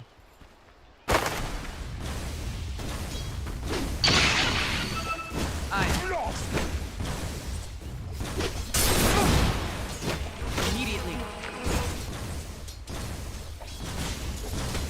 Bring it on! Overwhelming odds!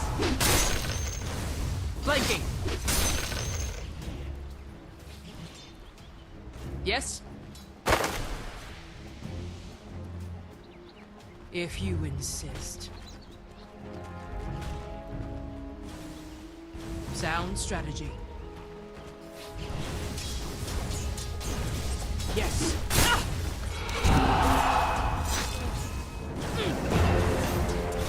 On it.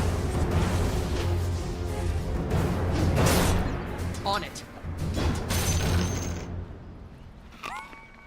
Smart move. If you insist. Orders received. Deploying. Attack! A gift from the tempest of battle. Yes?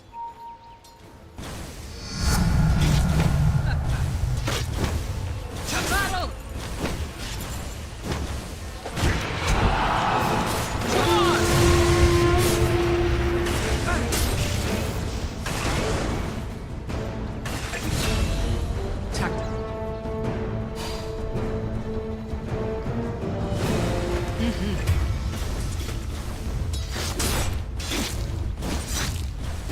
You will fall! Closing in! Yes. Without a doubt.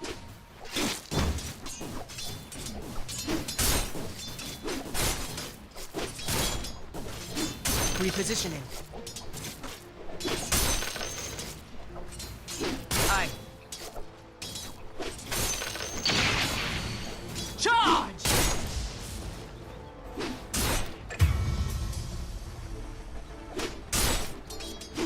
Flanking.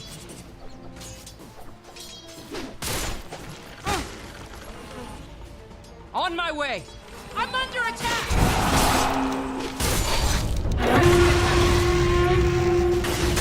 Take the field. Dire's courier has been killed. Your top tower is under attack.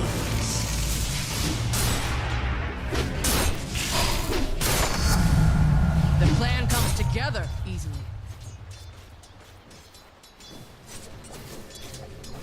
Yes. Crushed.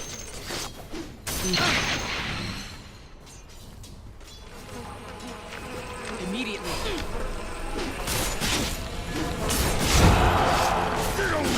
To the vanguard.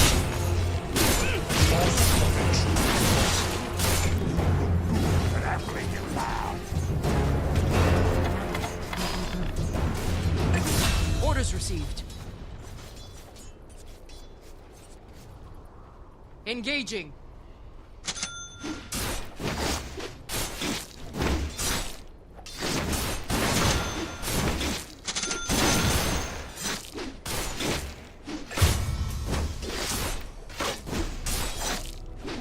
Flanking.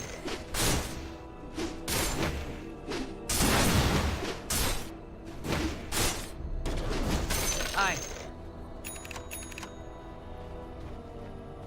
Mm-hmm. Repositioning. Yes. Deploying. Yes.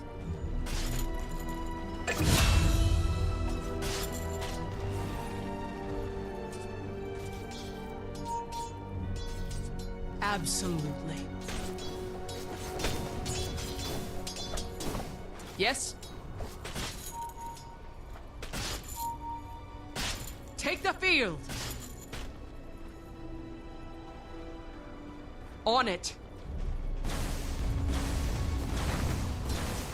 Let me... I'm under attack!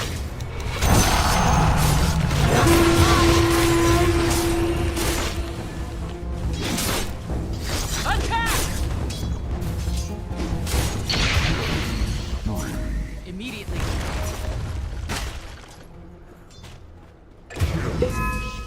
Double kill.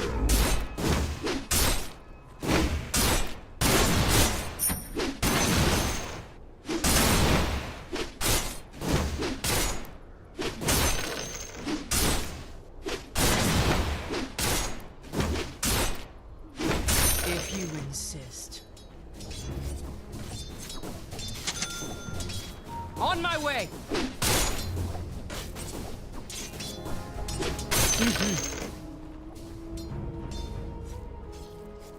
Smart move. On it. Get over it! Yes.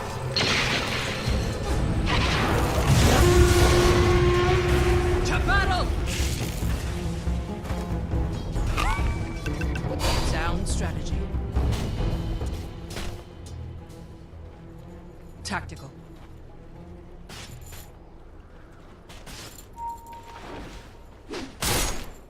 Such a waste.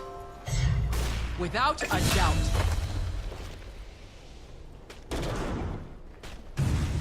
If you insist.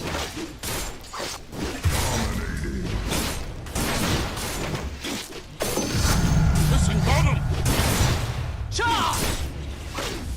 Listen, bottom!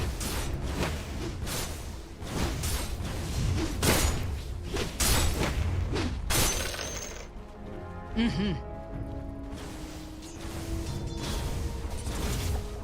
Take the field! Flanking! Your middle tower is under You attack. will fall!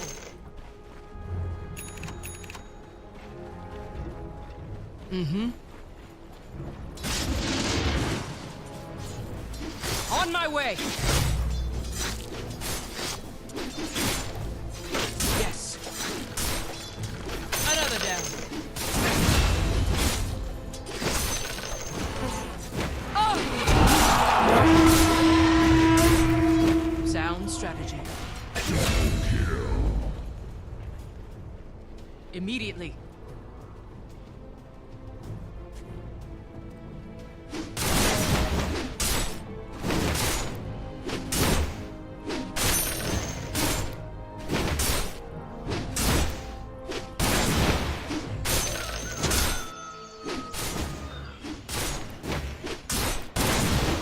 Aye.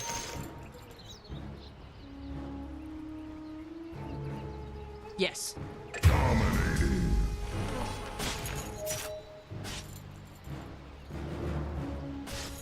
On it. Absolutely. Orders received.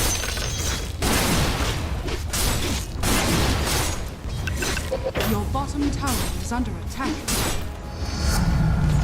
Sharper still. Tactical.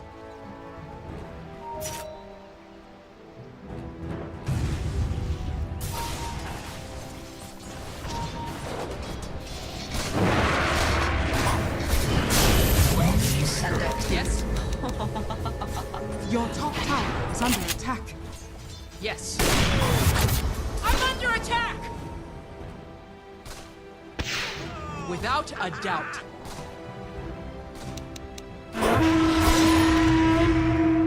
Smart move.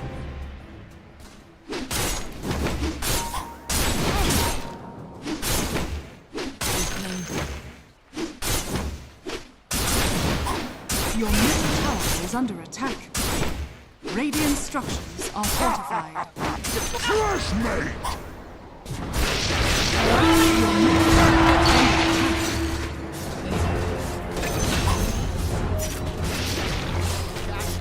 On it.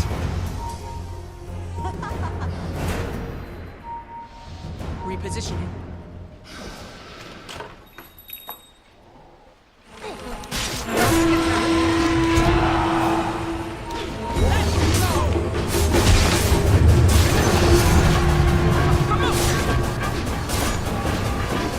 Absolutely.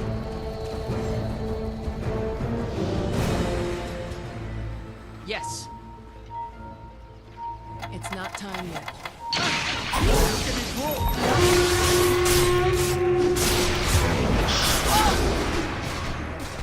The phantom On my strikes. way. Your middle tower is under attack. Engaging. Your middle tower is under attack.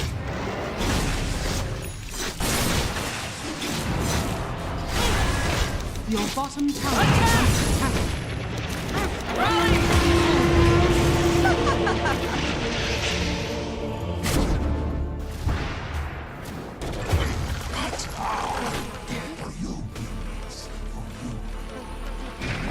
Boy, fresh mate!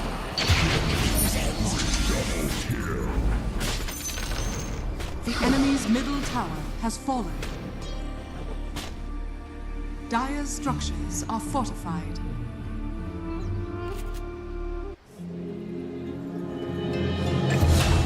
I underestimated them. It will not happen again.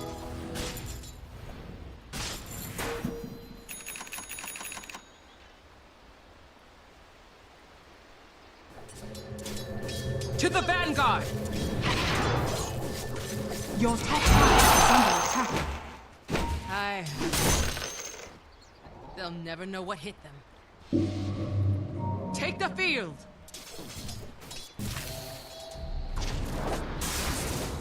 Aye.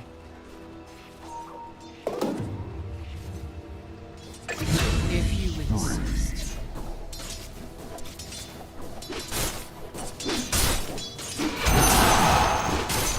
I'm under attack! Immediately.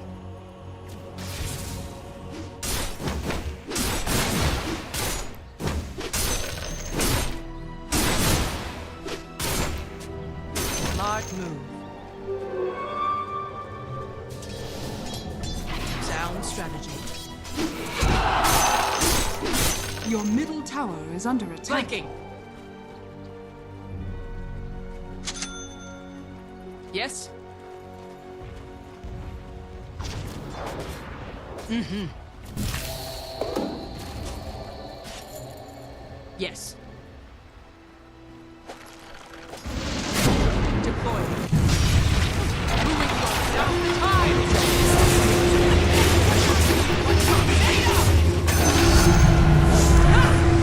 That escalated. Orders received.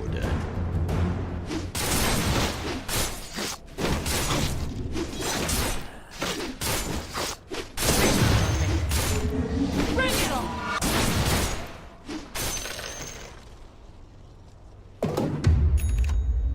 On it.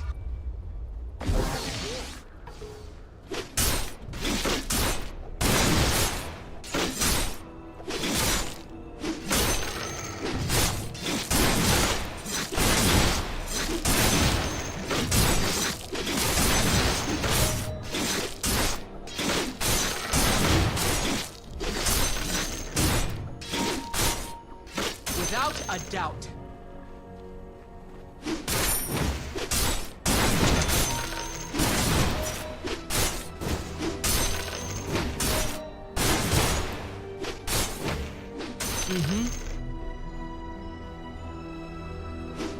Your top tower is under attack.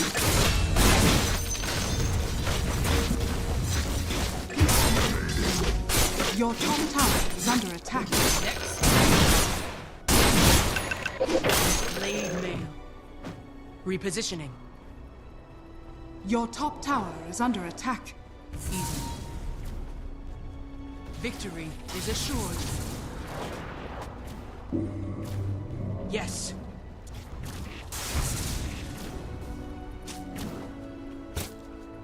On it.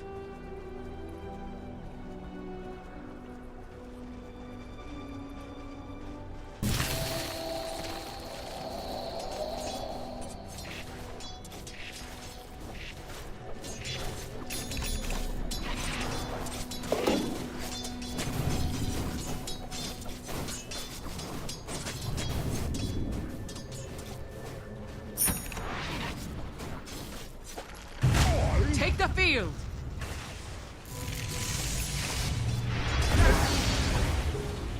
Absolutely.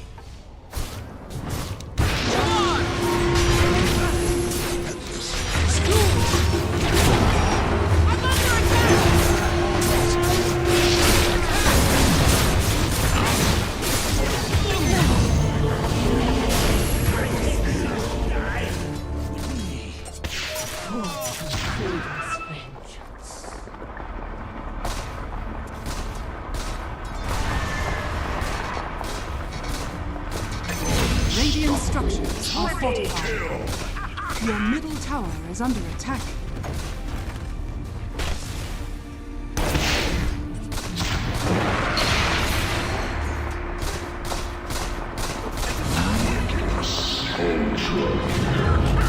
Victory Your will middle be tower ours. is under attack. Orders received.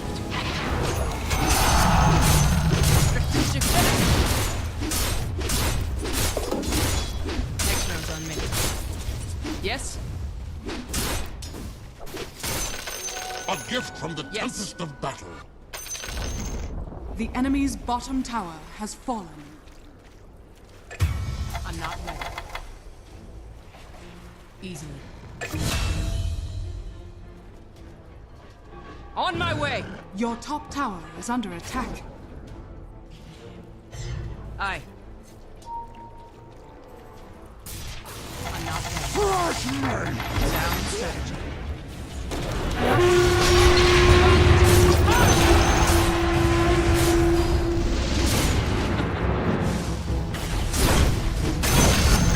A worthy opponent! Your top tower is under attack.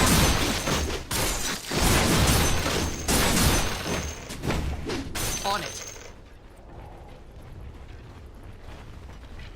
Deploying.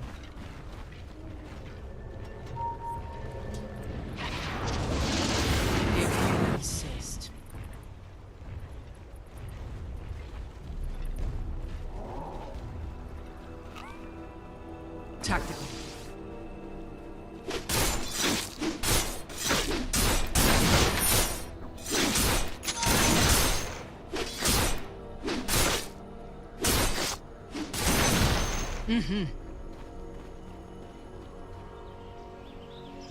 Smart move.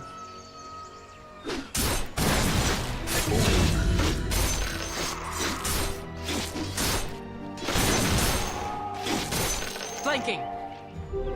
See no evil.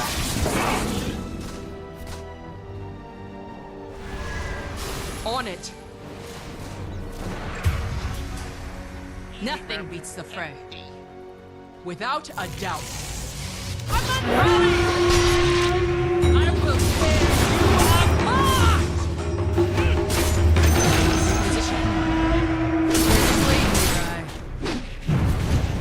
Closing in! Oh! Shuttle and loom, I weave your doom. Let's.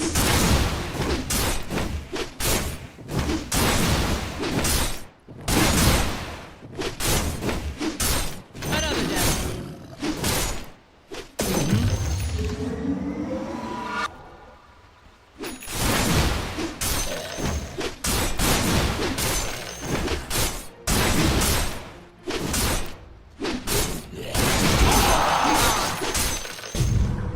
Yes. Immediately. This will do nicely. On my way. Smart move.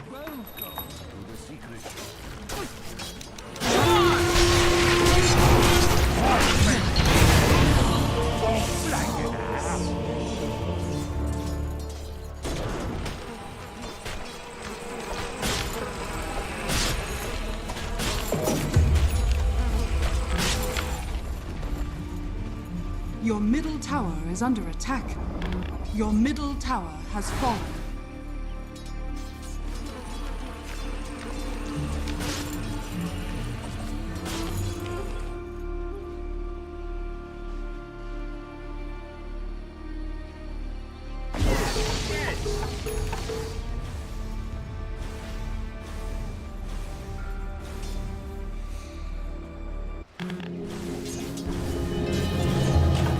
If that's the kind of fight they want, then I will give it to them!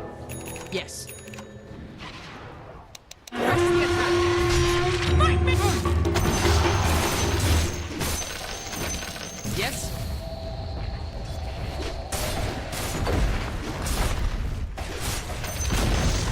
The enemy's top tower has fallen.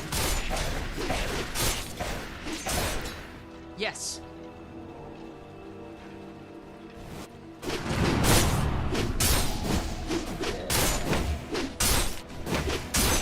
Repositioning.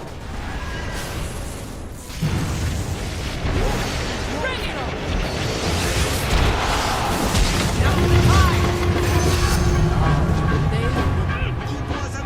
To battle! I'm under attack! On it. Double kill. My timeline snaps. If you insist. Yes.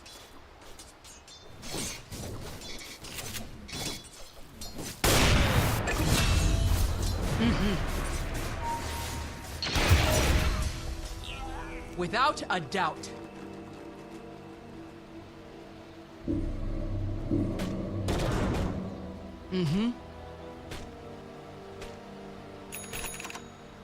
Aye.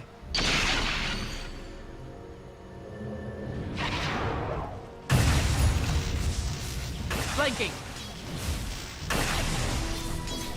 Overwhelming odds.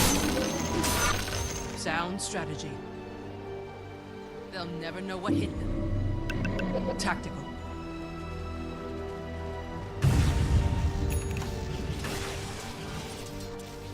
Orders received. Immediately.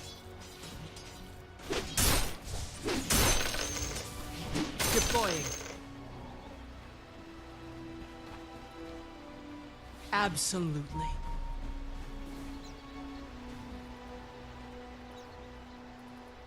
Easily.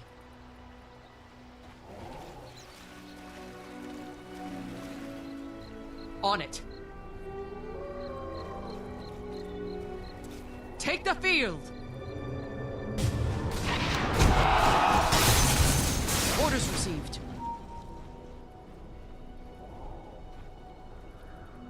Absolutely.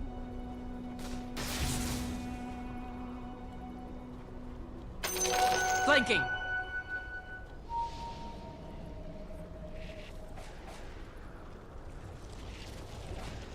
Yes? On it. Now's the time!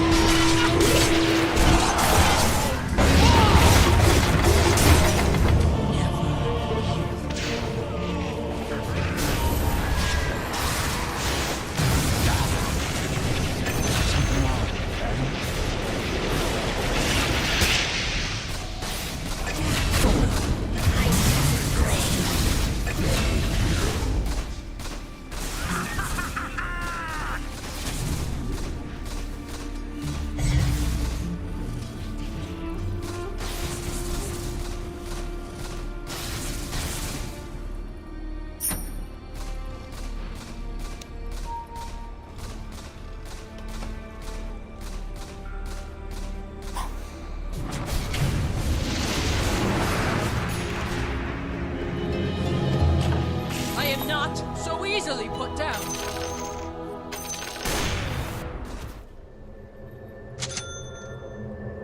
Tactical.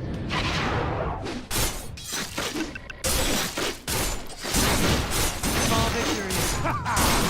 Fresh meat!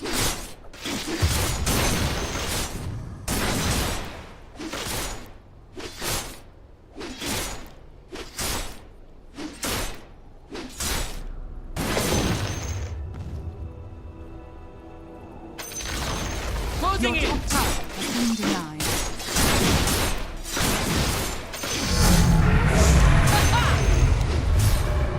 You will fall! If you insist. The enemy's bottom tower has been denied. Mm-hmm.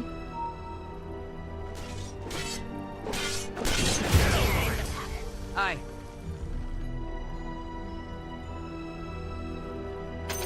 This will do nicely. Immediately.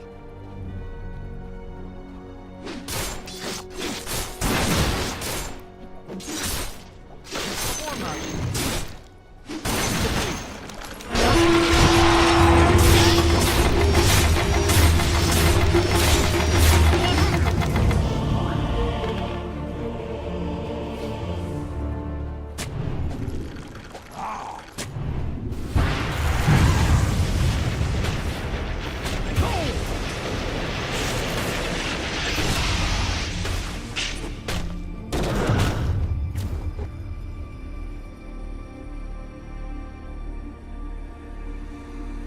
Your top tower is under attack.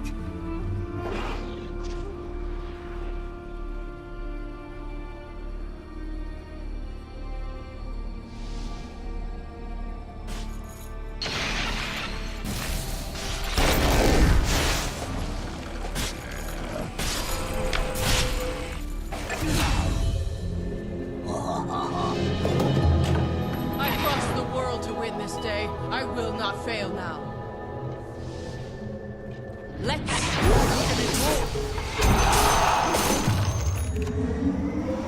without a doubt.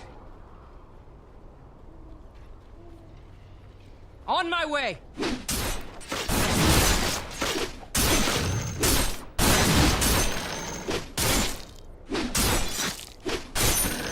Take the field.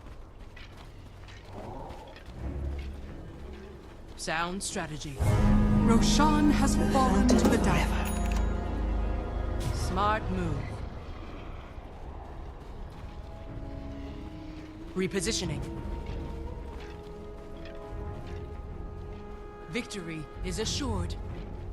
Yes.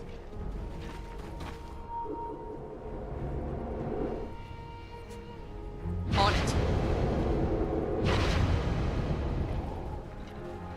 Yes. Yes.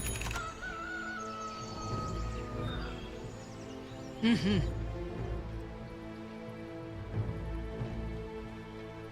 On it.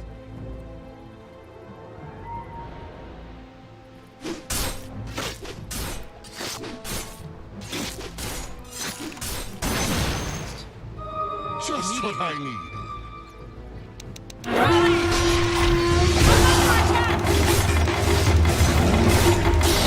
It's not time yet. Flanking. Repositioning. Aye. Yes. Tactical. Take the field!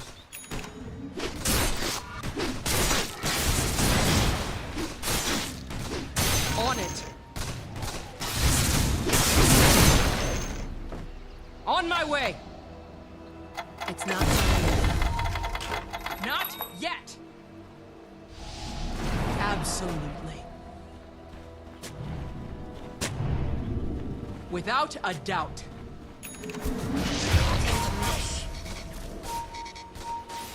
Sound strategy.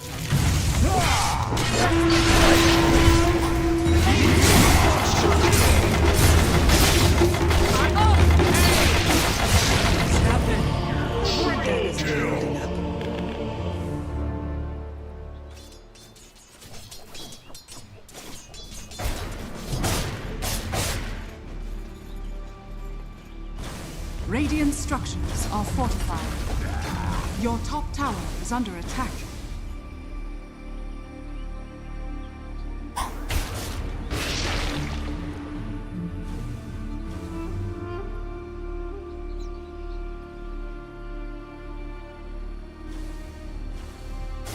Your top tower is under attack.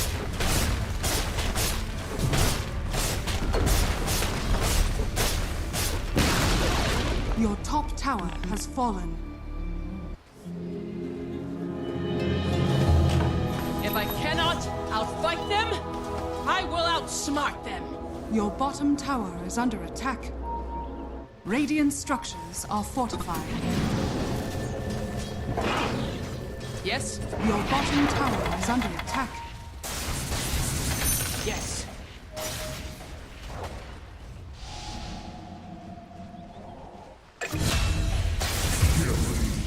Deploying. Holy shit. Smart move. If you insist. What are you buying?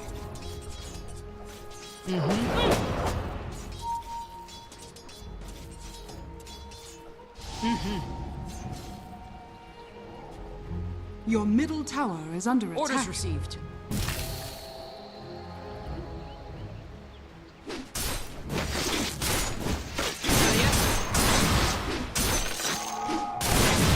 Yes. A golden thread. Easily.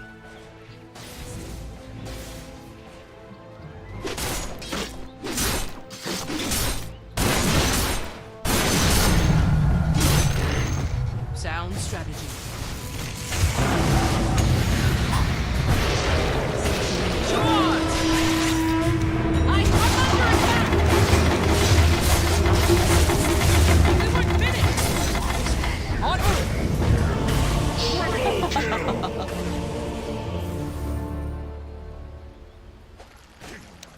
Your middle tower is under attack.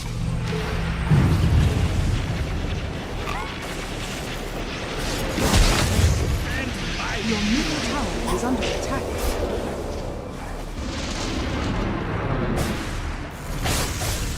return to the darkness. Your middle tower has fallen. Your middle tower is under attack.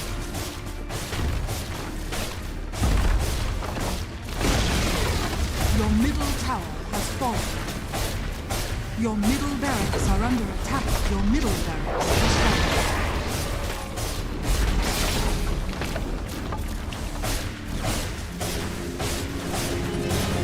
Radiant structures are fortified. Never heard of it. If you insist.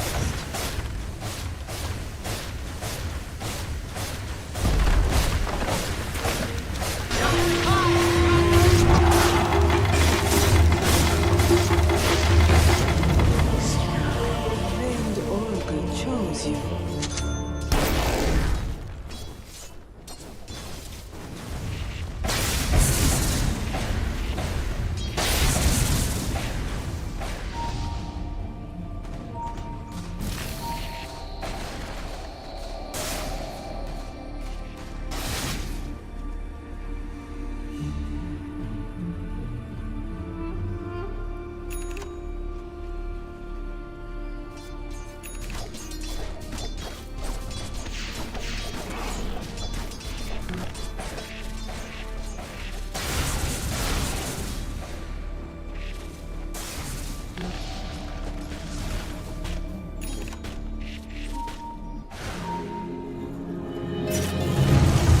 If I cannot outsmart them, I will outfight them. Tap.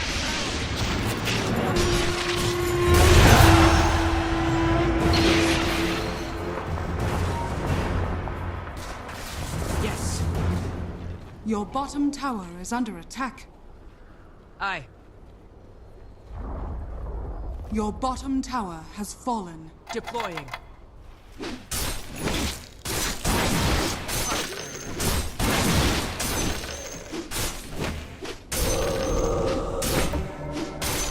Without a doubt.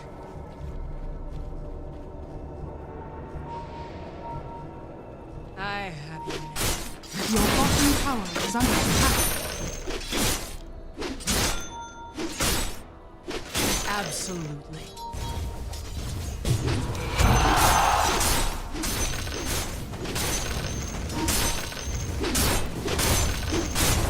I'm under attack! On it. Repositioning.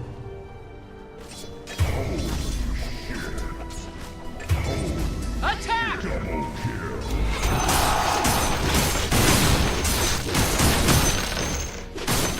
Yes.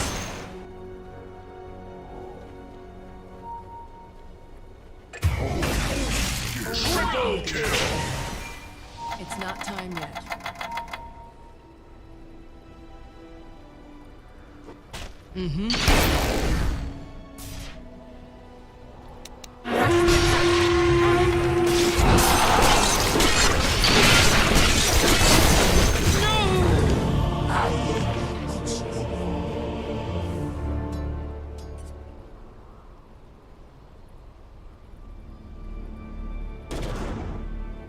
Fresh mate. Your bottom tower is under attack.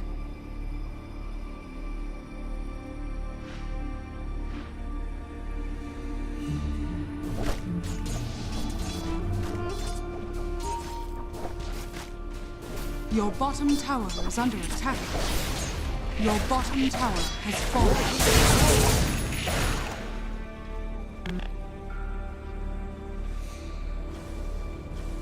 Your bottom tower is under attack.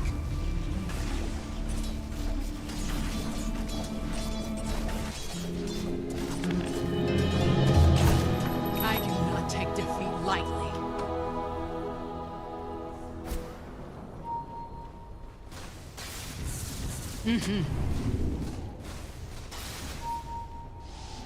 Easily. On it.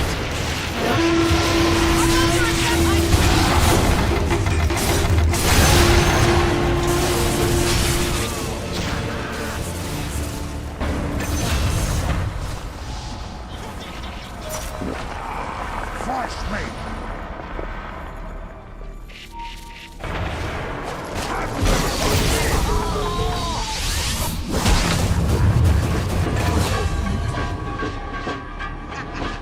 Your top tower is under attack.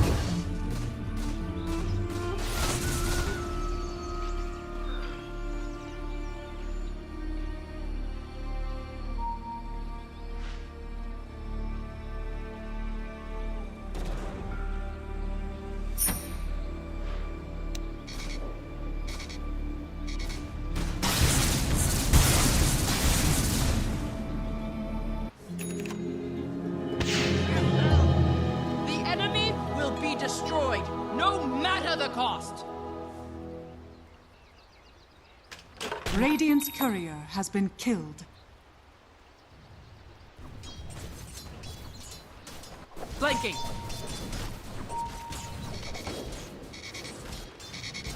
Take the field. Immediately.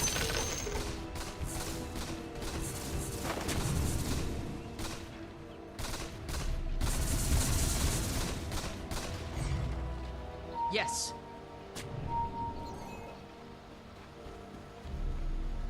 Aye.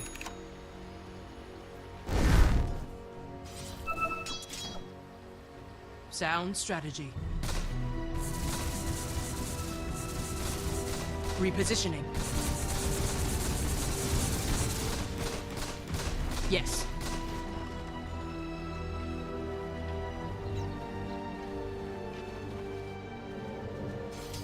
Yes.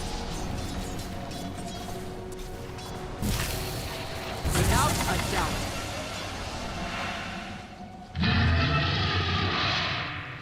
Yes.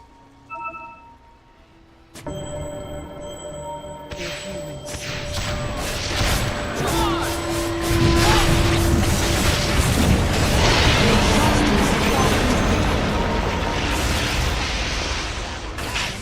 Isn't it?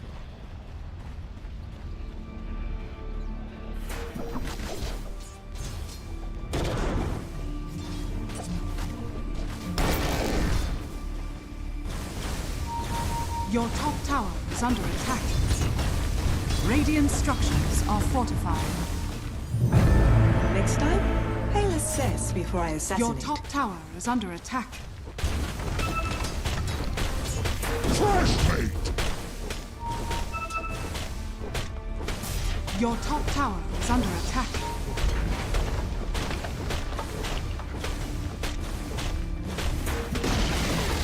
Your top tower has fallen.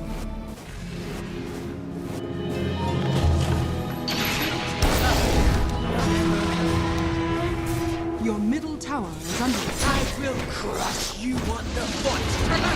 Your middle tower has fallen.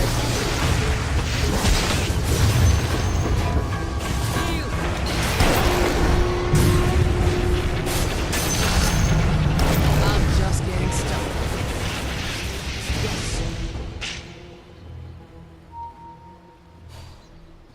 Immediately. Your Orders top received. barracks are under attack.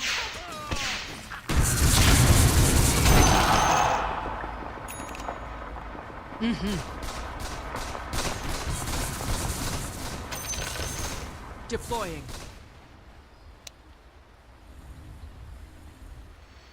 Tactical. On it.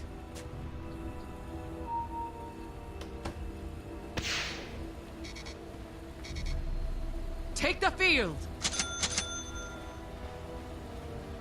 Radiant's courier has been killed. Flanking! Attack! Absolutely. Rally! On my way! Mm-hmm.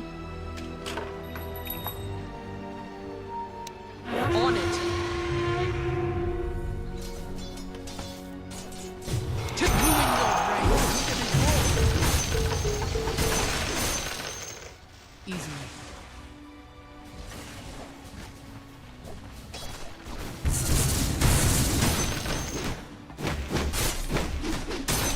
Smart move.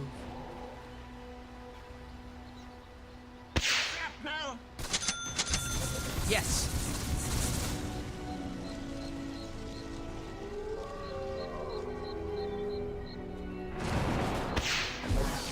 Yes.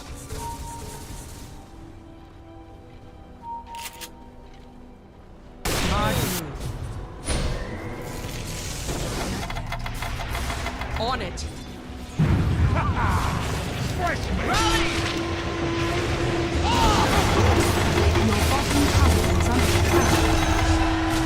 The rush of battle. Sound strategy. Your bottom tower is under attack. Your bottom tower has fallen. Take the field.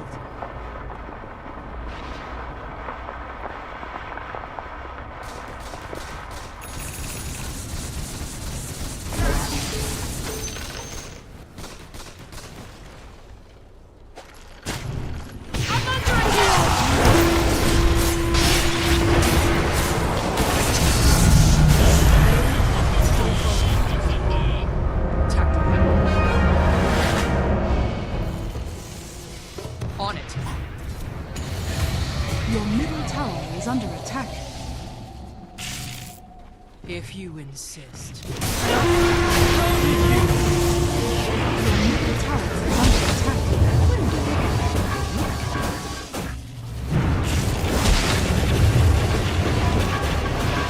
Your middle tower is under attack. Triple kill!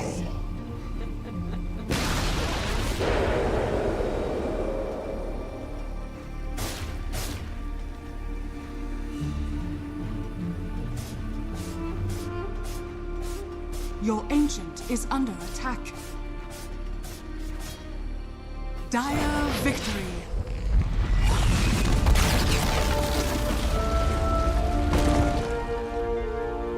No!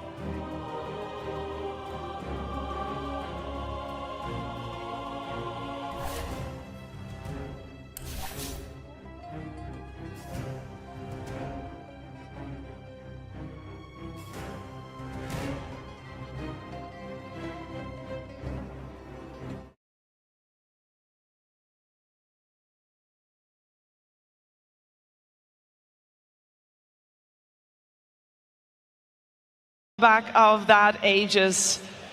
We're not left empty-handed. We know that with Crownfall Act 4, we'll get, first of all, to play Crownfall Act 4, which I'm incredibly excited about. We get Kez, a samurai assassin, bird assassin. I don't know if it's a samurai. Bird samurai? Bird samurai. That's what we're going for. But that's all we have for now. I don't know when Act 4 comes. I hope it's very soon. What I do know is that we are going to say goodbye to you for this evening. Thank you so much for joining us from all around the world. Royal Arena, you've been amazing. Team Liquid, congratulations once more on an amazing and fantastic title. And on behalf of everyone that you saw in front of the camera, but also everyone that you saw behind the camera, the team working around the clock to make this moment here happen. Thank you. I wish you all the greatest of nights.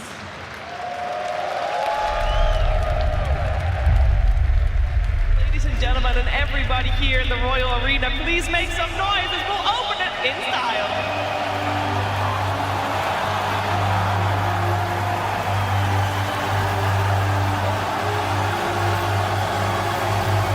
This is the final proving ground. This is the Grand Colosseum, where legends forge undying names. The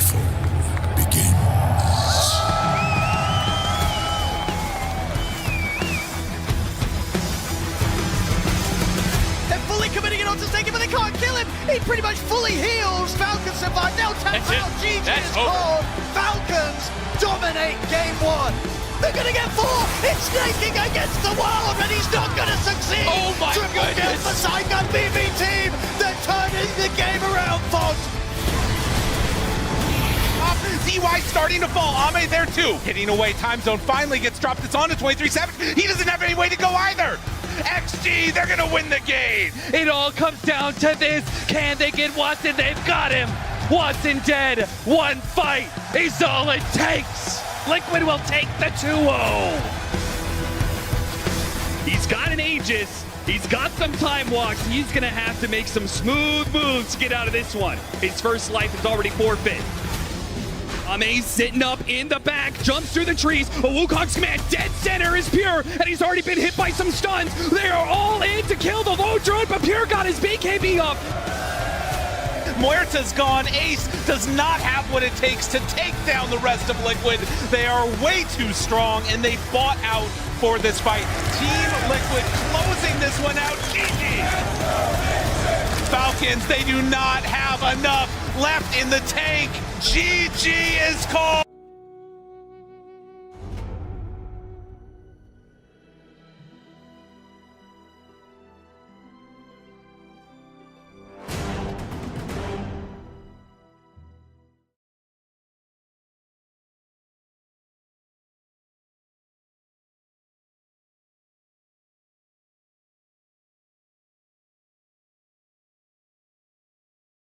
Single draft.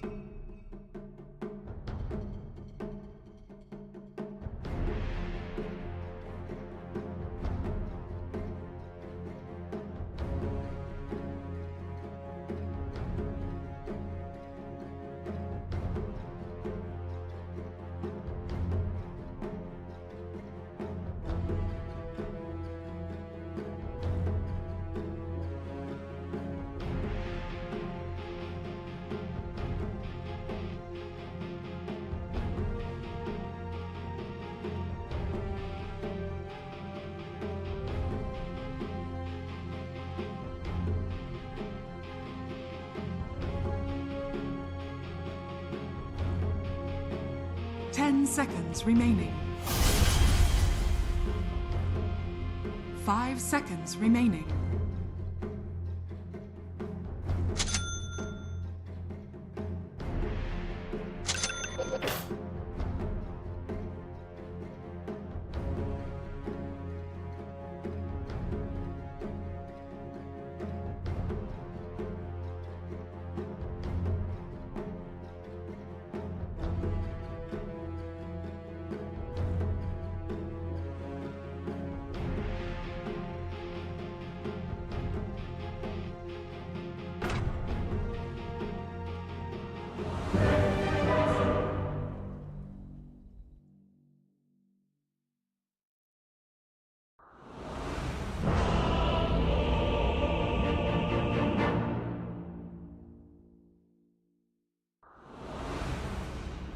I sense the proximity of souls. Nevermore is now. Prepare for battle.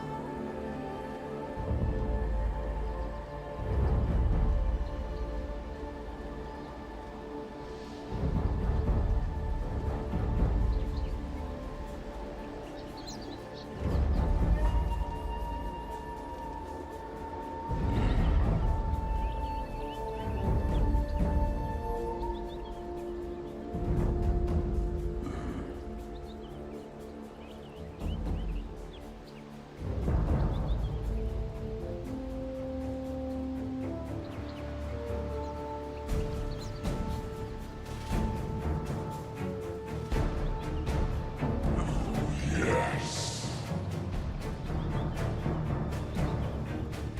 30 seconds to battle.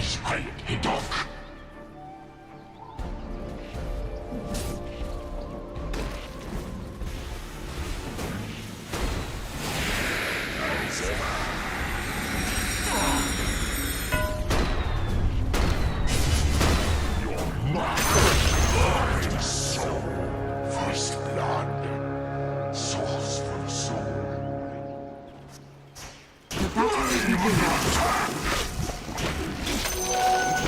Souls await.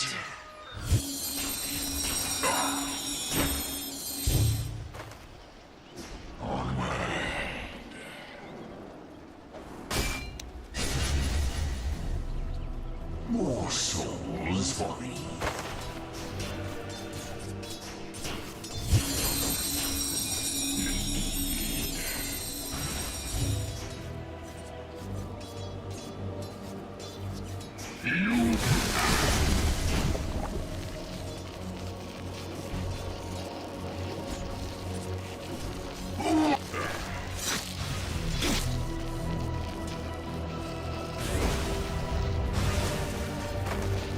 Another soul for me.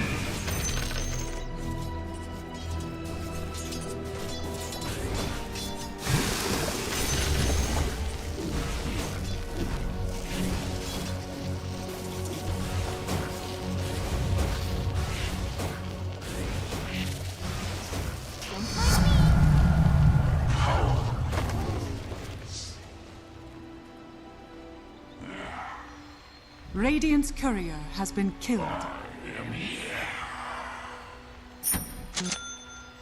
Soul collector.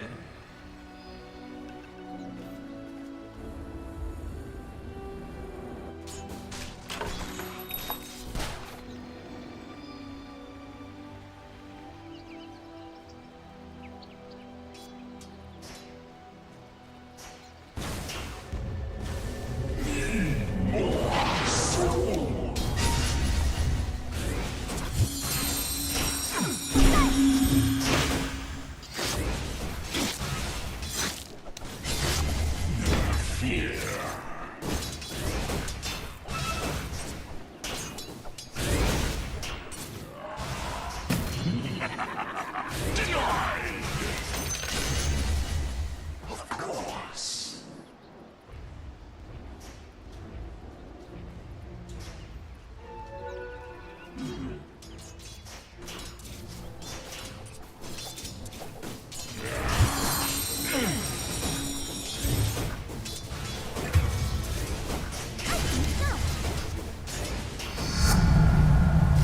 Stronger.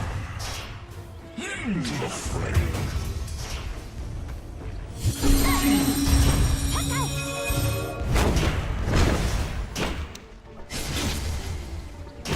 I'm under attack!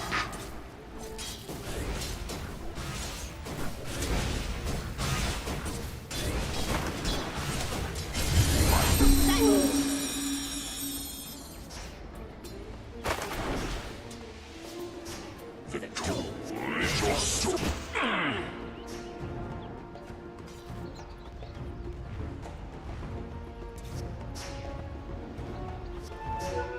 I sense souls.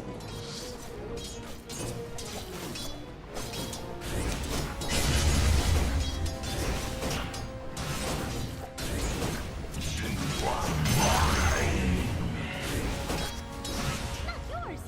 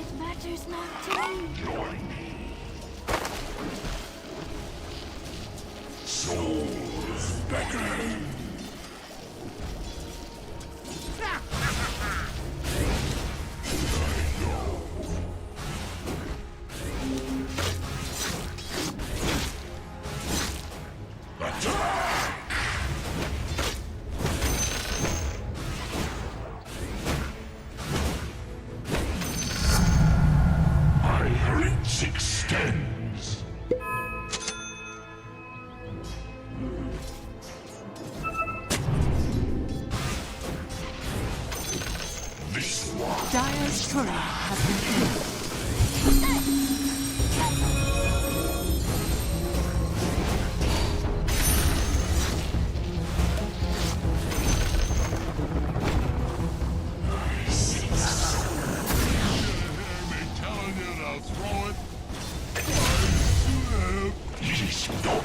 Weave your fate. I'm under attack! Your soul is mine!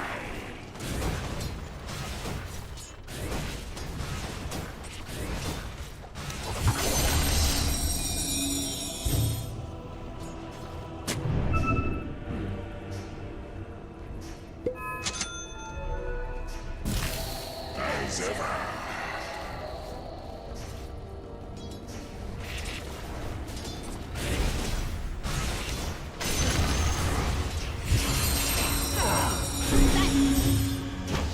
Never fear.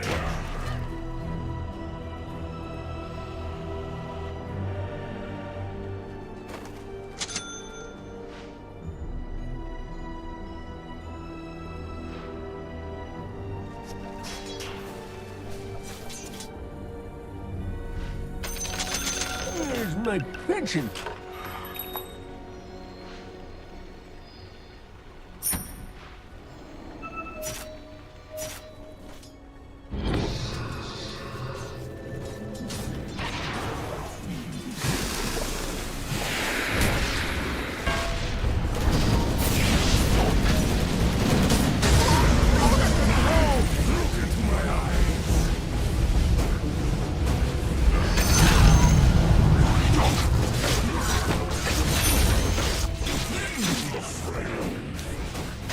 Your middle tower is under attack.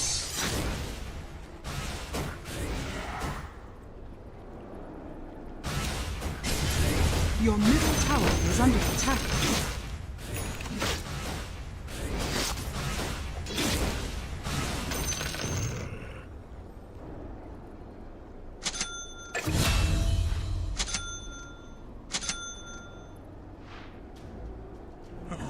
Yes.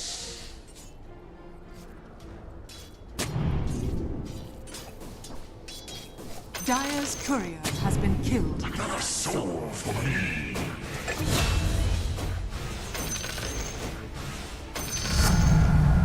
Hush! Hush! Your bottom tower is under attack. Forward.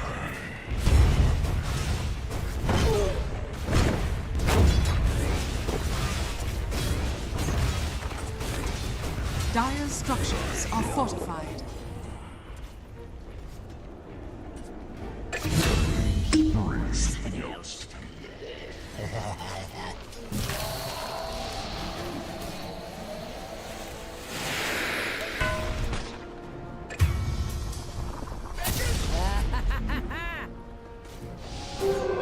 Invisibility.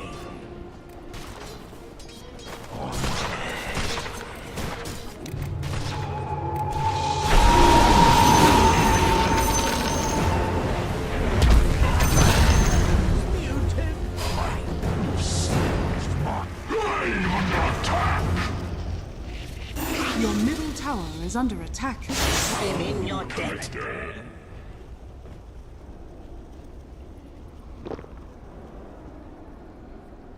Your middle tower is under attack.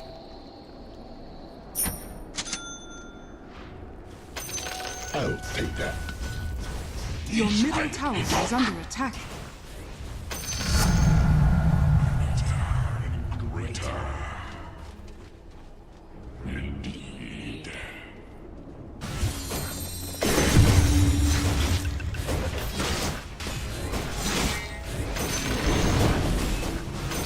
More souls for me.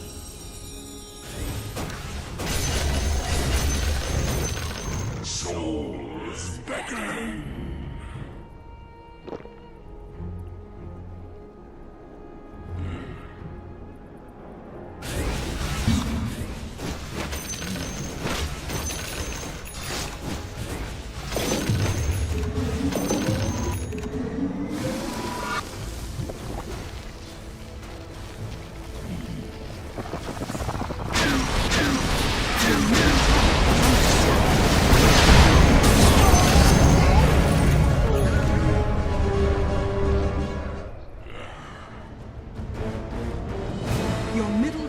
is under attack. Double kill. I see you in your business. Attack! We have one undefined connection. My reach is long.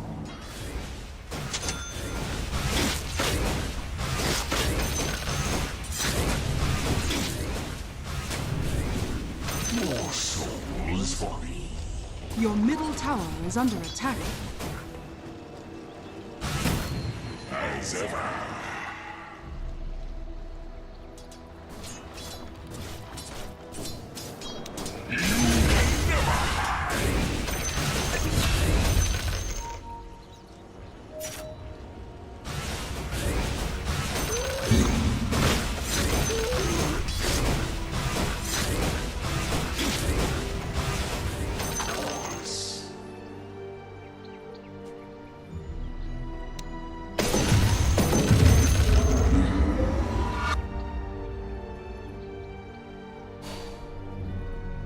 This one is mine.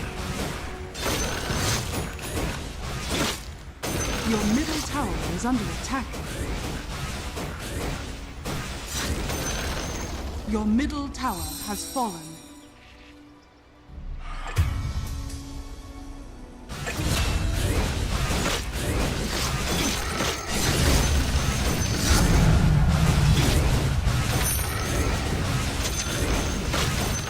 Never fear.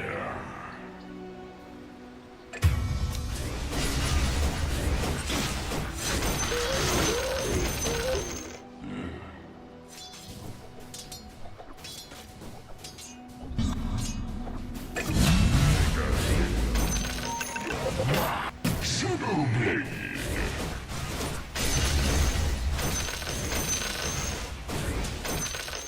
Your soul.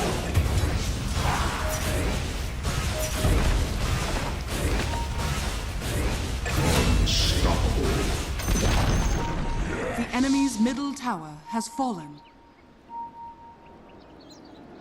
I see this for later.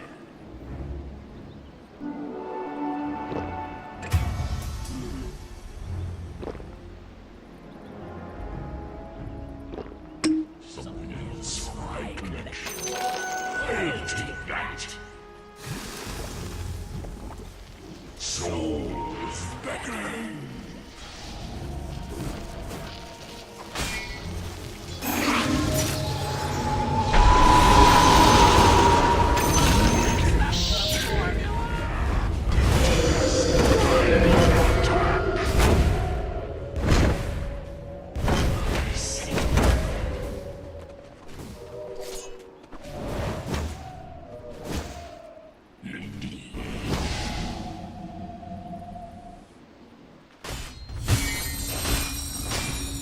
Dire structures are fortified.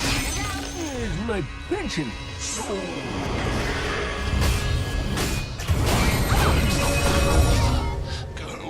Victorize your soul.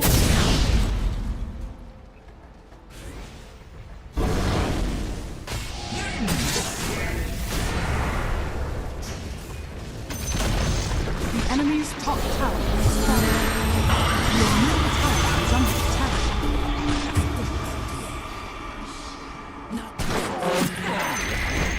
The enemy's bottom tower has fallen.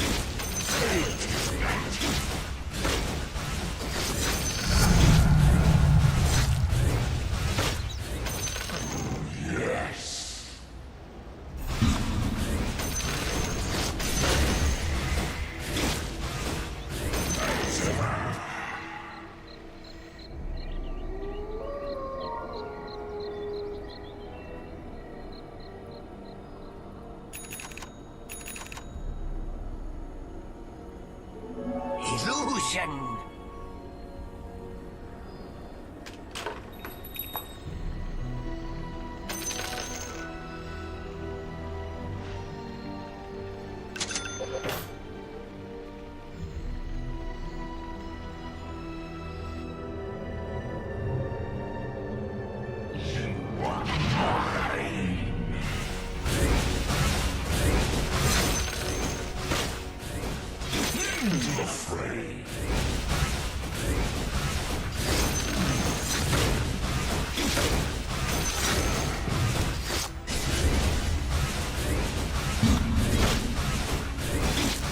More souls for me.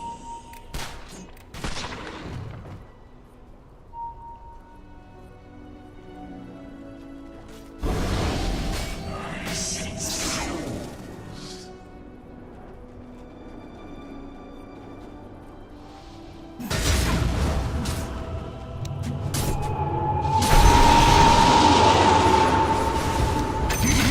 Monster kill. Of a soul. Don't mind.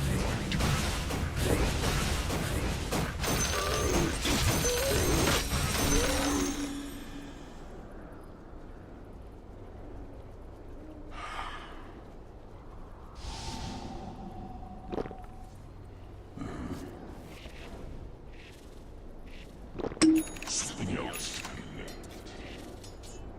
I go.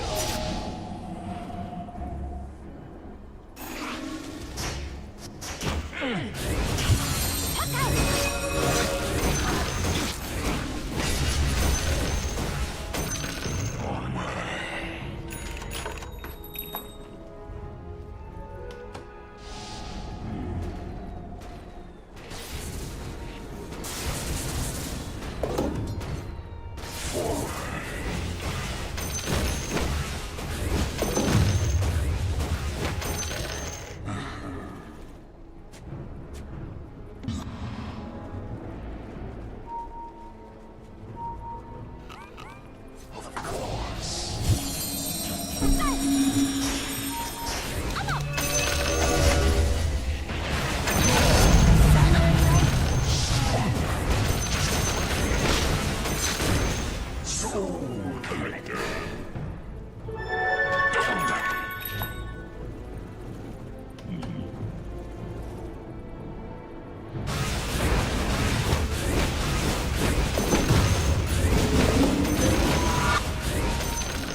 My reach is long.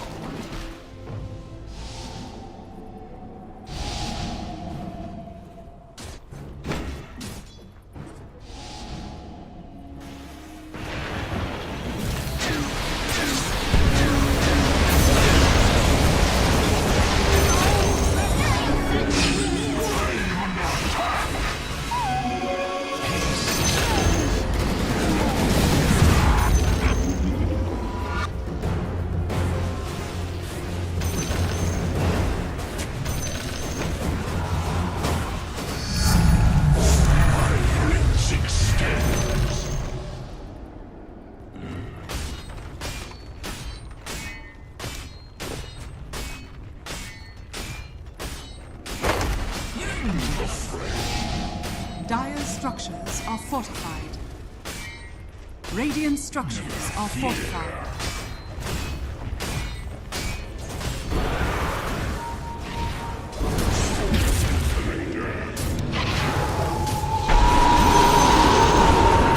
Top tower is falling.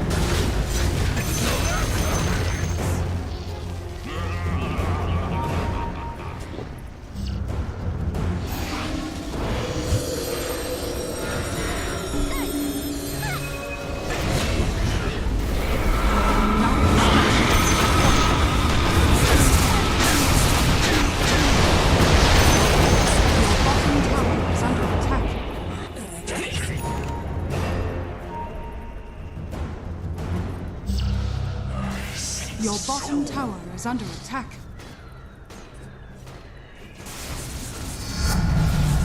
I have more room in my collection.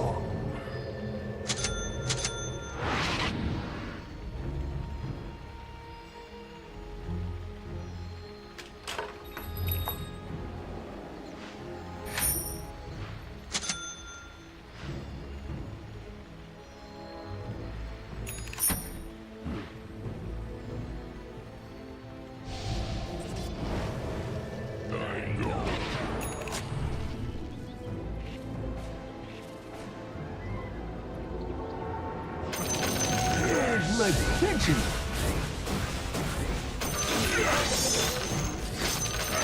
I'll take that.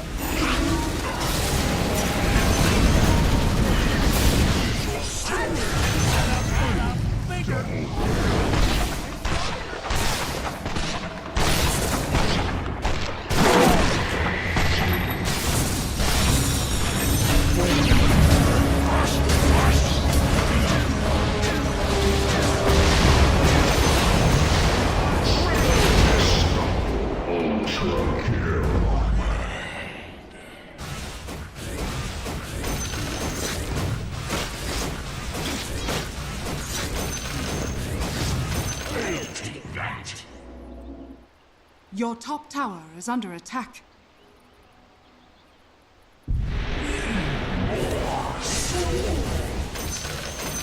Your top tower is under attack.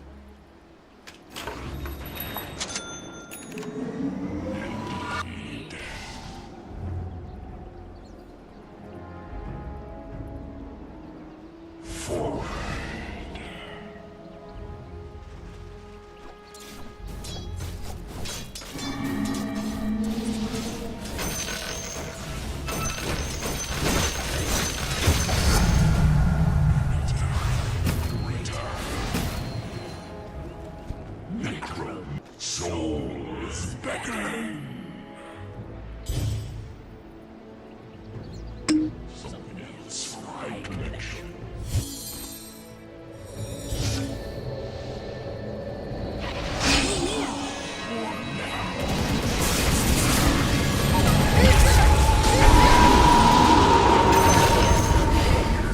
Your bottom tower is under attack.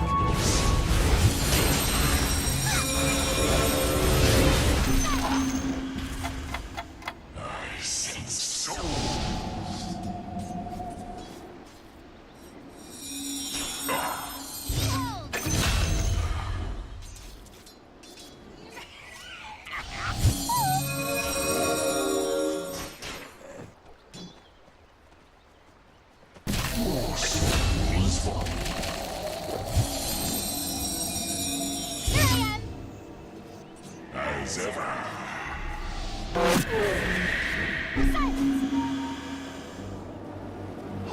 Your middle tower is under attack.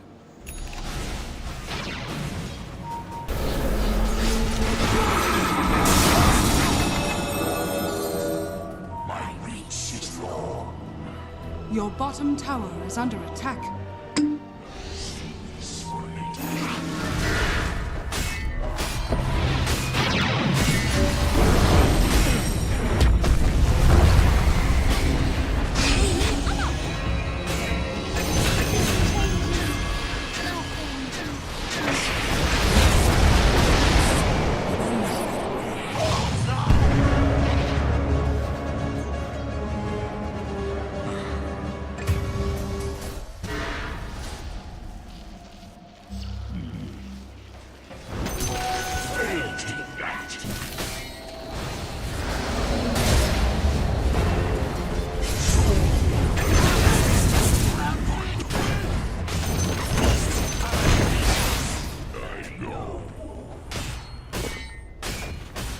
Dire's structures are fortified.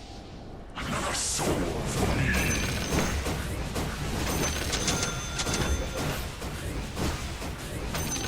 Yes. The enemy's middle tower has fallen. Forward.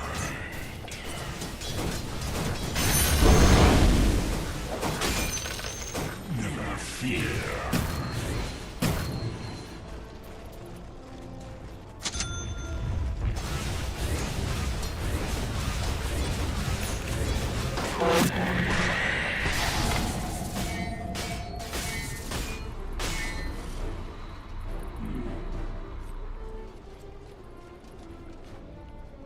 What you never asked.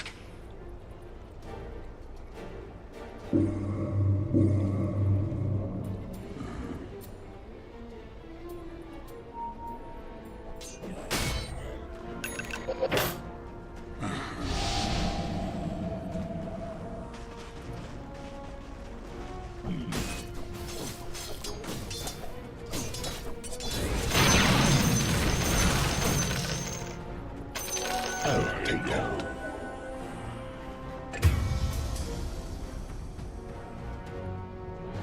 What you never asked.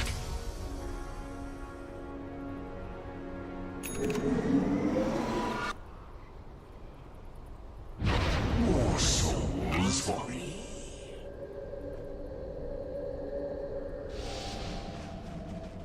Into the fray.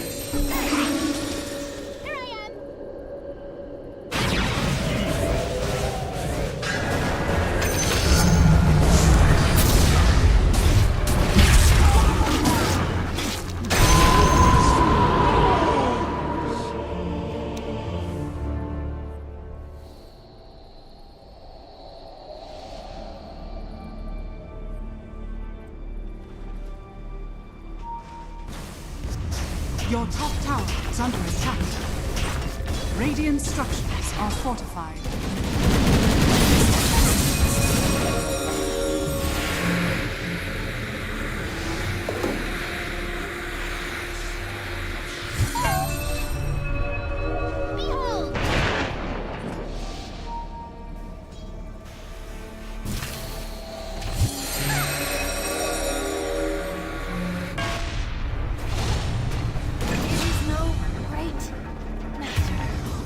Well, that'll learn ya!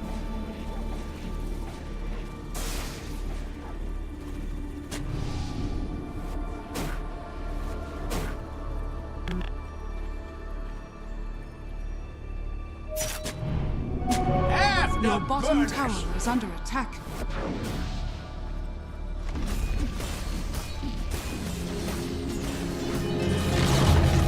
Your bottom tower has fallen.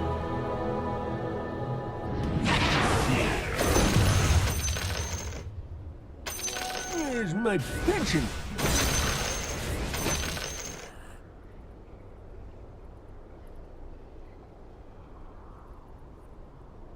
Indeed.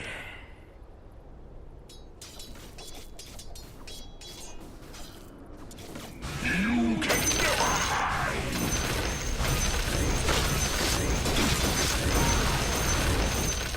You're mine, heart and soul.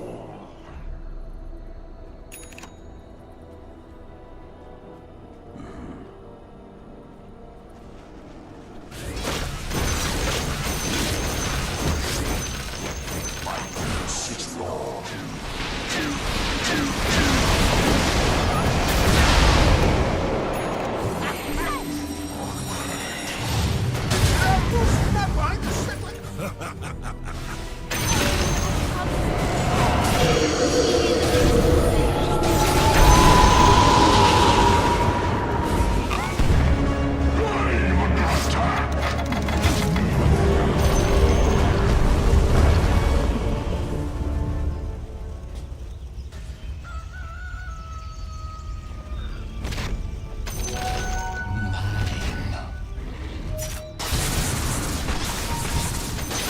Golden thread.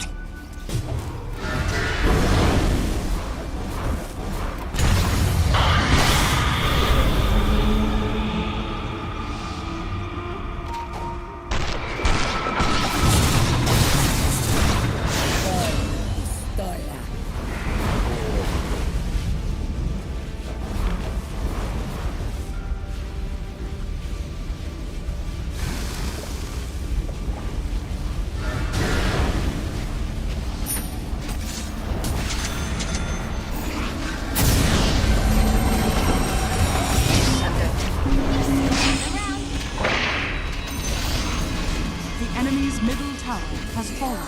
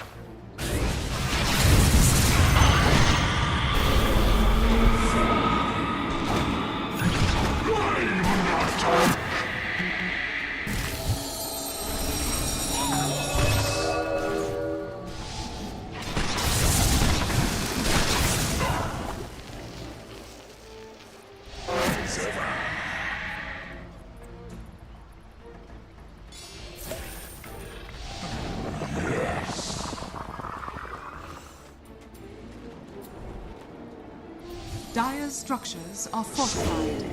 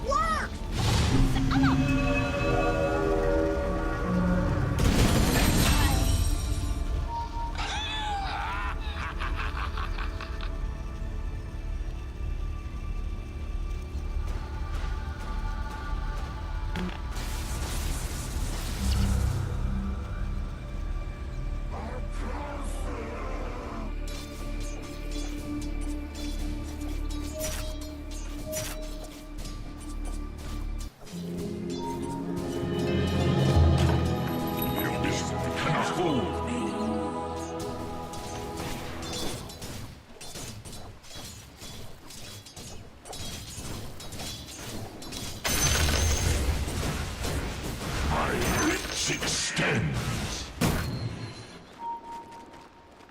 Soul Collector. Something else to collect.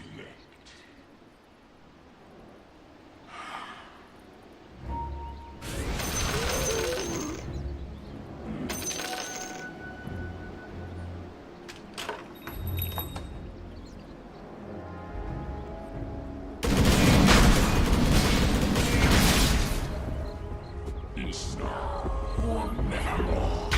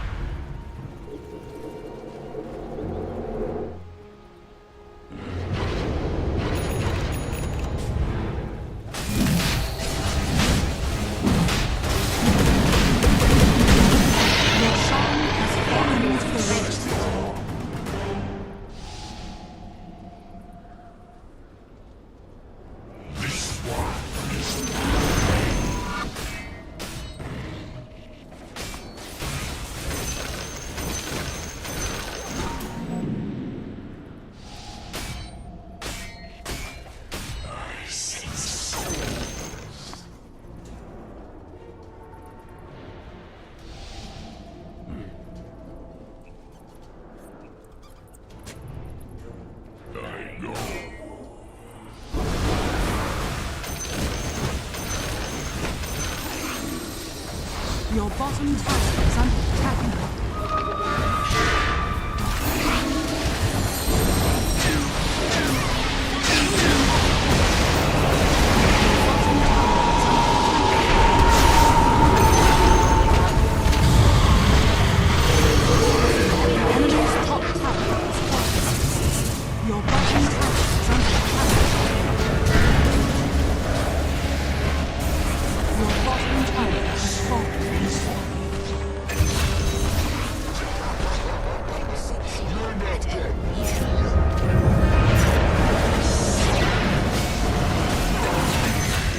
Bottom tower is under attack.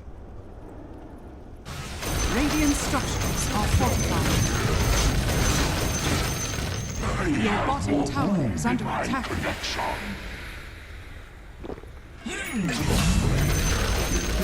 enemy's top barracks has fallen. Never fear.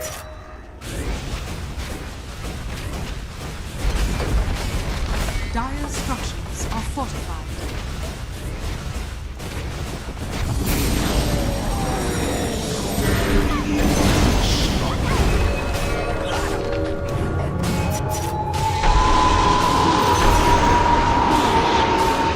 Your middle tower is under attack.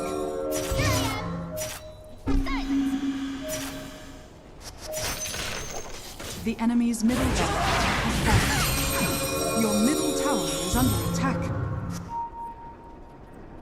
Of course.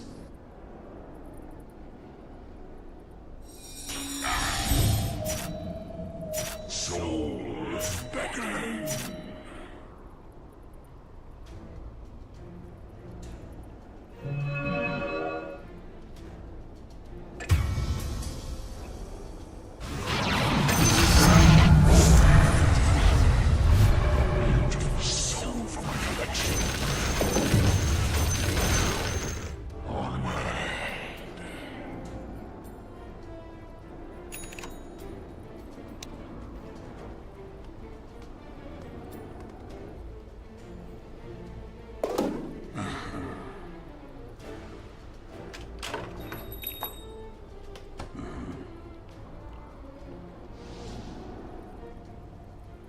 Soul Collector.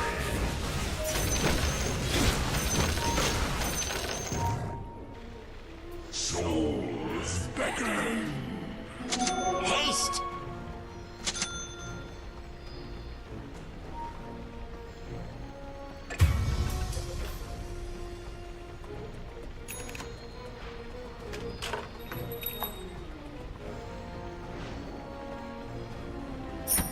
Soul Collector.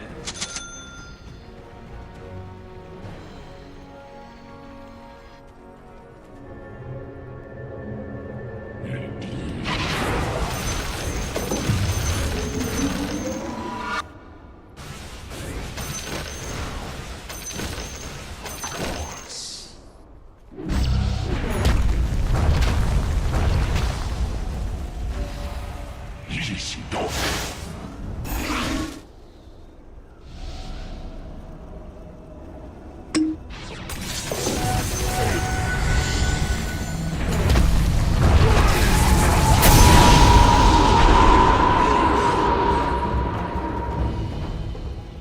Never fear.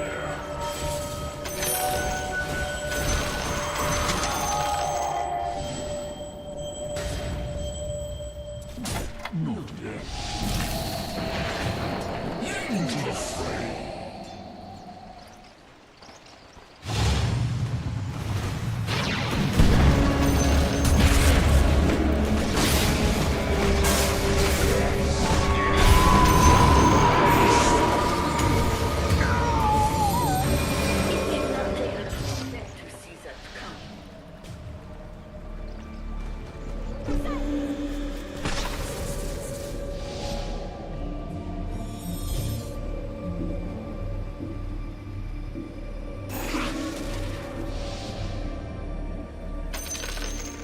The enemy's middle barracks has fallen.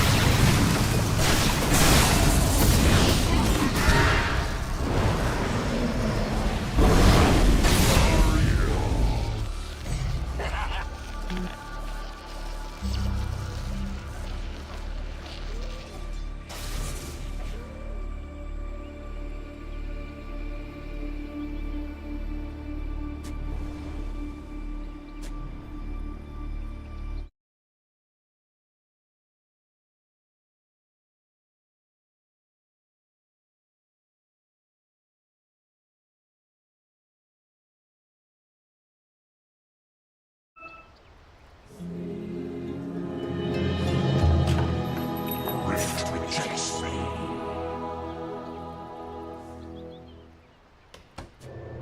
Oh, you have with the sword.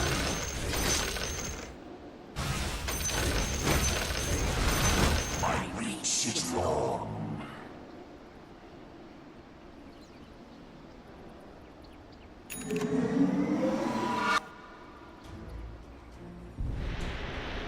He's hiding in dark.